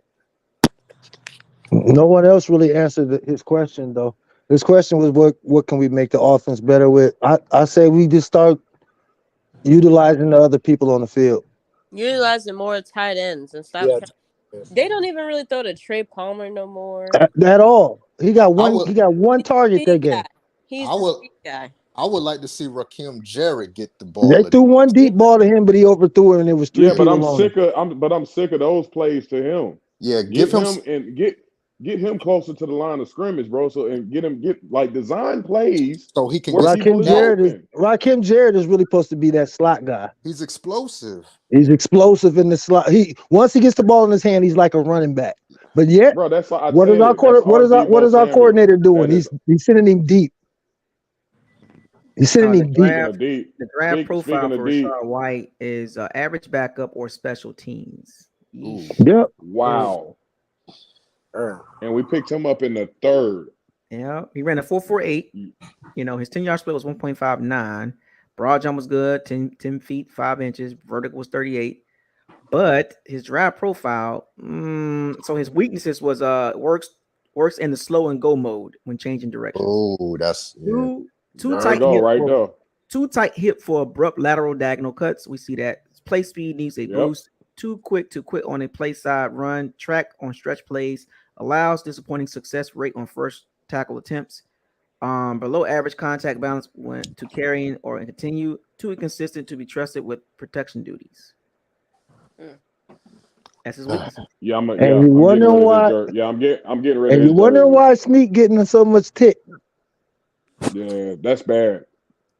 His tight hips, you can't change that. You got to take him out there and force him to do splits. He's a third down back. Basically, that's letting you know Twitchy will never be in his thing.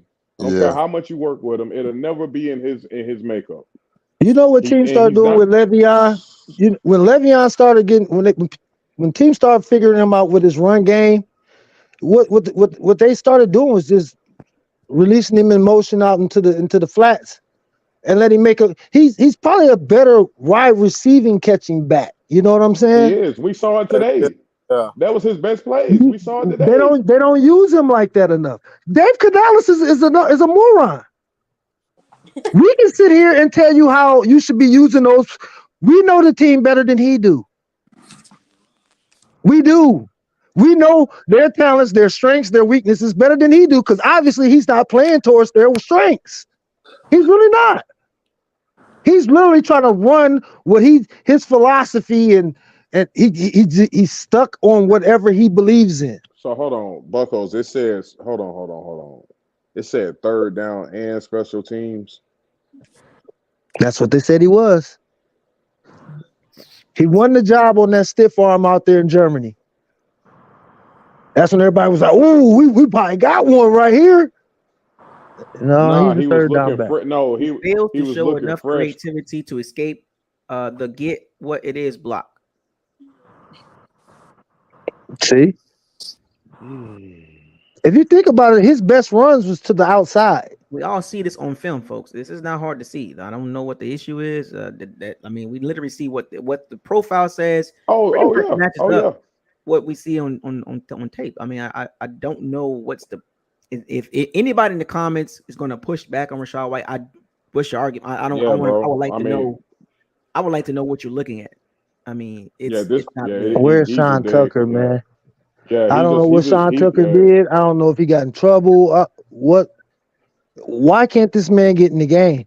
Yeah, it's time to go ahead and probably scoot on over to that, or do the Keyshawn Vaughn start the game off and let's see if he's the guy that more Man, carries no. he gets. Once he getting that, once Keyshawn getting up in the hole and they get a little tight in there, man, his legs stop moving. I remember somebody said last game against the Lions, and even I think one of the media members said something too.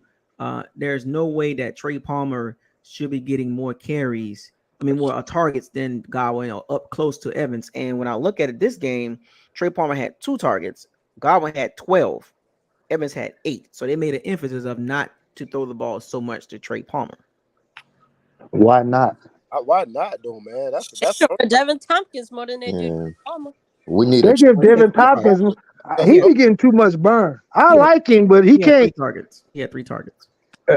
He be getting a lot of. My whole thing featured a lot. My whole thing is how in the hell how is he getting more targets over Palmer anyway? That's what I'm saying. I like my boy DT, but damn. Said he's featured way too much more than Palmer is in this offense. Yeah. Did we not see what Palmer did in the offseason? Like, where's his shot at? We all saw it. They're not giving him a chance.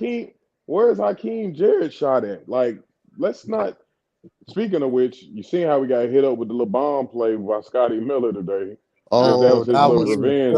That's gonna come at the He was hyped too. I don't care. So what, Scotty? You got one in like you always do. Get another one.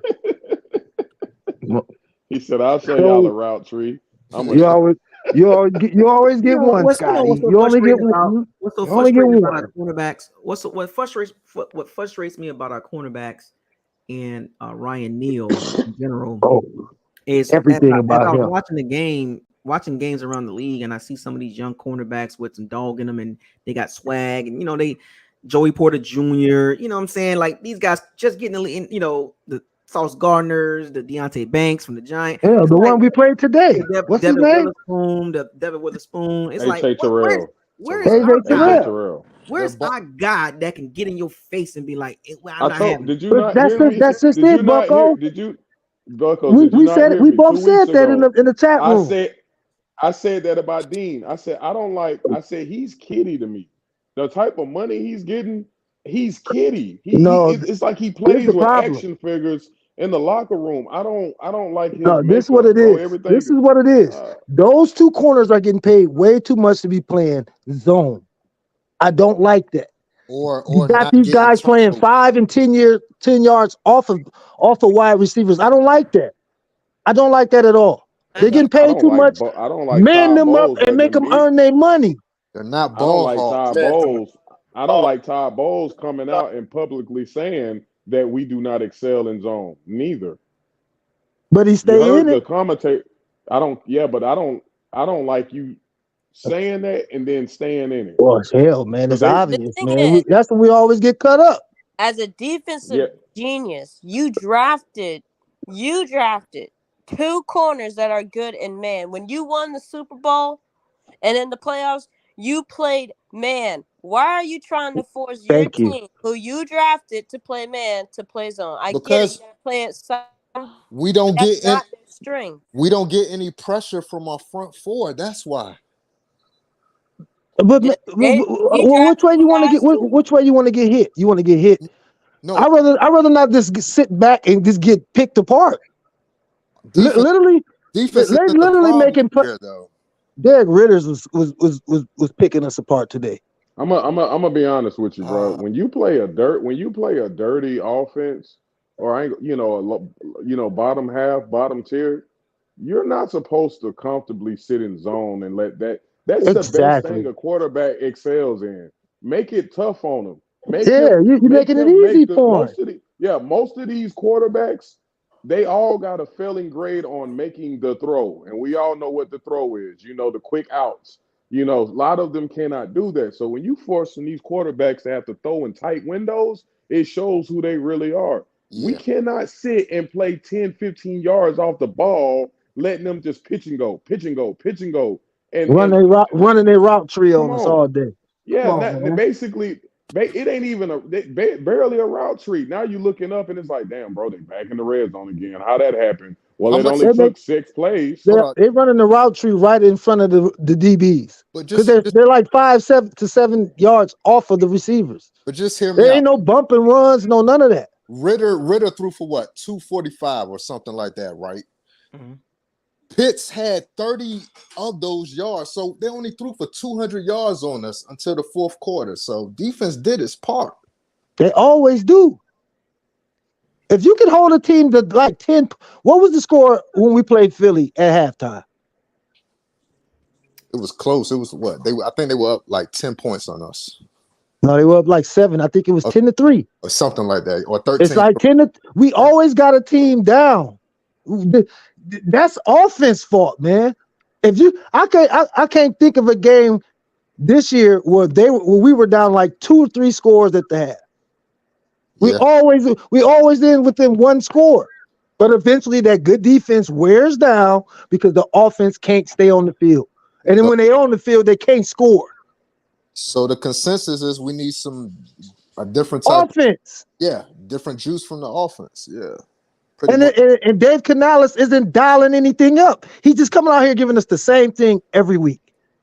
Every week.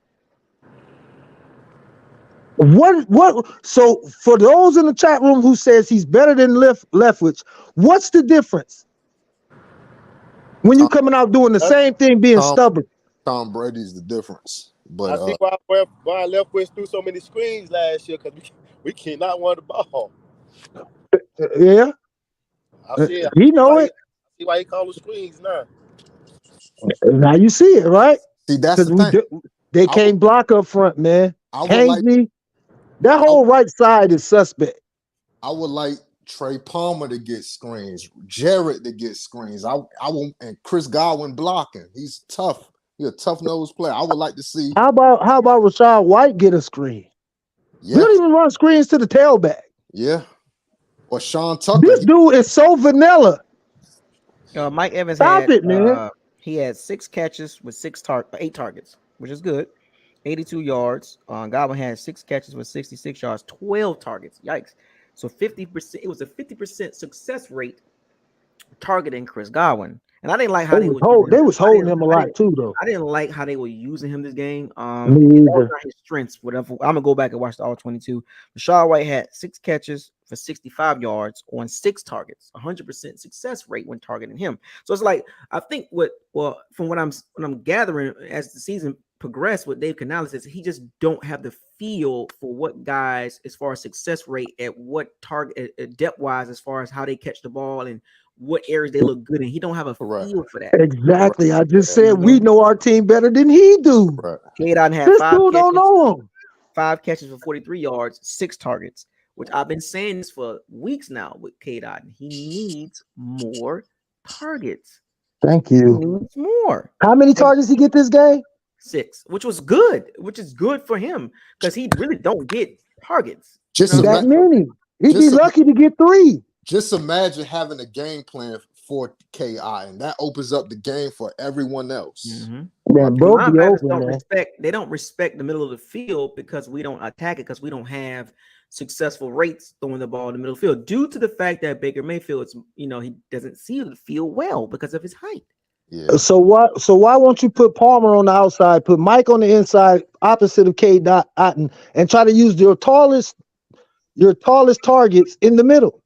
But what's so crazy about Baker Mayfield's percentage wise, he throws the ball better towards the middle of the field because he can see easier. It's not a long throw.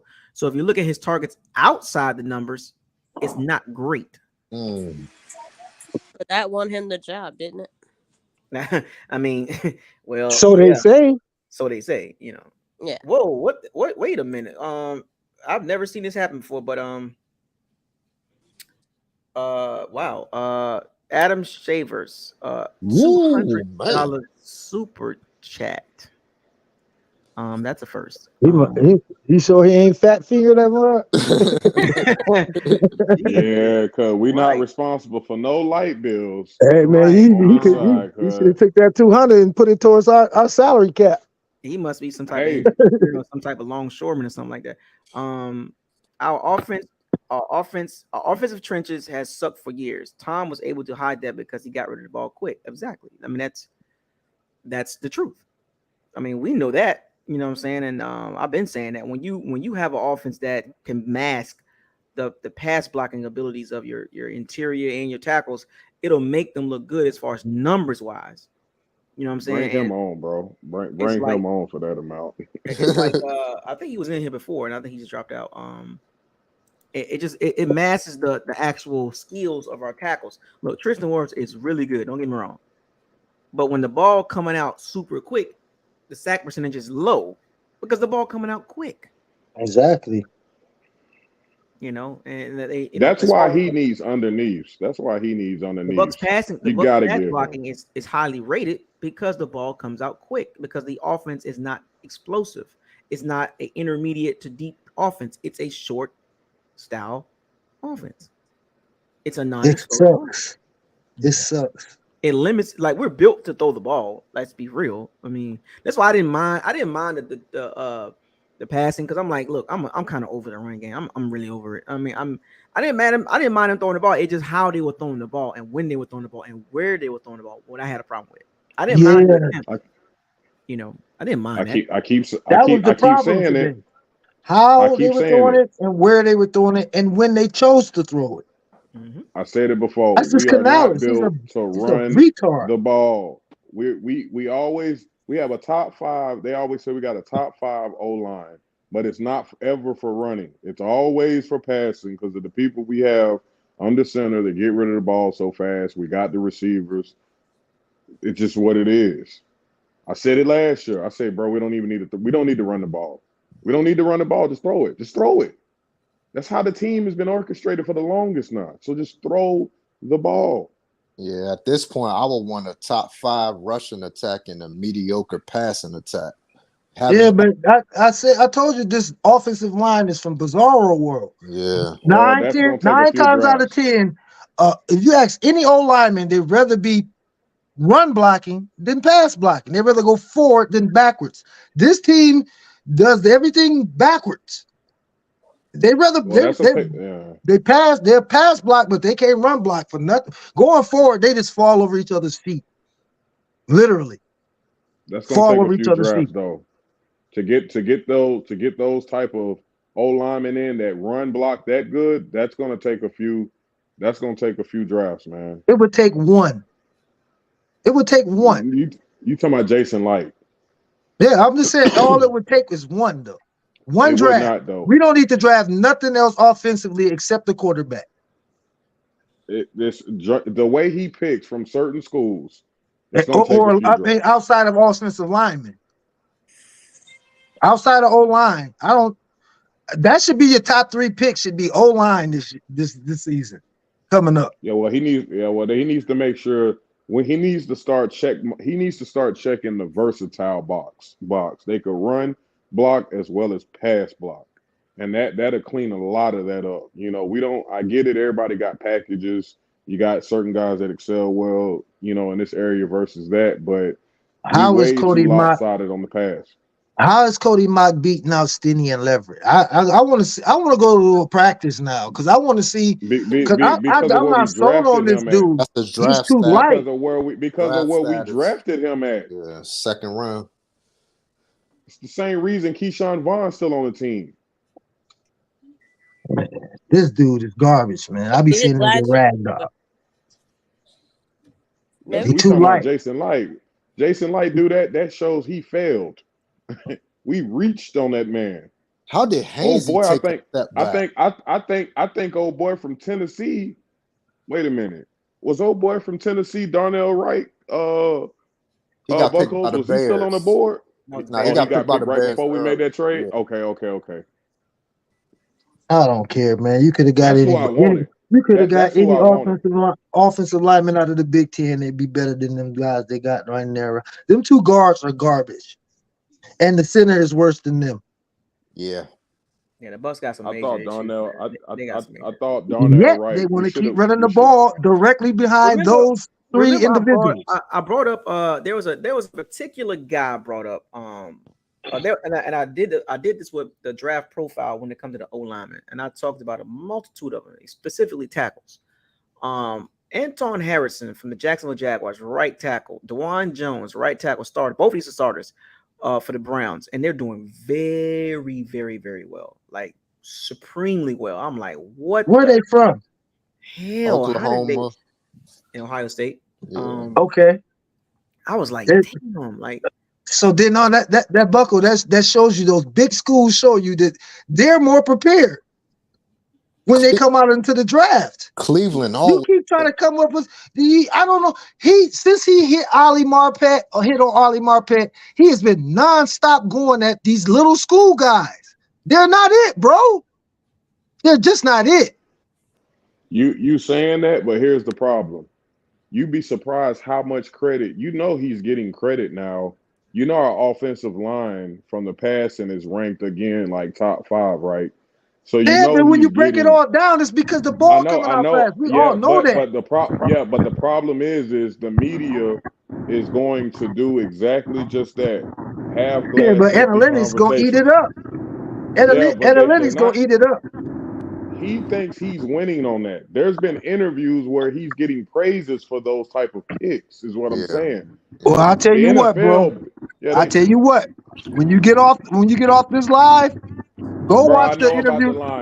No, I'm saying go watch the interview with Todd Bowles today at the press conference. They was questioning him about the offense. No. I'm talking about the interviews with Jason Light and his picking up of O linemen.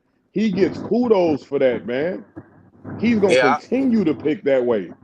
Yeah, especially where he's been drafted the last few years too. Yeah, bro. They are. Yeah, bro. That's over with. We drafted from Division II schools, and everybody else drafting from.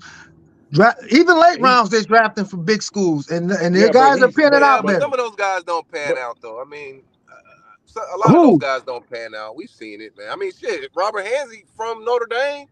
He was an undersized guy. And go back and look at his draft. What they said about him when he got drafted. Okay, that's fair. He was too small. He was not a good pick. That's fair. I didn't go back and look at that. I want to dive in. I want to dive into the defense real quick. As we was watching the game.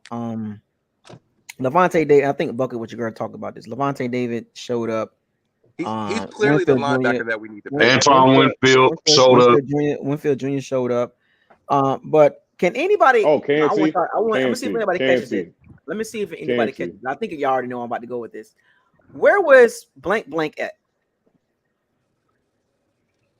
Devin White. Come on, there you go. That's what I just said. I seen a couple plays though. I seen a couple plays. They designed a couple runs to they swung the guard out and they double teamed.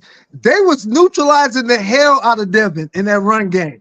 Look, they were. I was watching. I was like, man, Devin White can't share block, man. Go look at the tape. Some of those run plays were brilliant.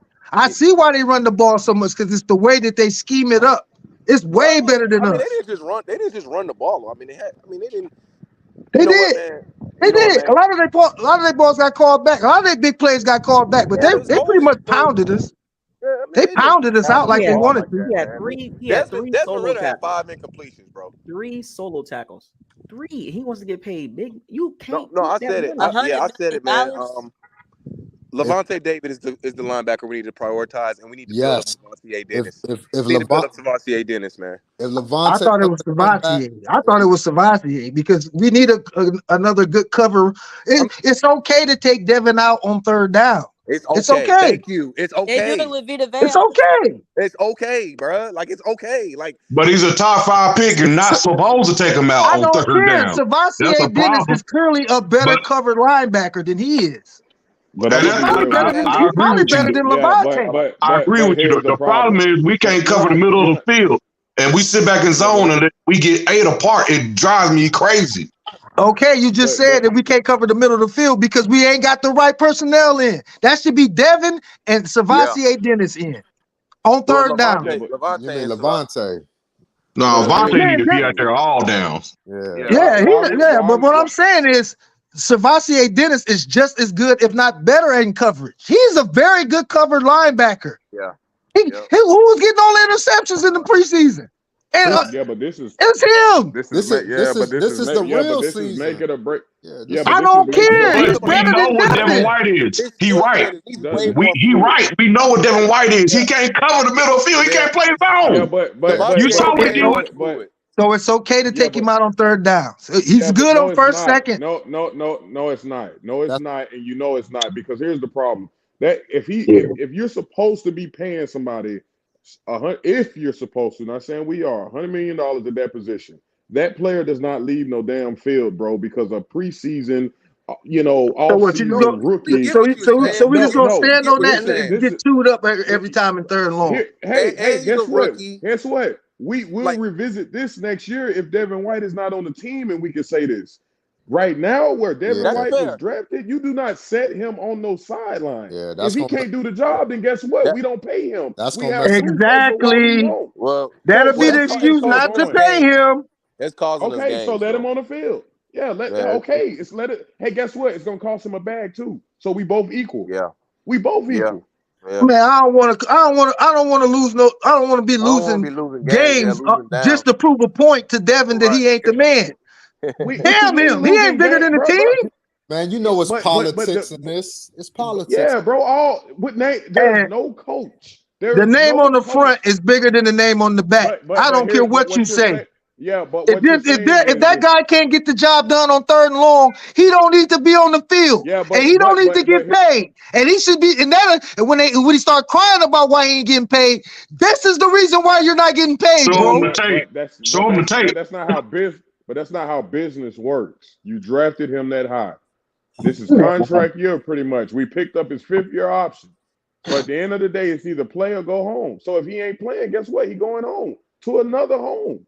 We'll deal with the Savasier next year. Before I go, because I got to go coach a basketball game. Before I go, good luck to you, bro. I hope y'all play better than us. I just want to talk about the coaching at the end of that game. And before the season started, I said I really like our roster outside of our coaching and our quarterback. And it's starting to rear its ugly head. Todd Bowles has been coaching too long. Mayfield's been playing too long for them to allow Canales to call 3 straight passing plays when Atlanta has 3 timeouts. That was so irresponsible. Yeah. That was so irresponsible from a veteran coach and a veteran quarterback. I agree. Irresponsible. Like it literally. You know what's so funny though? Even if they using timeouts, it wouldn't even matter because they came right down in like 3 plays and got in the field goal range. No, it does matter because it changes your defensive calls. All you got to do is tackle. If they start that possession with 33 seconds left and no timeouts, you tackle them twice, we're done. But they started it with 2 timeouts and a minute left. That changes your whole defensive. Now they can call whatever they want. That's why they're supposed to make them burn their timeouts. You're supposed to, but they end up not using their timeouts anyway. Their first pass. That's the bad part. We gave up 3 big chunk plays. You only need a field goal. It was a 7-yard pass. It was incomplete, but then they came right back. And Ryan Neal, I'm so done with him. I'm done. That's why I don't listen to PFF. It's one of the most ridiculous grading tools I've ever seen in my life. I don't even know why people bring it up. Go from first. That's why I laugh. I laugh. He looks like he can't even play. I literally laugh at people in the chat or even in the locker room when they bring up the PFF. I immediately turn. I control. I gotta see they. That's called arguing with idiots. Thank you for doing that. I gotta see the metrics, bro. There's no way I gotta see how he was rated that high. There's no way you go from being first to looking like you can't. You don't. He looked like he don't even walk on the field. We're just talking about football plays. Amon St. Brown running straight at you, dude. You jump inside away from him, and he hits the sideline. Even Little League know you protect your sideline, bro. What are you doing? Kyle Pitts catches that ball today. Like, what was he doing? Like, it completely confused me, and I'm like, he looked like he. Are you noticing? Other teams watch the tapes, man. They know who to go target. They see who's giving up the plays. They picking on him, bro. They picking on him. They've been picking on him for the last 3 games. The Saints picked on him. The Detroit picked on him, and now they picked on him. He takes bad angles and he doesn't track the ball well. I got to see he's a starter. How he was rated. How was he rated over Darwin James in these? I don't. I got to see the metrics for what they ranked him on, bro. Man, you got to look at the tape, man. The tape will tell you everything. The metrics lie. By the way, he was ranked the highest paid. Nothing. You know, another thing I don't like. So let me get. I don't like how I know he's a rookie, but I don't like how the refs keep picking on Izzy. Izzy, they call it a little chippy old. They got him with that one. They did that to him the last couple of games. I'm like, man, they picking on him. That's really good defense. Y'all being real petty when it come to that. But I watched that one play when Devin got tackled by the linebacker. He had a handful of jersey before he even had the ball. How you not call that? So our game. So what happened, man? Because like, what, the real screwed us or something? What happened? Because he was trapped. They didn't screw us overall. They could have caught a lot more holdings than they did. They was grabbing. We basically Atlanta real grabbing. The universe gave us a win. We did not want it. I ain't never seen 2 plays that basically ended in touchbacks because we fumbled them at the perfect time. I've never seen that before. Yeah. I've never seen that. And two of the best goal line plays you'll ever see. Damn. Antoine Winfield. I need to have a couple of shots before I start watching the game because I got it on Yeah. DVR. Oh man, you ain't seen it? Yeah. I was at my son, man. My son football team. They had their team party at the same time the game was on. Man, don't even watch it, bro. We lost. No, watch don't it, even bro. watch it. Watch it. Don't watch it. Don't watch it. No, don't watch it. Just get the highlights and adjust them. Let ESPN tell you about it. Don't watch it. I live in Atlanta, so I got to deal with the shit when I get to work. Let me give you a snap count. Let me give you a snap count percentages. I want to start out with this snap count. I want y'all to kind of give me some insight on this one. And I love my little hashtag. What did y'all tell you? But we don't start with defensive line snap count percentage. Vita, 63%, 44 snaps. Logan Hall, 33 snaps, 47%. Red Gaines, 24 snaps, 34%. Mike Green, 16 snaps, 23%. Kalijah Clancy, 40 snaps, 57%. Defensive end, Joe Tryon Stoinka, 51 snaps, 73%. Shaquille Barrett, 45 snaps, 64%. Yaya, 30 snaps, 43%. William Golston, 15 snaps, 21%. What do y'all think about that? I think Cam Hill needs more snaps. Yaya and Kansas need to play more for sure. Kansas is fine. He's doing well. He can play. Yeah, I mean, I think I still feel like does he need breaks? Does he need to take breathers? The more he's on the field, it seems like the more we get some of the most flashiest plays with him coming up off that line. I'm trying to figure out what's up with the Vita situation. 44 snaps. Vita get paid too much to. I know where you're going, Bucko. Isaiah. Vita needs more snaps, and I don't know why. And it'd be critical times when he's not on the field. I don't get it. Yeah, that's weird. They keep putting in great critical times like why? And I'll be screaming. Where's Vita? Where's Vita? Vita is on the sideline breathing hard. No, sometimes sometimes he ain't breathing hard. It's just I think that's what they choosing to go with Greg Gaines. No, I think they got a definite. There was a few times that game I was like, Vito's just sitting there, and it looked like he was mad that he wasn't in the game. I don't know what's going on. Greg Gaines, I guess he okay, but he ain't flashing for him to be taking that many snaps away from Vita. I don't know. He's on a 1-year deal. Of course not. I need Vita to play 70% of the snaps, at least 70. He came with all that weight. It's hard, man. It's hard, man. It's hard when you're on the field a lot, man. But I mean, it's a run heavy team, so you would expect him to take over majority of the snaps versus a run heavy team, right? That's wild. Exactly my point. Yeah, I mean, he get paid like he should be on more snaps. Now our corners get paid like they shut down, but they always playing in zone. Don't get me started with the corners. I don't know why we pay all that money and we don't play no men. I think they're mismanaging this team. Yeah, it don't make no sense. Zone. I said that last week. You got 2-man corners, but y'all want to sit back there and play zone. And playing them way off the ball. And playing 10 yards, 15 yards off the ball when it's 3rd and 2. Yeah. Can I ask y'all what are we doing? Yeah, that's what I'm saying. Were we successful at least setting the edge on the run defense? Could we contain it and set the edge, or they were successful running off the edge? Defense did its thing for the most part, man. Defense. They had their moments where they chunked us on the run game, but it was mainly because they getting tired out there, man. Well, they getting tired out there. Falcons, they can run the ball now. Algier is nice, and Bernard, of course, but they can run that rock though. Algier had a couple. He had a couple good runs on us. Did Bijan do anything, or they took him out? No, Bijan didn't play. He didn't play. Patterson and Algier played. I think he might have got like 2 or 3 plays in. They took him out. He was on punishment, bro. He was on punishment, man. Something happened. They didn't play him though. He was on the sideline, man. I don't like the progress of Logan Hall. I don't like it. He gets blown up in the run game too much. I don't like the he looked like he was. He always on the ground when I see replays. He's always on the ground. He swim. He do that swim move and be on the ground. Next thing. Well, what's the purpose of Logan Hall? I'm gonna start calling him breaststroke. What's the purpose? What does he do? That's the only thing. He got that one swim move, man. He was supposed to replace Golston. That's what he was supposed to do. Much, though. Or replace Sue. Or whoever, but he replacing Golston. That's not bro. To tell you the truth, he ain't really bad, awful, but he ain't great. That's just he is what he is. I think the three down linemen we have are okay.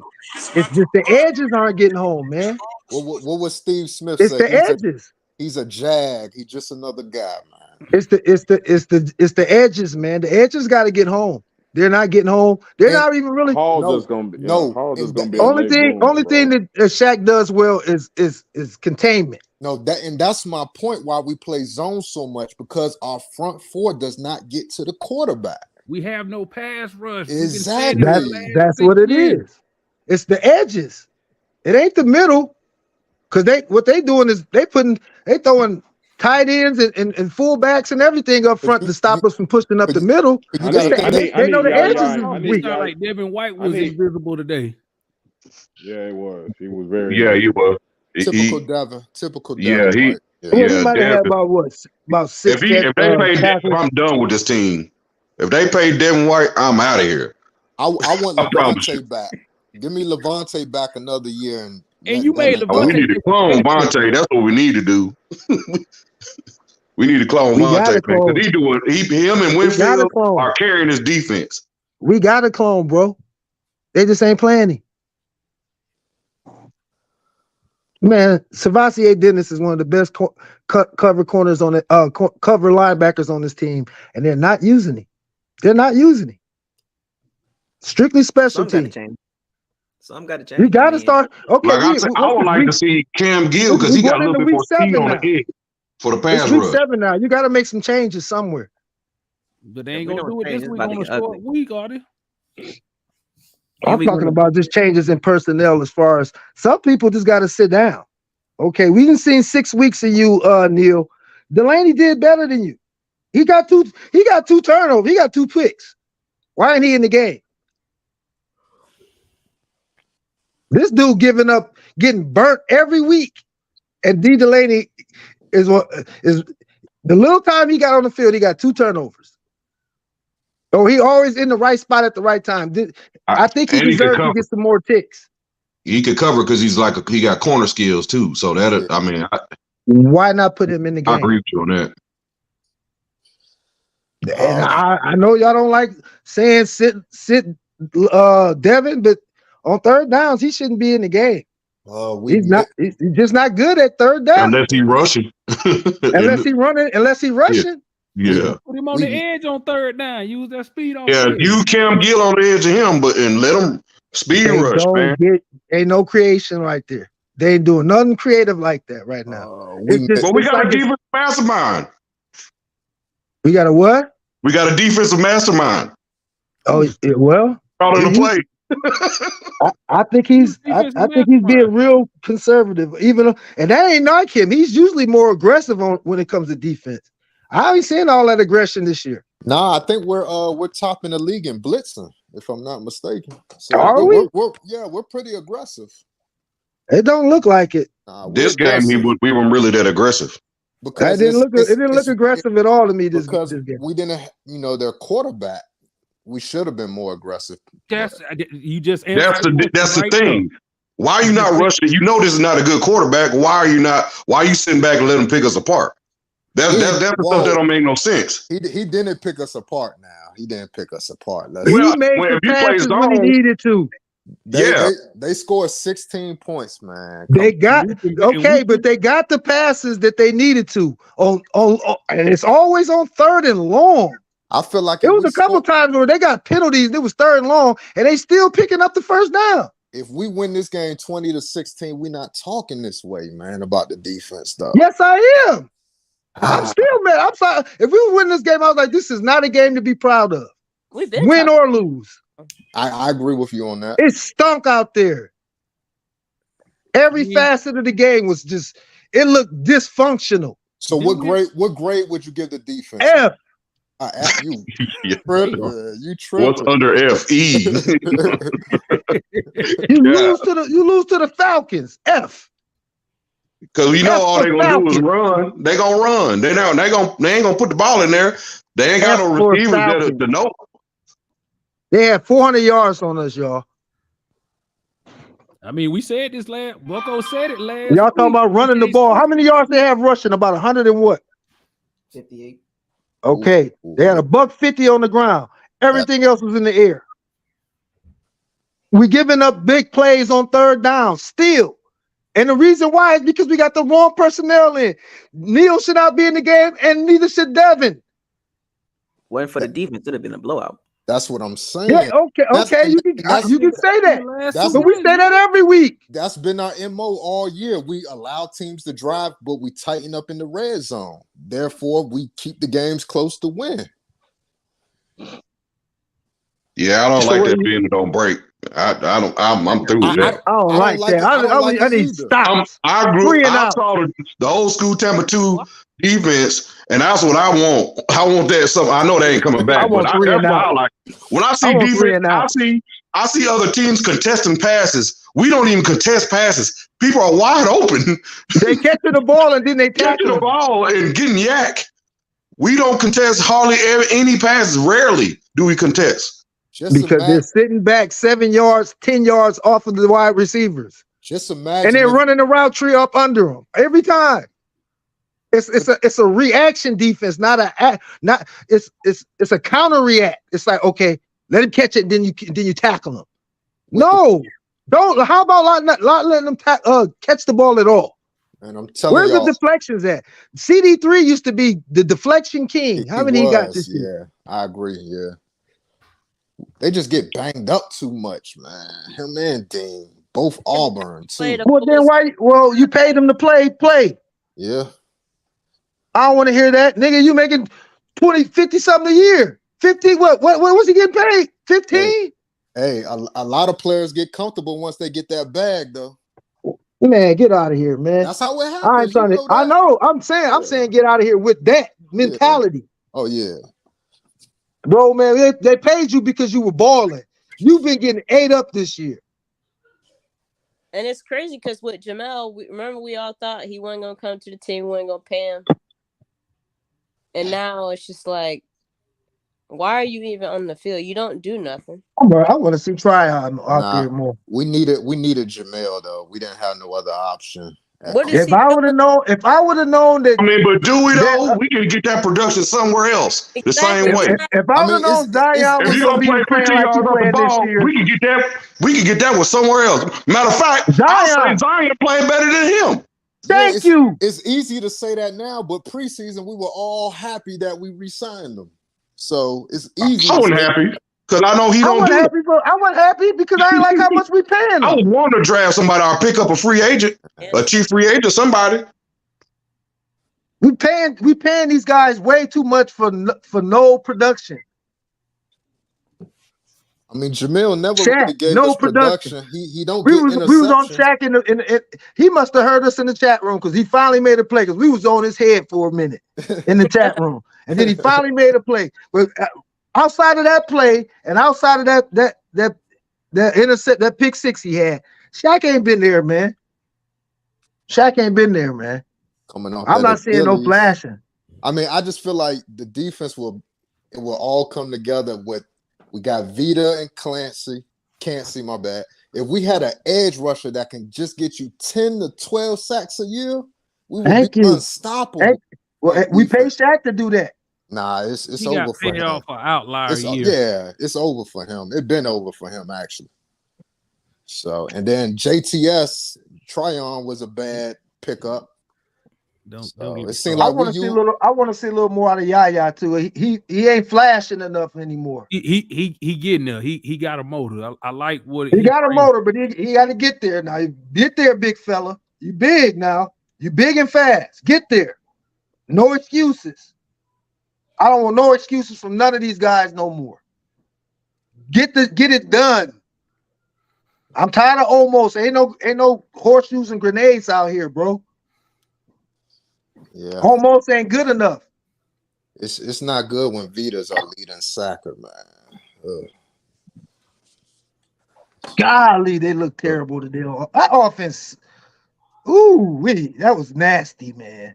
So let's do Hey, let's y'all see tally that up. play? The game. It could have been a game-winning drive. It was a game-time drive. He had Godwin wide open in the middle by the goalpost. He looked at him. And then because the linebacker went to go cover Auden, and he had to just throw it up. He didn't even throw it, man. But you threw that one interception when dude wasn't even open to Auden. It's like, why would you throw that super fast, but you won't throw something that's open? Baker ain't reading the field, man. So it's like, I didn't check it out, man. I'm waiting. I'm trying to see who we're gonna draft the quarterback. All 22, it's always somebody open. It's always somebody open. And he never throws them the ball. But they liked that. They wanted him. They gave him the job. He did right in for the job. I think Baker was a money move. It was a I think he's gonna put butts in seats. It was a quote unquote competition. Yeah, he played one preseason game. One. So let's do the tally up on the points per game. So let's say, the first game they played the Vikings, right? And that was what, 20 to 17, right? And then they played the Bears. That was 27-17, correct? So that's skewed because we had a defensive touchdown. So that's skewed. 20. We only scored 20 against the Bears. All right, so that's 20 plus 20. That's 40. And then we played the third game was the Eagles. That was 11 points. The Saints. You forgot the Saints game. Wait, the Saints after the Eagles. Then the Saints game we scored 26, correct? That was 26. 26-9, right? Yeah, 26. And then the Lions game, that was 20-6, right? I thought it was 20-3. 20-6. Yeah, 6 points. And then this game, it was 13. 13. Okay. We're just gonna get this right. He said, okay. All right. Now, y'all go out here and believe Canales snake oil salesman lines again if you want to this week. We're averaging 16 points a game. Okay. That's without Shaq Barrett's pick six. What'd you say? But he's better than Leftwich. 16 points a game. No, he's not. Where is he? Where is it that what is he doing that's so different than what Leftwich was doing? Man, they made Leftwich the scapegoat. We know that. I mean, I'm just Well, it's about the same. I was one of the people saying Leftwich just get him out of here too. With the I was thinking if they're gonna get here. With the Shaq I was thinking if you're gonna get a offensive coordinator, you get someone with experience rather than someone that's learning on the job. I'm talking about for those who talking about with the Shaq Barrett pick six, it's 17.1 points a game. Bro, it's okay. The first couple weeks, you give your OC some time to get the wrinkles out. we going into week 7, man, and it ain't no different. What did I tell y'all? What did I tell Ain't y'all nothing about changed. What did I tell you about the Bucks offense? I said I'm gonna give it till about 6, 7 week, 8, 6, 7, 9ish weekish, right up in there.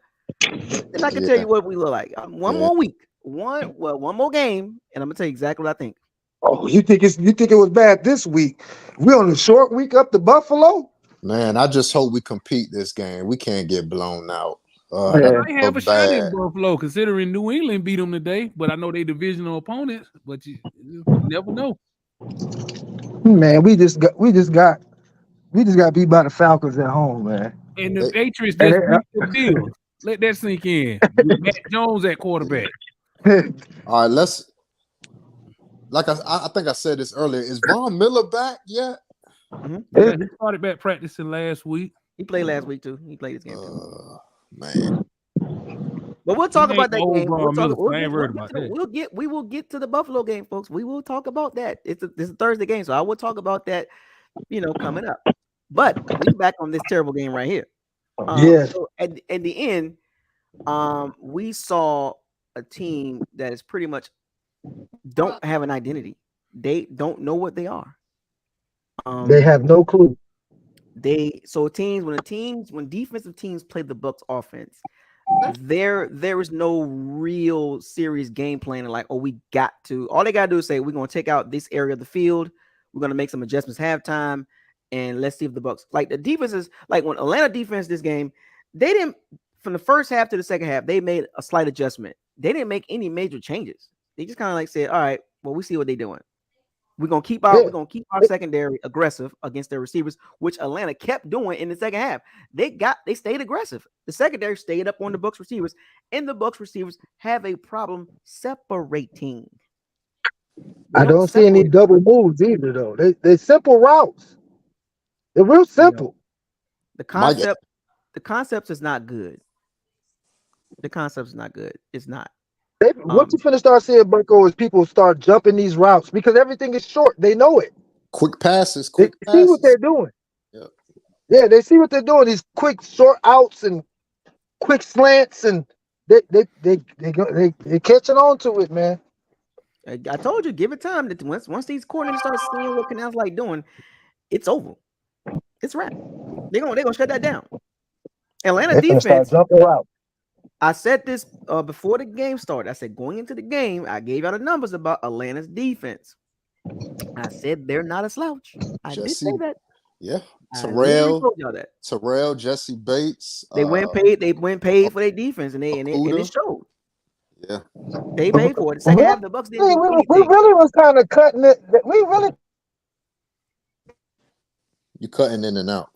The second half, Atlanta put the money into the defense with the right players, and it showed. They're getting results. They're a top 10 defense.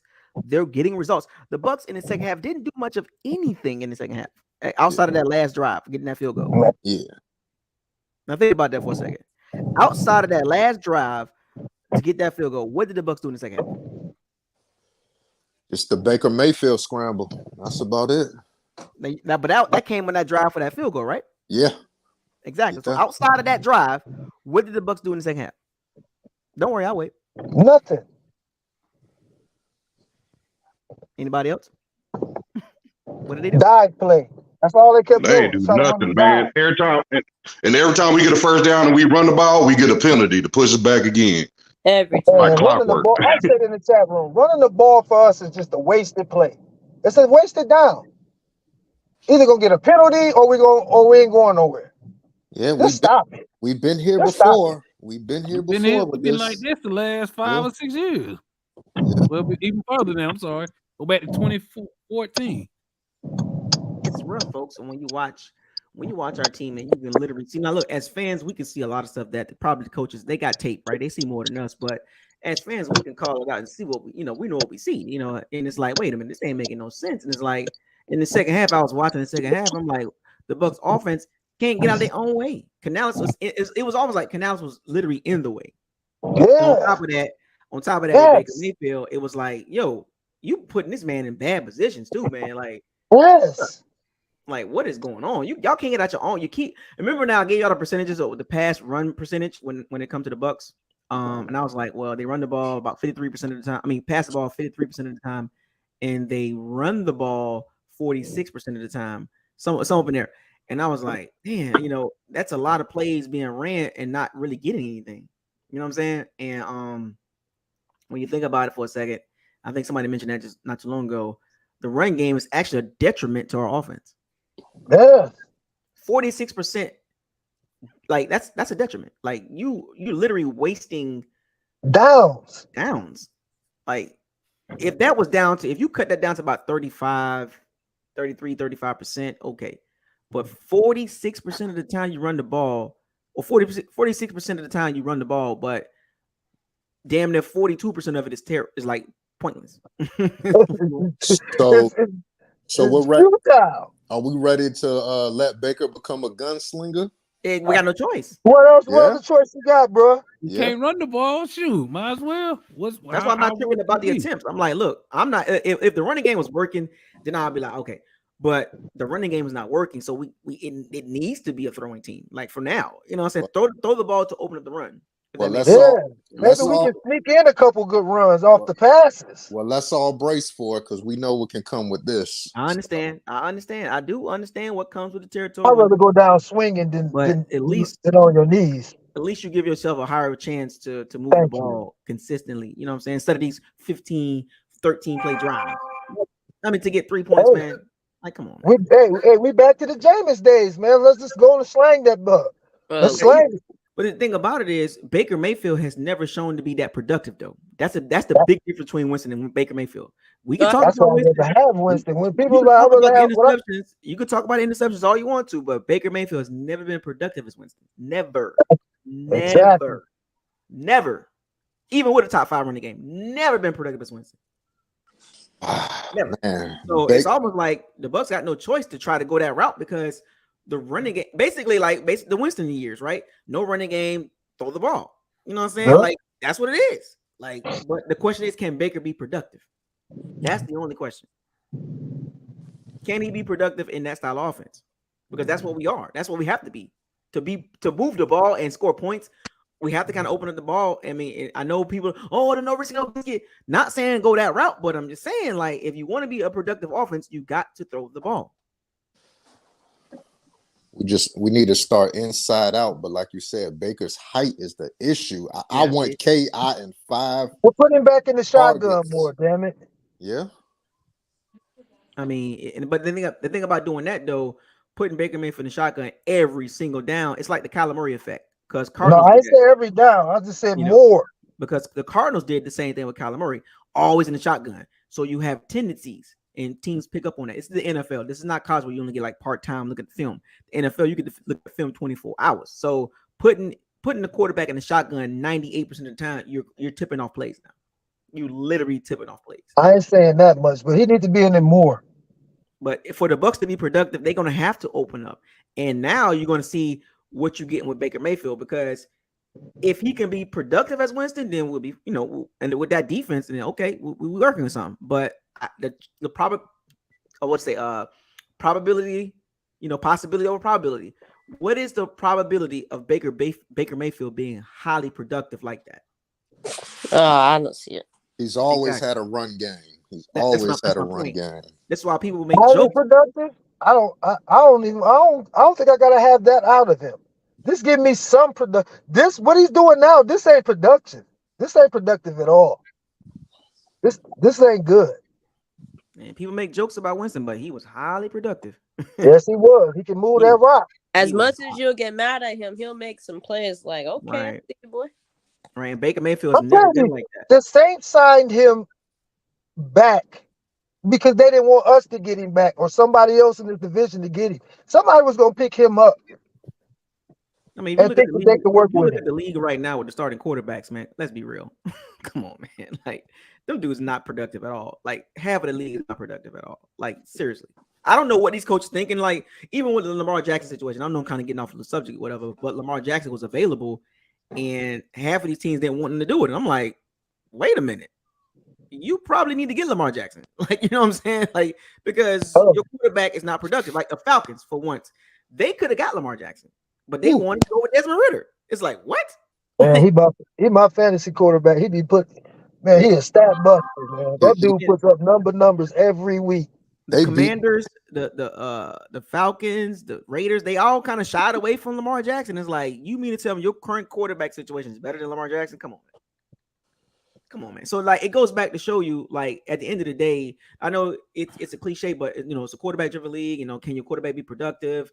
And if he's like mediocre, you better have something very elite about your team. If you have a mediocre or below quarterback, you better have, like the Jets. So you got Zach Wilson, prime example. The Jets defense is super elite, like everywhere. You know what I'm saying? Like, look at the 49ers, right? You got a mediocre to below quarterback. You better be hyper elite in a lot of other places. And the problem with the Bucs is, and I said this before, going back to my team, our team, the Bucs are not hyper elite overall and defensively. They're not hyper elite like the Niners or the Jets. So there is too many holes for them to be the Jets or the 49ers defense. You know what I'm saying? Like Devin White, the secondary, you know, the pass rush. You can't have that many holes. You can't have that many question marks. Now, as a whole, as a Bucs defense as a whole, they're good, but the problem is they're not consistent. They're just not consistent. So you're gonna have one of them hiccups every time. To make up for that, they have to be hyper productive offensively. And the problem with that is they're not hyper productive offensively. You know what I'm saying? And I said that, and I said this: if you want to get the best Baker Mayfield, you better have a top level running game. The best Baker Mayfield is with a top level running game. And what do the Bucs have? Not a damn worst. The worst. That's a problem. How many rushing yards did Tampa finish with today? 20? What? Talking about points? No, rushing yards. Like, I know they barely got. I know they didn't. I mean, what was the longest run? Like 3 yards or something? No, the longest run was by Baker Mayfield, 31 yards. So that was the longest run for the day. Say that again. 31 yards for Baker Mayfield. He actually can run. He ran for 31 yards on the last drive, to get that field goal to tie the game. Now the problem with the Bucs offense, what's going to hurt them is when you put that much pressure on Baker Mayfield. These are the games you're going to get. These are the exact games you're going to get with Baker Mayfield. You know what I'm saying? With all that pressure on him to produce through the air, because that's not his game. He's never been that type of quarterback. I don't care how much you like him, but he's never been that type of productive quarterback throwing the ball. Never, ever been like that. Even with Nick Chubb and Kareem Hunt, he's never been an elite productive quarterback. Never had a top 5 offense. Like where? Like where? You know what I'm saying? So that's the dangerous part about the Bucs becoming a through the air team. You know, it's dangerous, but they ain't got no choice though, in my opinion. So you take it how you want to take it, but the Bucs are in trouble. Yeah, they're in trouble. Yeah, because we can't have games where like WTF, like wow, they really lost that game, and we just had one today. And I said this: the Bucs needed to avoid these type of games. The what WTF? How in the world did they lose that game? I mean, would it be safe to say that that's with the exception of maybe the New Orleans game, most of your close games they won could have easily been like today? I mean, the way you...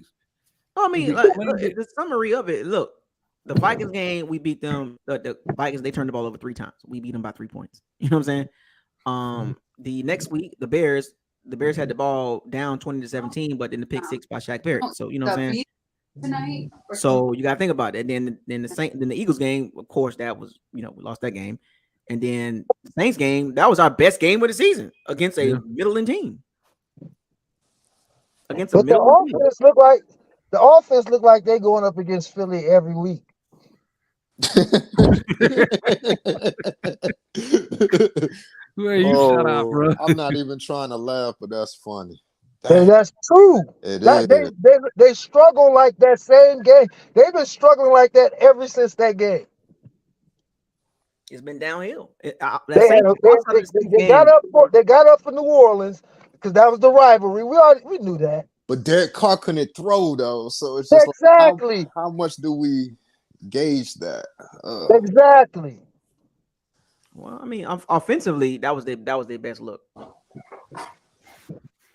That was their best look offensively. And Mike wasn't even in that game that much. Nope. They looked fluent against the Saints, and they got he was forced to use his other weapons. They got super hyped up against the like the Bucs gonna get super hyped up against the Saints. That's how they're gonna play against the Saints. They're gonna be extremely hyped up, and then against everybody else is like, what is this? You know what I'm saying? Like, I think we just kind of caught them off guard because once Mike went out the game, it was like, oh well, it wasn't no one person you can key on. He was actually using everybody. Why is he carrying that type of philosophy over into the next game? Okay. It's like he don't see what works and what doesn't. He still goes back to whatever he feels the offense should be, and not looking at reality. Okay, I'm glad it's less people in because I did want to ask this question. I'm a fan of Mike Evans. I know he's getting up there in age and everything, and it's a good chance we won't re-sign him. I'm not confident in Chris Godwin going against the team's #1 DB next year. I just don't see how successful that can be. Well, hopefully Palmer will come along a little further in his development, and he'll be a much bigger threat. I think he's a big threat now. I just think they don't utilize him enough. I think we would game plan more for him if he was that big threat, though. Like you're gonna find if you see how productive he was in preseason, then you're gonna find ways to get him the ball, regardless of Mike Evans around him or Chris Godwin around him. And they're not doing it. Like he definitely last game he had 2 deep balls that we could have got to him. He overthrew him though. Yeah. So I mean, I ain't saying they're not game. Up, but that's one game. That's one game. That's one game they tried to engage him into playing into the offense. But other than that, they're not using that dude. He got 2 targets today. 2. Baker Mayfield's not a down the field thrower either. He's not. Yeah. I mean, they said he's such a good passer of the deep ball. Say what? They said he's such a good passer of the deep ball. No, Baker's MO was he'll roll to the left and throw it deep on a corner route or something. That was his best throw. That's it. But the numbers don't even support that. The numbers don't who said that? First of all, like they were saying that during the game. Who? They were saying that during the game. They don't. Whoever that they is, they don't matter because they it's almost like when you listen to these when you listen to some of these announcers, these media heads, sometimes they could be biased about a player and disregard the actual facts. Very. You know what I'm saying? And Baker Mayfield's not a down the field thrower. Like the numbers support that. The product. I'll be listening like, man, what are they seeing? Because the productivity support that. The numbers support that. He's not a down the field thrower. He's not a hyper productive quarterback. The media tries to hype up players they want to, man. That's all it is. I mean, we know that. Yeah. So it's Baker. He know he's on his last leg, but the media he's a media darling. So they're gonna continue to, try to hype him up in some capacity. What was his percentage today? Say what? What was his percentage today? What was his completion percentage and his QBR? He may have been high. How many turnovers did we have today? Did we have any or they 2? He threw 2 picks, or we fumbled the ball. He threw 1, and it was ridiculous. It was ridiculous. That was the game. That was the ball game. That ain't even a Jameson interception. That's a Mike Glennon. That's he was 27 out of 42, 64% completion percentage. And if you factor in some of the little dinky donkey stuff, I mean, he's not really. What was his QBR? I think it was wait a minute. It was he ain't got over 70 all year from what I heard. No, at one point, he was at 105 at one point the first few weeks.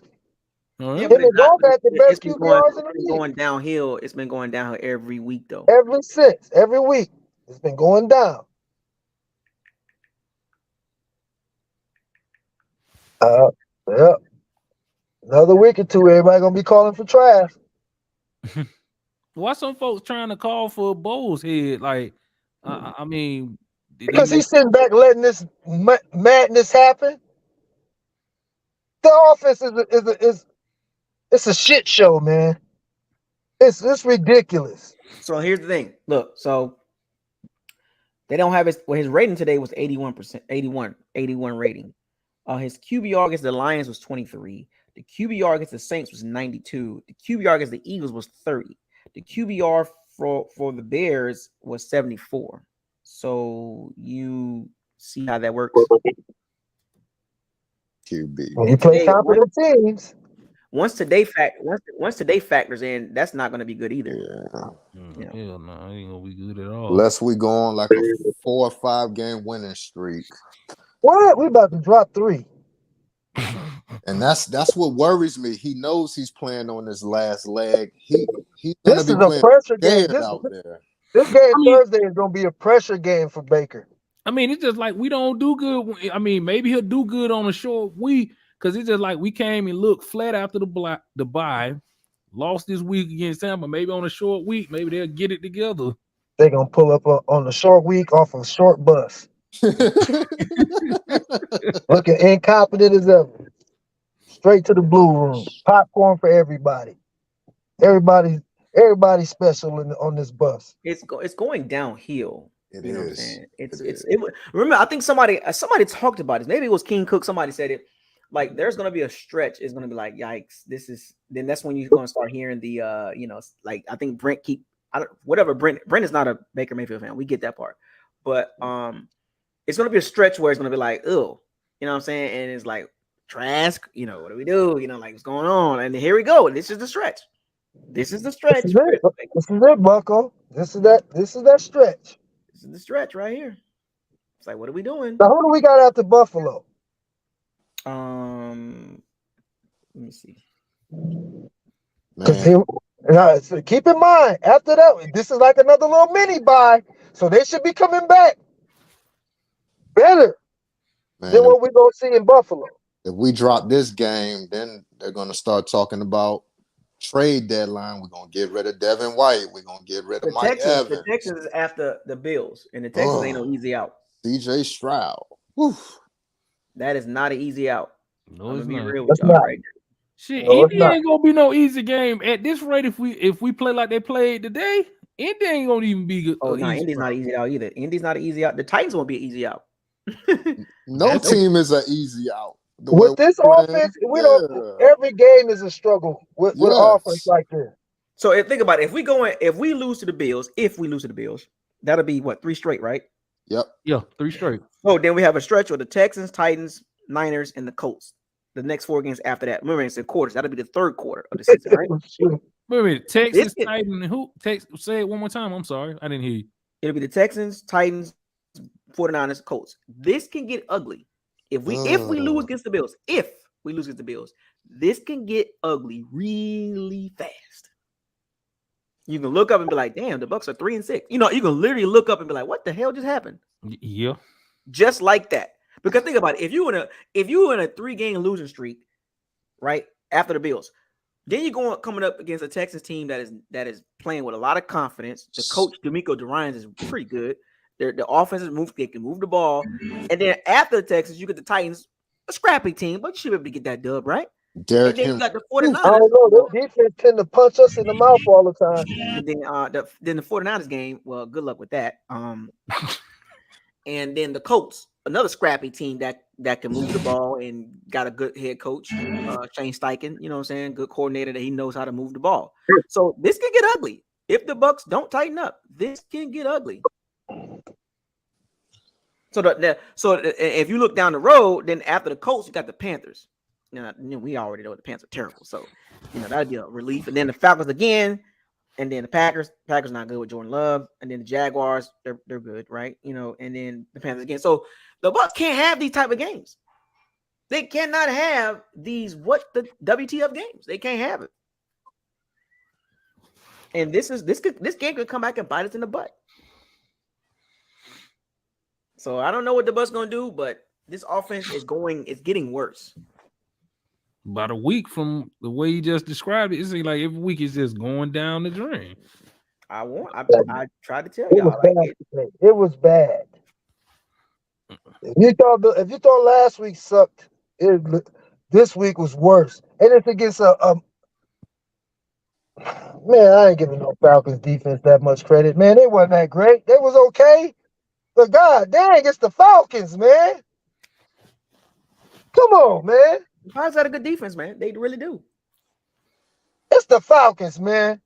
Now their secondary is That elite. secondary is nice. I can't take that. I can't even take that It's away. elite. This is trash. We lost to an offense that this is they worse than we worse than them offensively.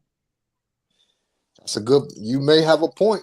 You may have a point. Yeah, We're worse than them offensively. But their defense did a good job in the second half. They literally did. Their defense was no joke in the second half, man. We moved the ball second half when we needed to. We just didn't score. We kept field goals. Outside of that last drive, Falcons defense did their job. Did Grady? How much did they have the ball second half? What? Talking about the Falcons? Yeah. Well, they had the Because it ball seemed more like than we us. had the ball a lot in the first half. They had the ball a lot in the second. Yeah, they had the ball more than us in the second half by not even close. Did Grady Jarrett play? Normally he creates havoc for us. I didn't hear his name today though. I mean, he was more like, I guess the Bucks, they game plan, because game plan. When you game plan against a certain guy, they game plan against him. So they neutralized him. Okay. But the other guys, they had 3 sacks. I mean, and then they had some decent pressure too. Baker escaped. I think 1 or 2 of them sacks was Baker's fault, though. He was holding the ball too long. That last sack. You gotta run, man. What are you doing? He escaped a couple. He could have ran on that last play. He did that one play. He did the sidestep. That was nice, though. I can't lie to you. That was a nice. He has move. those moments. He has those moments. Yeah. He had those little moxie moments where he sidesteps and does a get out of a scramble play. And they're far and too few there. Justin Herbert. You know what? I ain't even jump out real quick, but Justin Herbert, right? As good as he is, it just seems like he's a Phillip Rivers 2.0. I think it's coaching with them. I think he needs an offensive coach. I think he needs an offensive head coach. Man, you could put him in the same category as I'll take him right now. You can put him in the same category as Aaron Rodgers and Drew Brees' wasted prime years. Well, I'll take Justin Herbert right now. What, 4th year? But I'm saying though, the reason I say that is because look what Drew Brees and Aaron Rodgers did right after they won the Super Bowl. They just wasted all their year, put up hell of numbers. I think Justin Herbert, he's going to be productive, but he's not going to go anywhere. I agree with that. I don't think he has that it factor. Yeah, he's something about him is just like it just like Trevor Lawrence. Justin Herbert, perfect. I was going to say him too. It's like they the same to me. It's like they good, bro. Like, I thought I was the only one that thought that Trevor Lawrence and Herbert was the same. They don't got that intensity. Man. It's like, I'll take either one of them over our quarterback. Oh, I mean, no doubt. No, that's a no-brainer. Come on, no-brainer, man. I don't even know why that's a conversation. You know what I'm saying?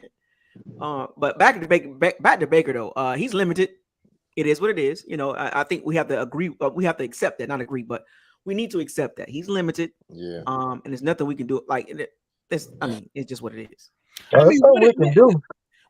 This is what I got. Let me ask y'all this. It ain't that many here.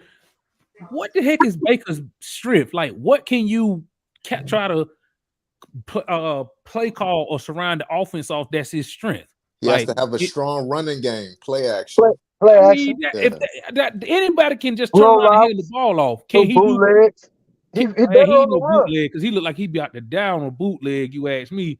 I mean, it seemed like we can't set up the bootleg or flash because we can't run the ball. So how often did they do that this game? How often did they do the bootleg? I didn't watch the game, so I can't tell you. We've stopped doing. We did the bootlegs only like the first 2 games of the year and stopped it. They did it a little bit in the first, second quarter, but I didn't see none of his second half. He was trying to be in the pocket. You can't keep doing it because teams are going to shut that down. Yeah. He was in the pocket. Is Baker good with intermediate throws or what? I mean, we know he can't throw it deep, but I'm just saying, can he throw intermediate routes pretty good or 0 to 6? I mean, 0 to 7, 0 to 6. I mean, that's what he's best at, you know. Hell, just hit this in splits all game until he be throwing like 20 yards downfield. But when Baker's not a good down the field thrower.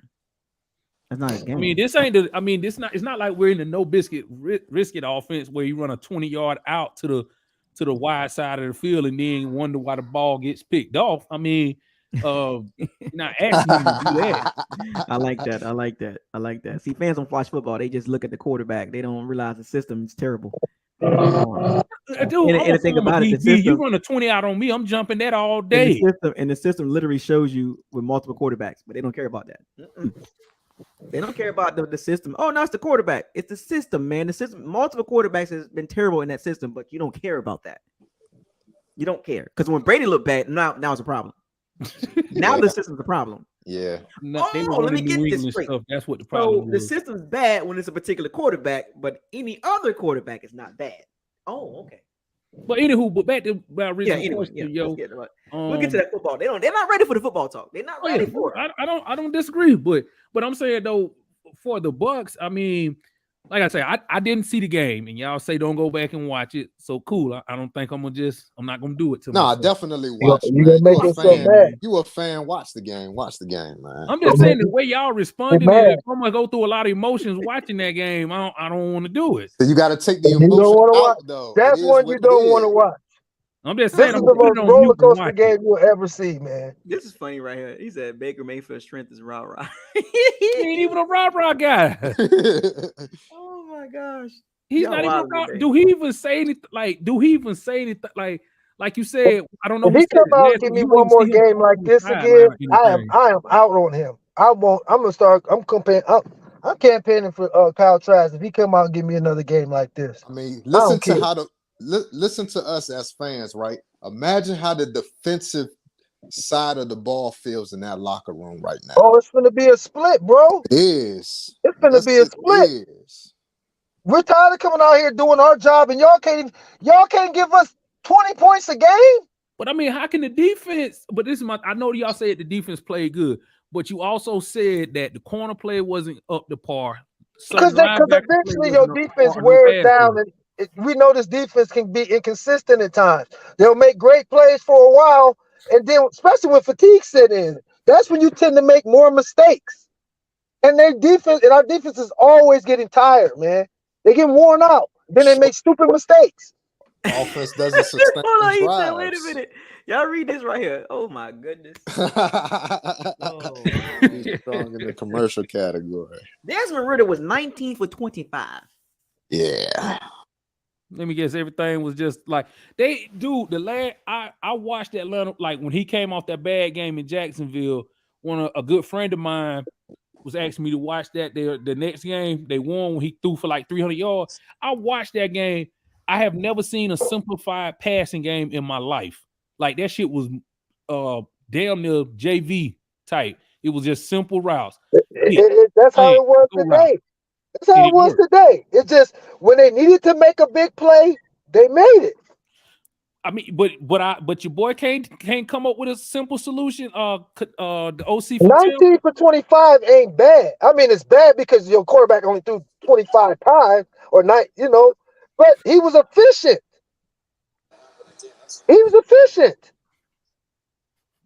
When they needed a big play, they made a play. We didn't. We just couldn't make plays, man. They don't. I'm starting to question if they believe in this offense because it's bland. Last year. It's very bland. I don't even. Are y'all starting to see what happened to all of the motions and stuff? I ain't seeing none of that. I ain't seeing none of that creativity stuff not that what we see. The offense I saw the first couple weeks was a lot different than what he's showing today. It's very dumbed down. Now, are they dumbing it down because to help the quarterback? I mean,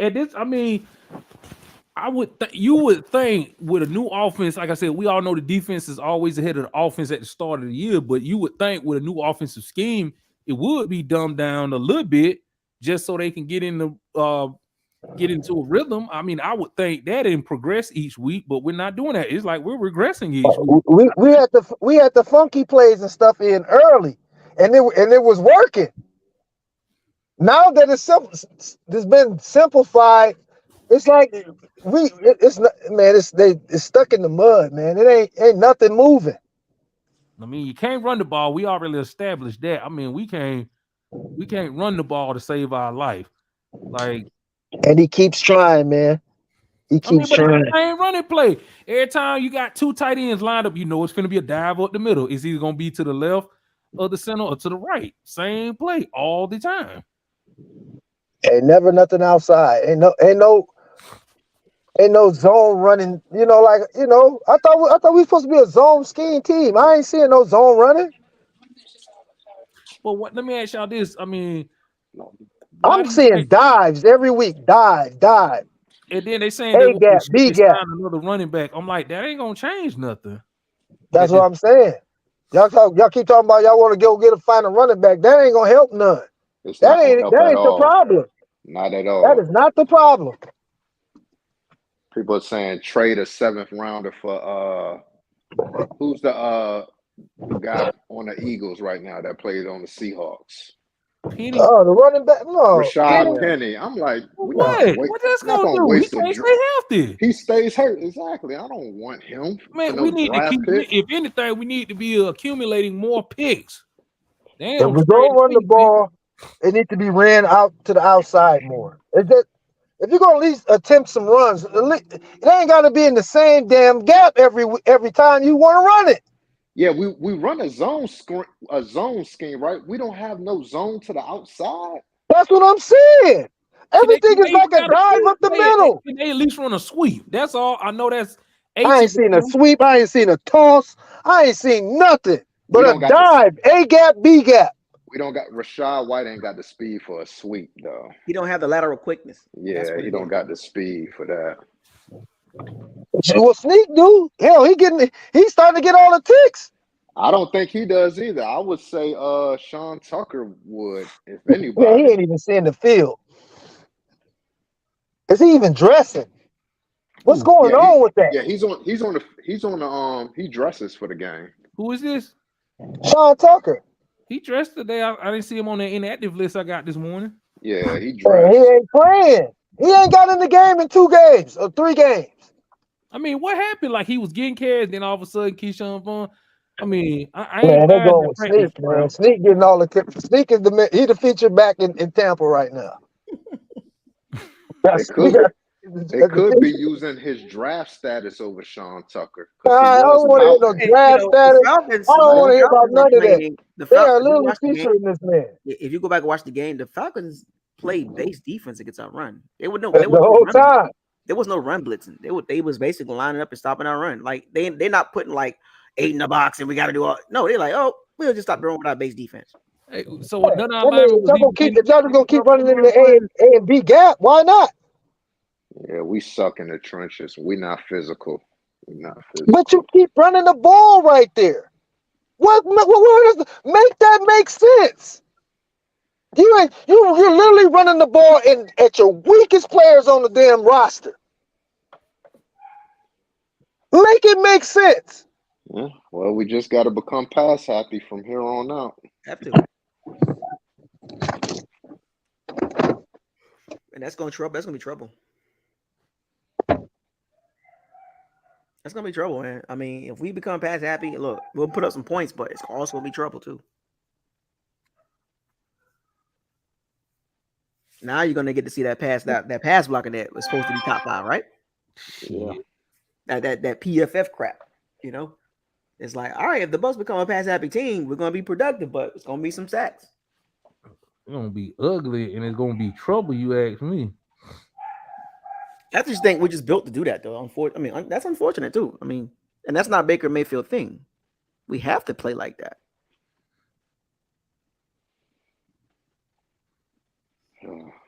I just wish we can get more production out of our tight end.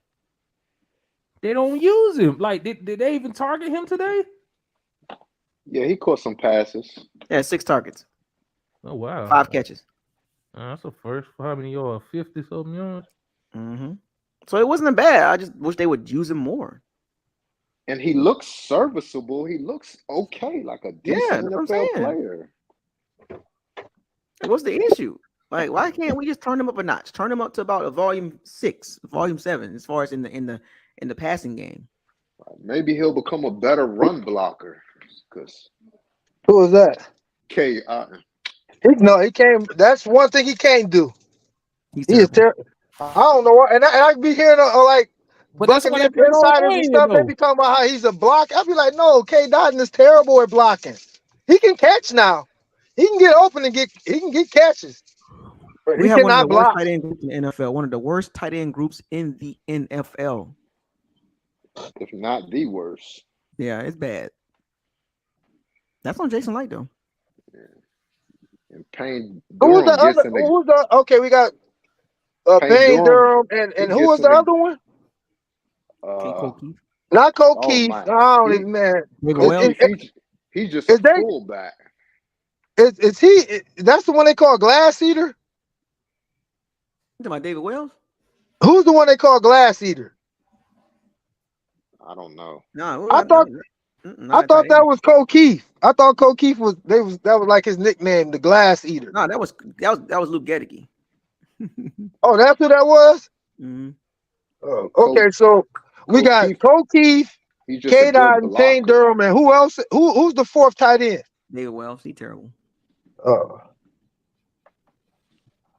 he there? I thought it was somebody else. Terrible. Oh Lord, yeah, we trash, man.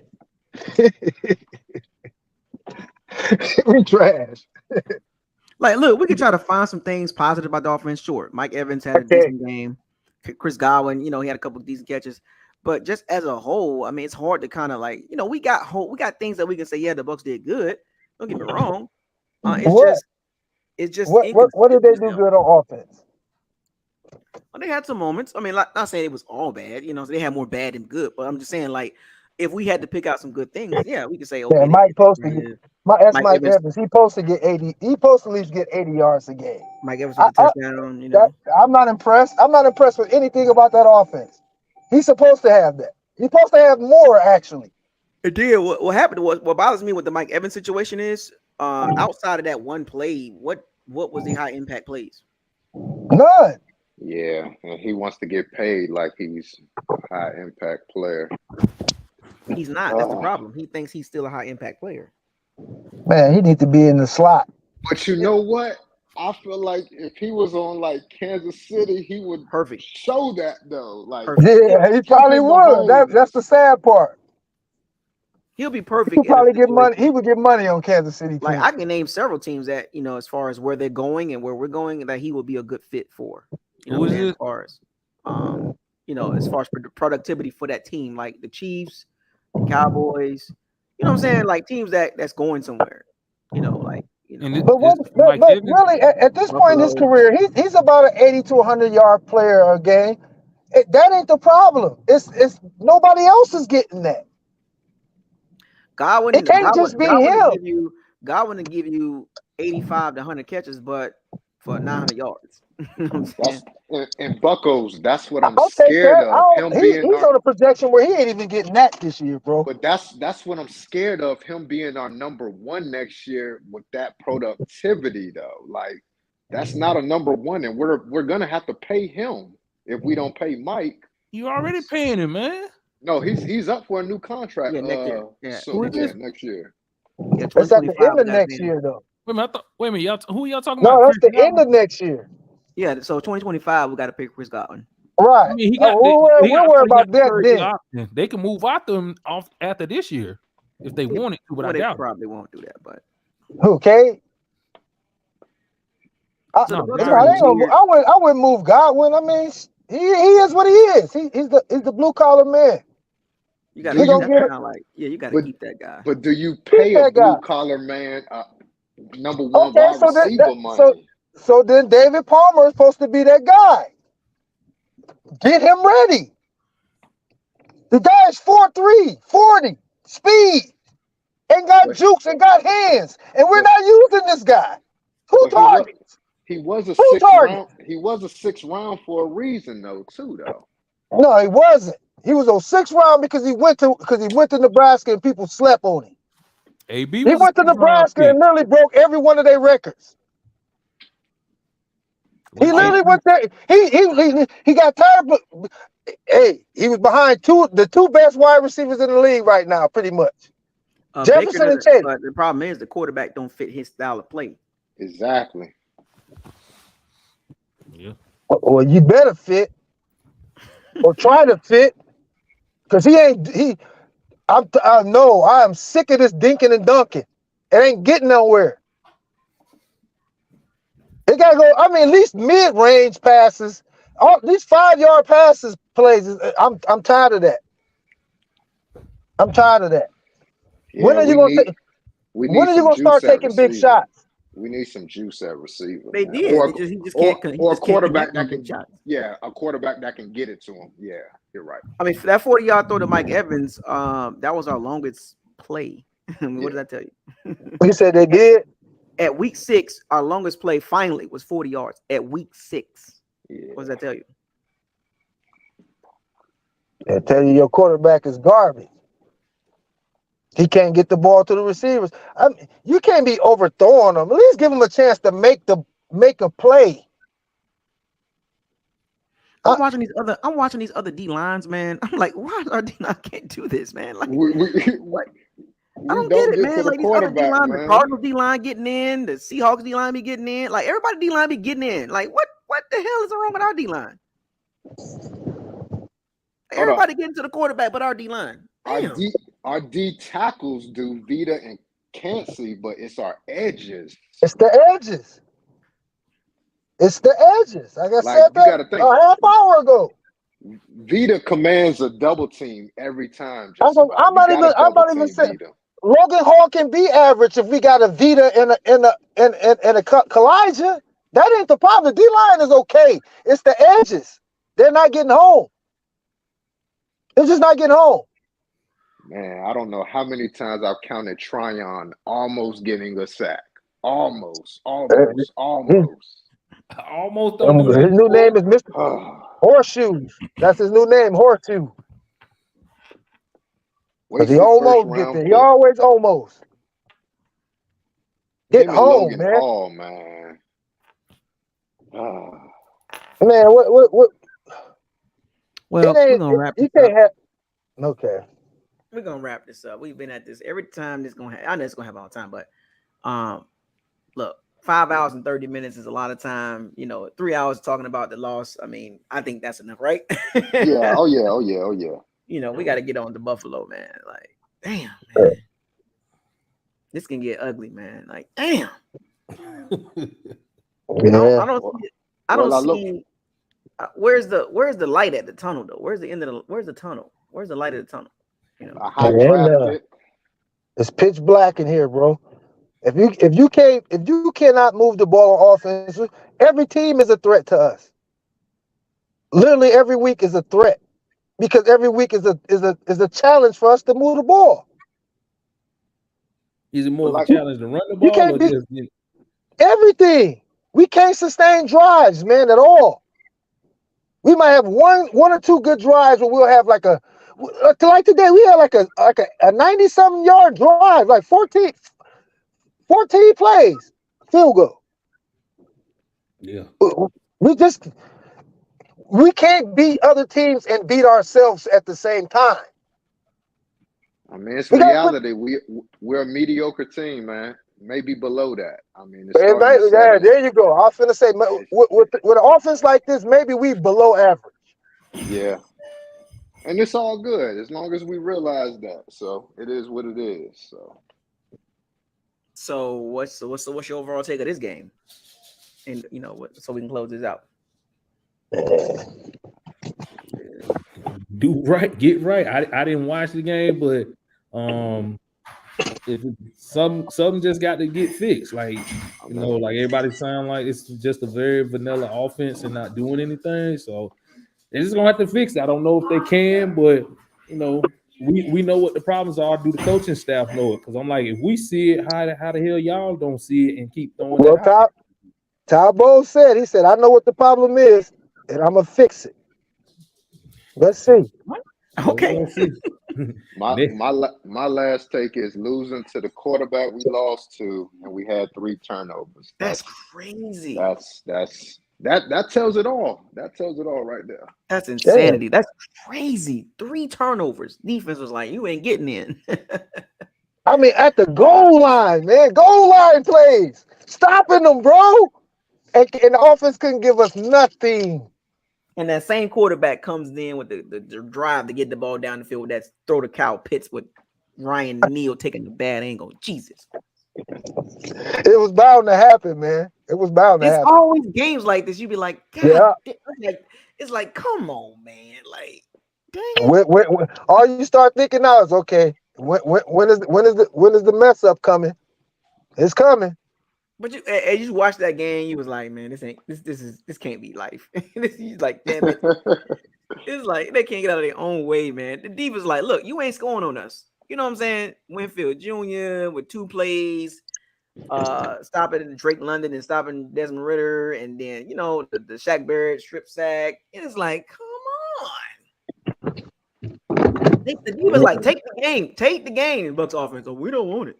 We don't want it, man. I'm a little tired right now. Yeah, we are who we are. We'll see what happens Thursday, man. And yeah, oh boy, this is Buffalo. Buffalo got a little chip on their shoulder too. So, and it's gonna be cold up there too. Man, look here, man. We about to get routed. If we come out there playing offense like we did today, we about to get routed. Yeah, they gotta tighten up, man. Oh, this is gonna be a 3-game losing streak. You know what I'm saying? And I'm gonna go back and watch the Buffalo Patriots game. I'm gonna do a little breakdown on that. And I'll talk about Buffalo either tomorrow or Tuesday. And Devin Witherspoon, he is that dude, man. Why can't we get a quarterback like Devin Witherspoon or Sauce Gardner? Jesus Christ. Like Devin Witherspoon is really him. I thought he would be too small initially, but he's a baller. Oh, he gonna blitz. He just sacked the quarterback. He can intercept balls. He can hit. Like, what in the hell is going on with us? Man, it's frustrating when I see other teams with good players, man. It's like, why can't we do this? Why can't we do it? It's Jason. Anyway, is that all? That's all you got for the game, folks. That's all you got. Yeah, I'm done. I'm over it. Yeah, I'm cooked. Just like this offense. Yeah, the offense got to get out of their own way, man. It's gonna be a rough sledding for the rest of the year. It's gonna be rough, and it's like we're gonna have to watch this, and it's gonna be like, damn, you know what I'm saying? Like it's gonna be terrible times. We're just gonna be like, man, it is what it is. Like you gonna have to. It's almost like at some point as Bucs fans, at what week are you going to accept that this offense is basically mediocre at best? I've accepted it. Like I don't have no type. I ain't accepting that. Because I don't think they're mediocre. I think they below average. I think they terrible. Well, I said mediocre at best. At best. Yeah. I would say they man at best. That means the Saints game type offense, like it's good, but when you play teams like Buffalo and all that, it's like, yeah. I think the Saints move the ball better than we do. These last 2 games, this offense is really bad, man. Man, we should have tried to keep Mike Edwards over Ryan Neal, man. Yeah, that dude is a bum. I don't know why he's on the field. I really don't at this point. The last 2 games it's been because of him. He been getting burnt. He the one to get burnt every time. He that dude to pick on. But he's still in the game. He doesn't look athletic or nothing. He's just good. He's just like he's an in the box safety. And that's what he was in Seattle. I don't know why they're trying to convert him into this. I can play back. He's not good in coverage. That's why they got rid of him. He gives me, what's the guy we picked a top 10 safety, Mark Barron. He gives me those type of vibes. Now, Mike Edwards just made a play. To the Chiefs defense, man, I didn't know they was that good. Jesus Christ. Jeez, and they secondary is super young too. Like half of their starters on defense is second year. Because with Chris Jones on that line, they get real disruptive up front. Jesus Christ. That's what it is. They got 11 starters, right? Half of them are first or second year players. That is insane. And they all hyper productive. It's like, what the hell? Like, goodness gracious. Man, look, I can go on. I love watching football because I can literally look at the Bucks and look at other teams and be like, we gotta get something like that. I can just like that's what makes my draft for the last couple years, as far as what I see with the team and what they're missing. It gives me a better insight when I watch other teams closely, and I watch every Sunday. I watch almost every game, and I watch and specifically I watch the trenches, especially on the defensive line. And I'm looking around the league, and I'm like, the Bucks got to be able to do a better job in drafting. They got Clancy's good, right? We got Clancy and Yacht, but we need more. We need more, man. Like, it's not enough, man. Like, you never can have enough D linemen. Never can have enough D linemen. Never. Every year you should be drafting D linemen in the O-line, D-line. O-line, D-line. Every draft, it should be, unless you need an overhaul offensively, every year you should be drafting D linemen in the first 2 or 3 rounds. Guaranteed. No. And O-linemen too. Yeah. The trenches pick. No ifs, ands, or buts, man. Like, you got to. There is no way you could. Oh, we know we'll get our first D lineman in the 4th or 5th round. You are an idiot. You are a freaking idiot as a GM. Yeah. Like, what are you doing? And when you look at this team, man, as far as the weapons are there. It's the lines. The lines aren't performing up to par. Either side. These next 2 drafts should be nothing but O-line, D-line. O-line, D-line. I mean, y'all have been following me for a long time. I've been saying trenches matters for like 5 years now, man. Yeah, yes, sir. Yes, sir. They just keep ignoring it, like, and then they just started addressing it, but they're addressing it with the wrong players. It's like, Jesus Christ, man. Yeah, they putting band-aids on bullet wounds. I got a hypothetical question. If Ryan Jensen was healthy and still here, you think he would have made a difference? I think it would have helped. But he was still part of a O-line that didn't run the ball well too. So yeah, that's what I was about to say too. But he's better than Hainsey. I think Hainsey might be the worst center in the league. One of the worst. He's regressed though. I want to look. I'm gonna look that up. Who's the worst center in the league this year? Hainsey got to be at the bottom, damn near. He got to be. He is. Matt Freer has been a disappointment. And I told y'all this about Matt Freer. The Chargers was like, we good. And we picked him up. Oh, Jesus. Yeah, he had about 2 or 3 false starts today. Matt Freer. How do you have that many false starts at home? The same dude having false starts. This brain farts, man. This is not a smart team. They're not a smart team. And that comes from coaching. The coaches aren't smart enough. I'm surprised the Steelers are beating the Rams right now. There's a lot of good games going on. Competent coaching. When you look at teams like that, you be like, how are they beating them? They got competent coaches. Game plan. I mean, we know that Pittsburgh ain't the juggernaut they used to be, but their coach is so good, he's gonna scheme up some wins. And you got faith in that. There's no doubt. Nobody doubts Tomlinson. Yeah, sometimes your coaches counts is for like 3 or 4 wins just by coaching alone. Yeah, that's a fact. He counts for a couple of wins, you know what I'm saying, by himself. Like Todd Bowles, how many can we say Todd Bowles can give us by himself? Like, just he coached up 3-4 wins? No. Honestly, if we had a better offense, maybe. If we scored maybe 20 a game, I would say maybe. Yeah, I'll give you that. I'll agree with that. But that's just this year. For the most part, he hasn't been. He hasn't. But for this year, I would say maybe. We had our chances against the Lions. We could have beat them if we would have made those plays. Well, coaching always wins at those type of games. Yep. Coaching always wins those type of games. So who beat Buffalo today? Bill Belichick. Patriots. The Patriots, huh? That coaching. But Buffalo did. Todd Bowles is nowhere near Bill Belichick. Oh, it's coaching. Mahomes, what a throw. We ain't got that. But yeah, so gentlemen, it was good having this conversation 2 weeks in a row. Long conversation after. I got there's a trend there with the Bucks fans and us. So we're gonna have these conversations after they lose, you know. These long Man, conversations. it's just frustrating to see the offense like that, man. Defense giving us the defense giving us what they can, man. It's that offense. I warned y'all. I said the defense gonna be like this before the season started. I told y'all. I was like, the defense. I'm not worried about too much defense as overall. They good. The problem is Baker Mayfield at offenses. This is what it is, and it's terrible in some cases. They have his moments, but overall, I mean, it's not sustainable, and we're starting to see the cracks that were already there in the Bears and the Vikings game. It's not sustainable. It's clearly not sustainable.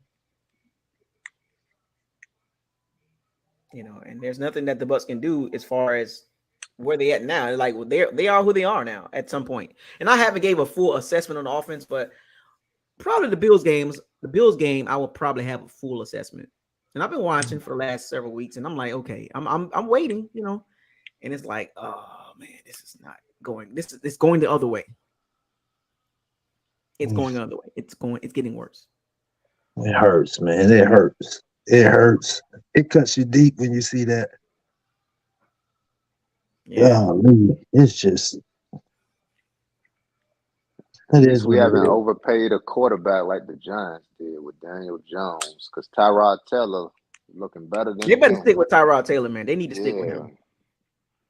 They're like do see if the Giants are smart, don't do what the Saints doing. You know what I'm saying? Like your backup quarterback's being productive, but the coaching's being stubborn. So like Tyrod Taylor is playing a lot better than Daniel Jones. So whenever he comes back healthy, I would stick with Tyrod. That's two wins now. So they got 2 wins, and then even last week they could have won last week, but it was a bad call. Yeah, they didn't make the call on the pass interference, but 2 weeks in a row, Tyrod Taylor, man, you know what I'm saying? Like he looked better than Daniel Jones to me. So I don't know, but we're gonna see, man. We're gonna definitely see. This Chiefs and Chargers game getting really good. That's what I'm saying. You just said something about Herbert. Let's see if he sort of the Chargers defense actually tightened up in the second half. Mahomes went crazy in the first half, but the Chargers defense has played very well in the second half. They made the adjustments, but the problem is now the Chargers offense is stuttering around and not convicting third downs, and I'm like, oh Lord. Justin Herbert, man. Let's see if he can make a clutch play. Justin Herbert, man, this is his motto, man. Like I done seen him. I'm pretty good at quarterbacks, like but hey, that's a whole nother conversation. We'll talk about that another time. Gentlemen, it was nice. Bucks got to tighten up. It is what it is. All right, man. Y'all enjoy y'all evening. All right. Sal, Cook, appreciate it. Yes, sir. Well, Bucks fans, it is what it is. The Bucks fall to 3-3. Tough loss at home. 2 losses in a row at home. Bucks got to tighten up, man. They got a long way to go. Fire those cannons. Seize the day. Raise the flag. Hashtag. What are the Bucks doing? What are we doing? Hashtag why? Hashtag facts over feelings. Hashtag possibility of a probability or probability of a possibility. Hashtag life after Brady. Hashtag shake and bake. Hashtag WTF. Hashtag NFC South is terrible. Hashtag don't get mad at me. I don't play the game. I just talk about it. Hashtag what is this? What is this? Hashtag trenches matter, and they will always matter over here in BucosLocker. Trenches always matter. Trenches number 1. Hashtag pay Mike, right? Hashtag transitional year. BucosLocker out.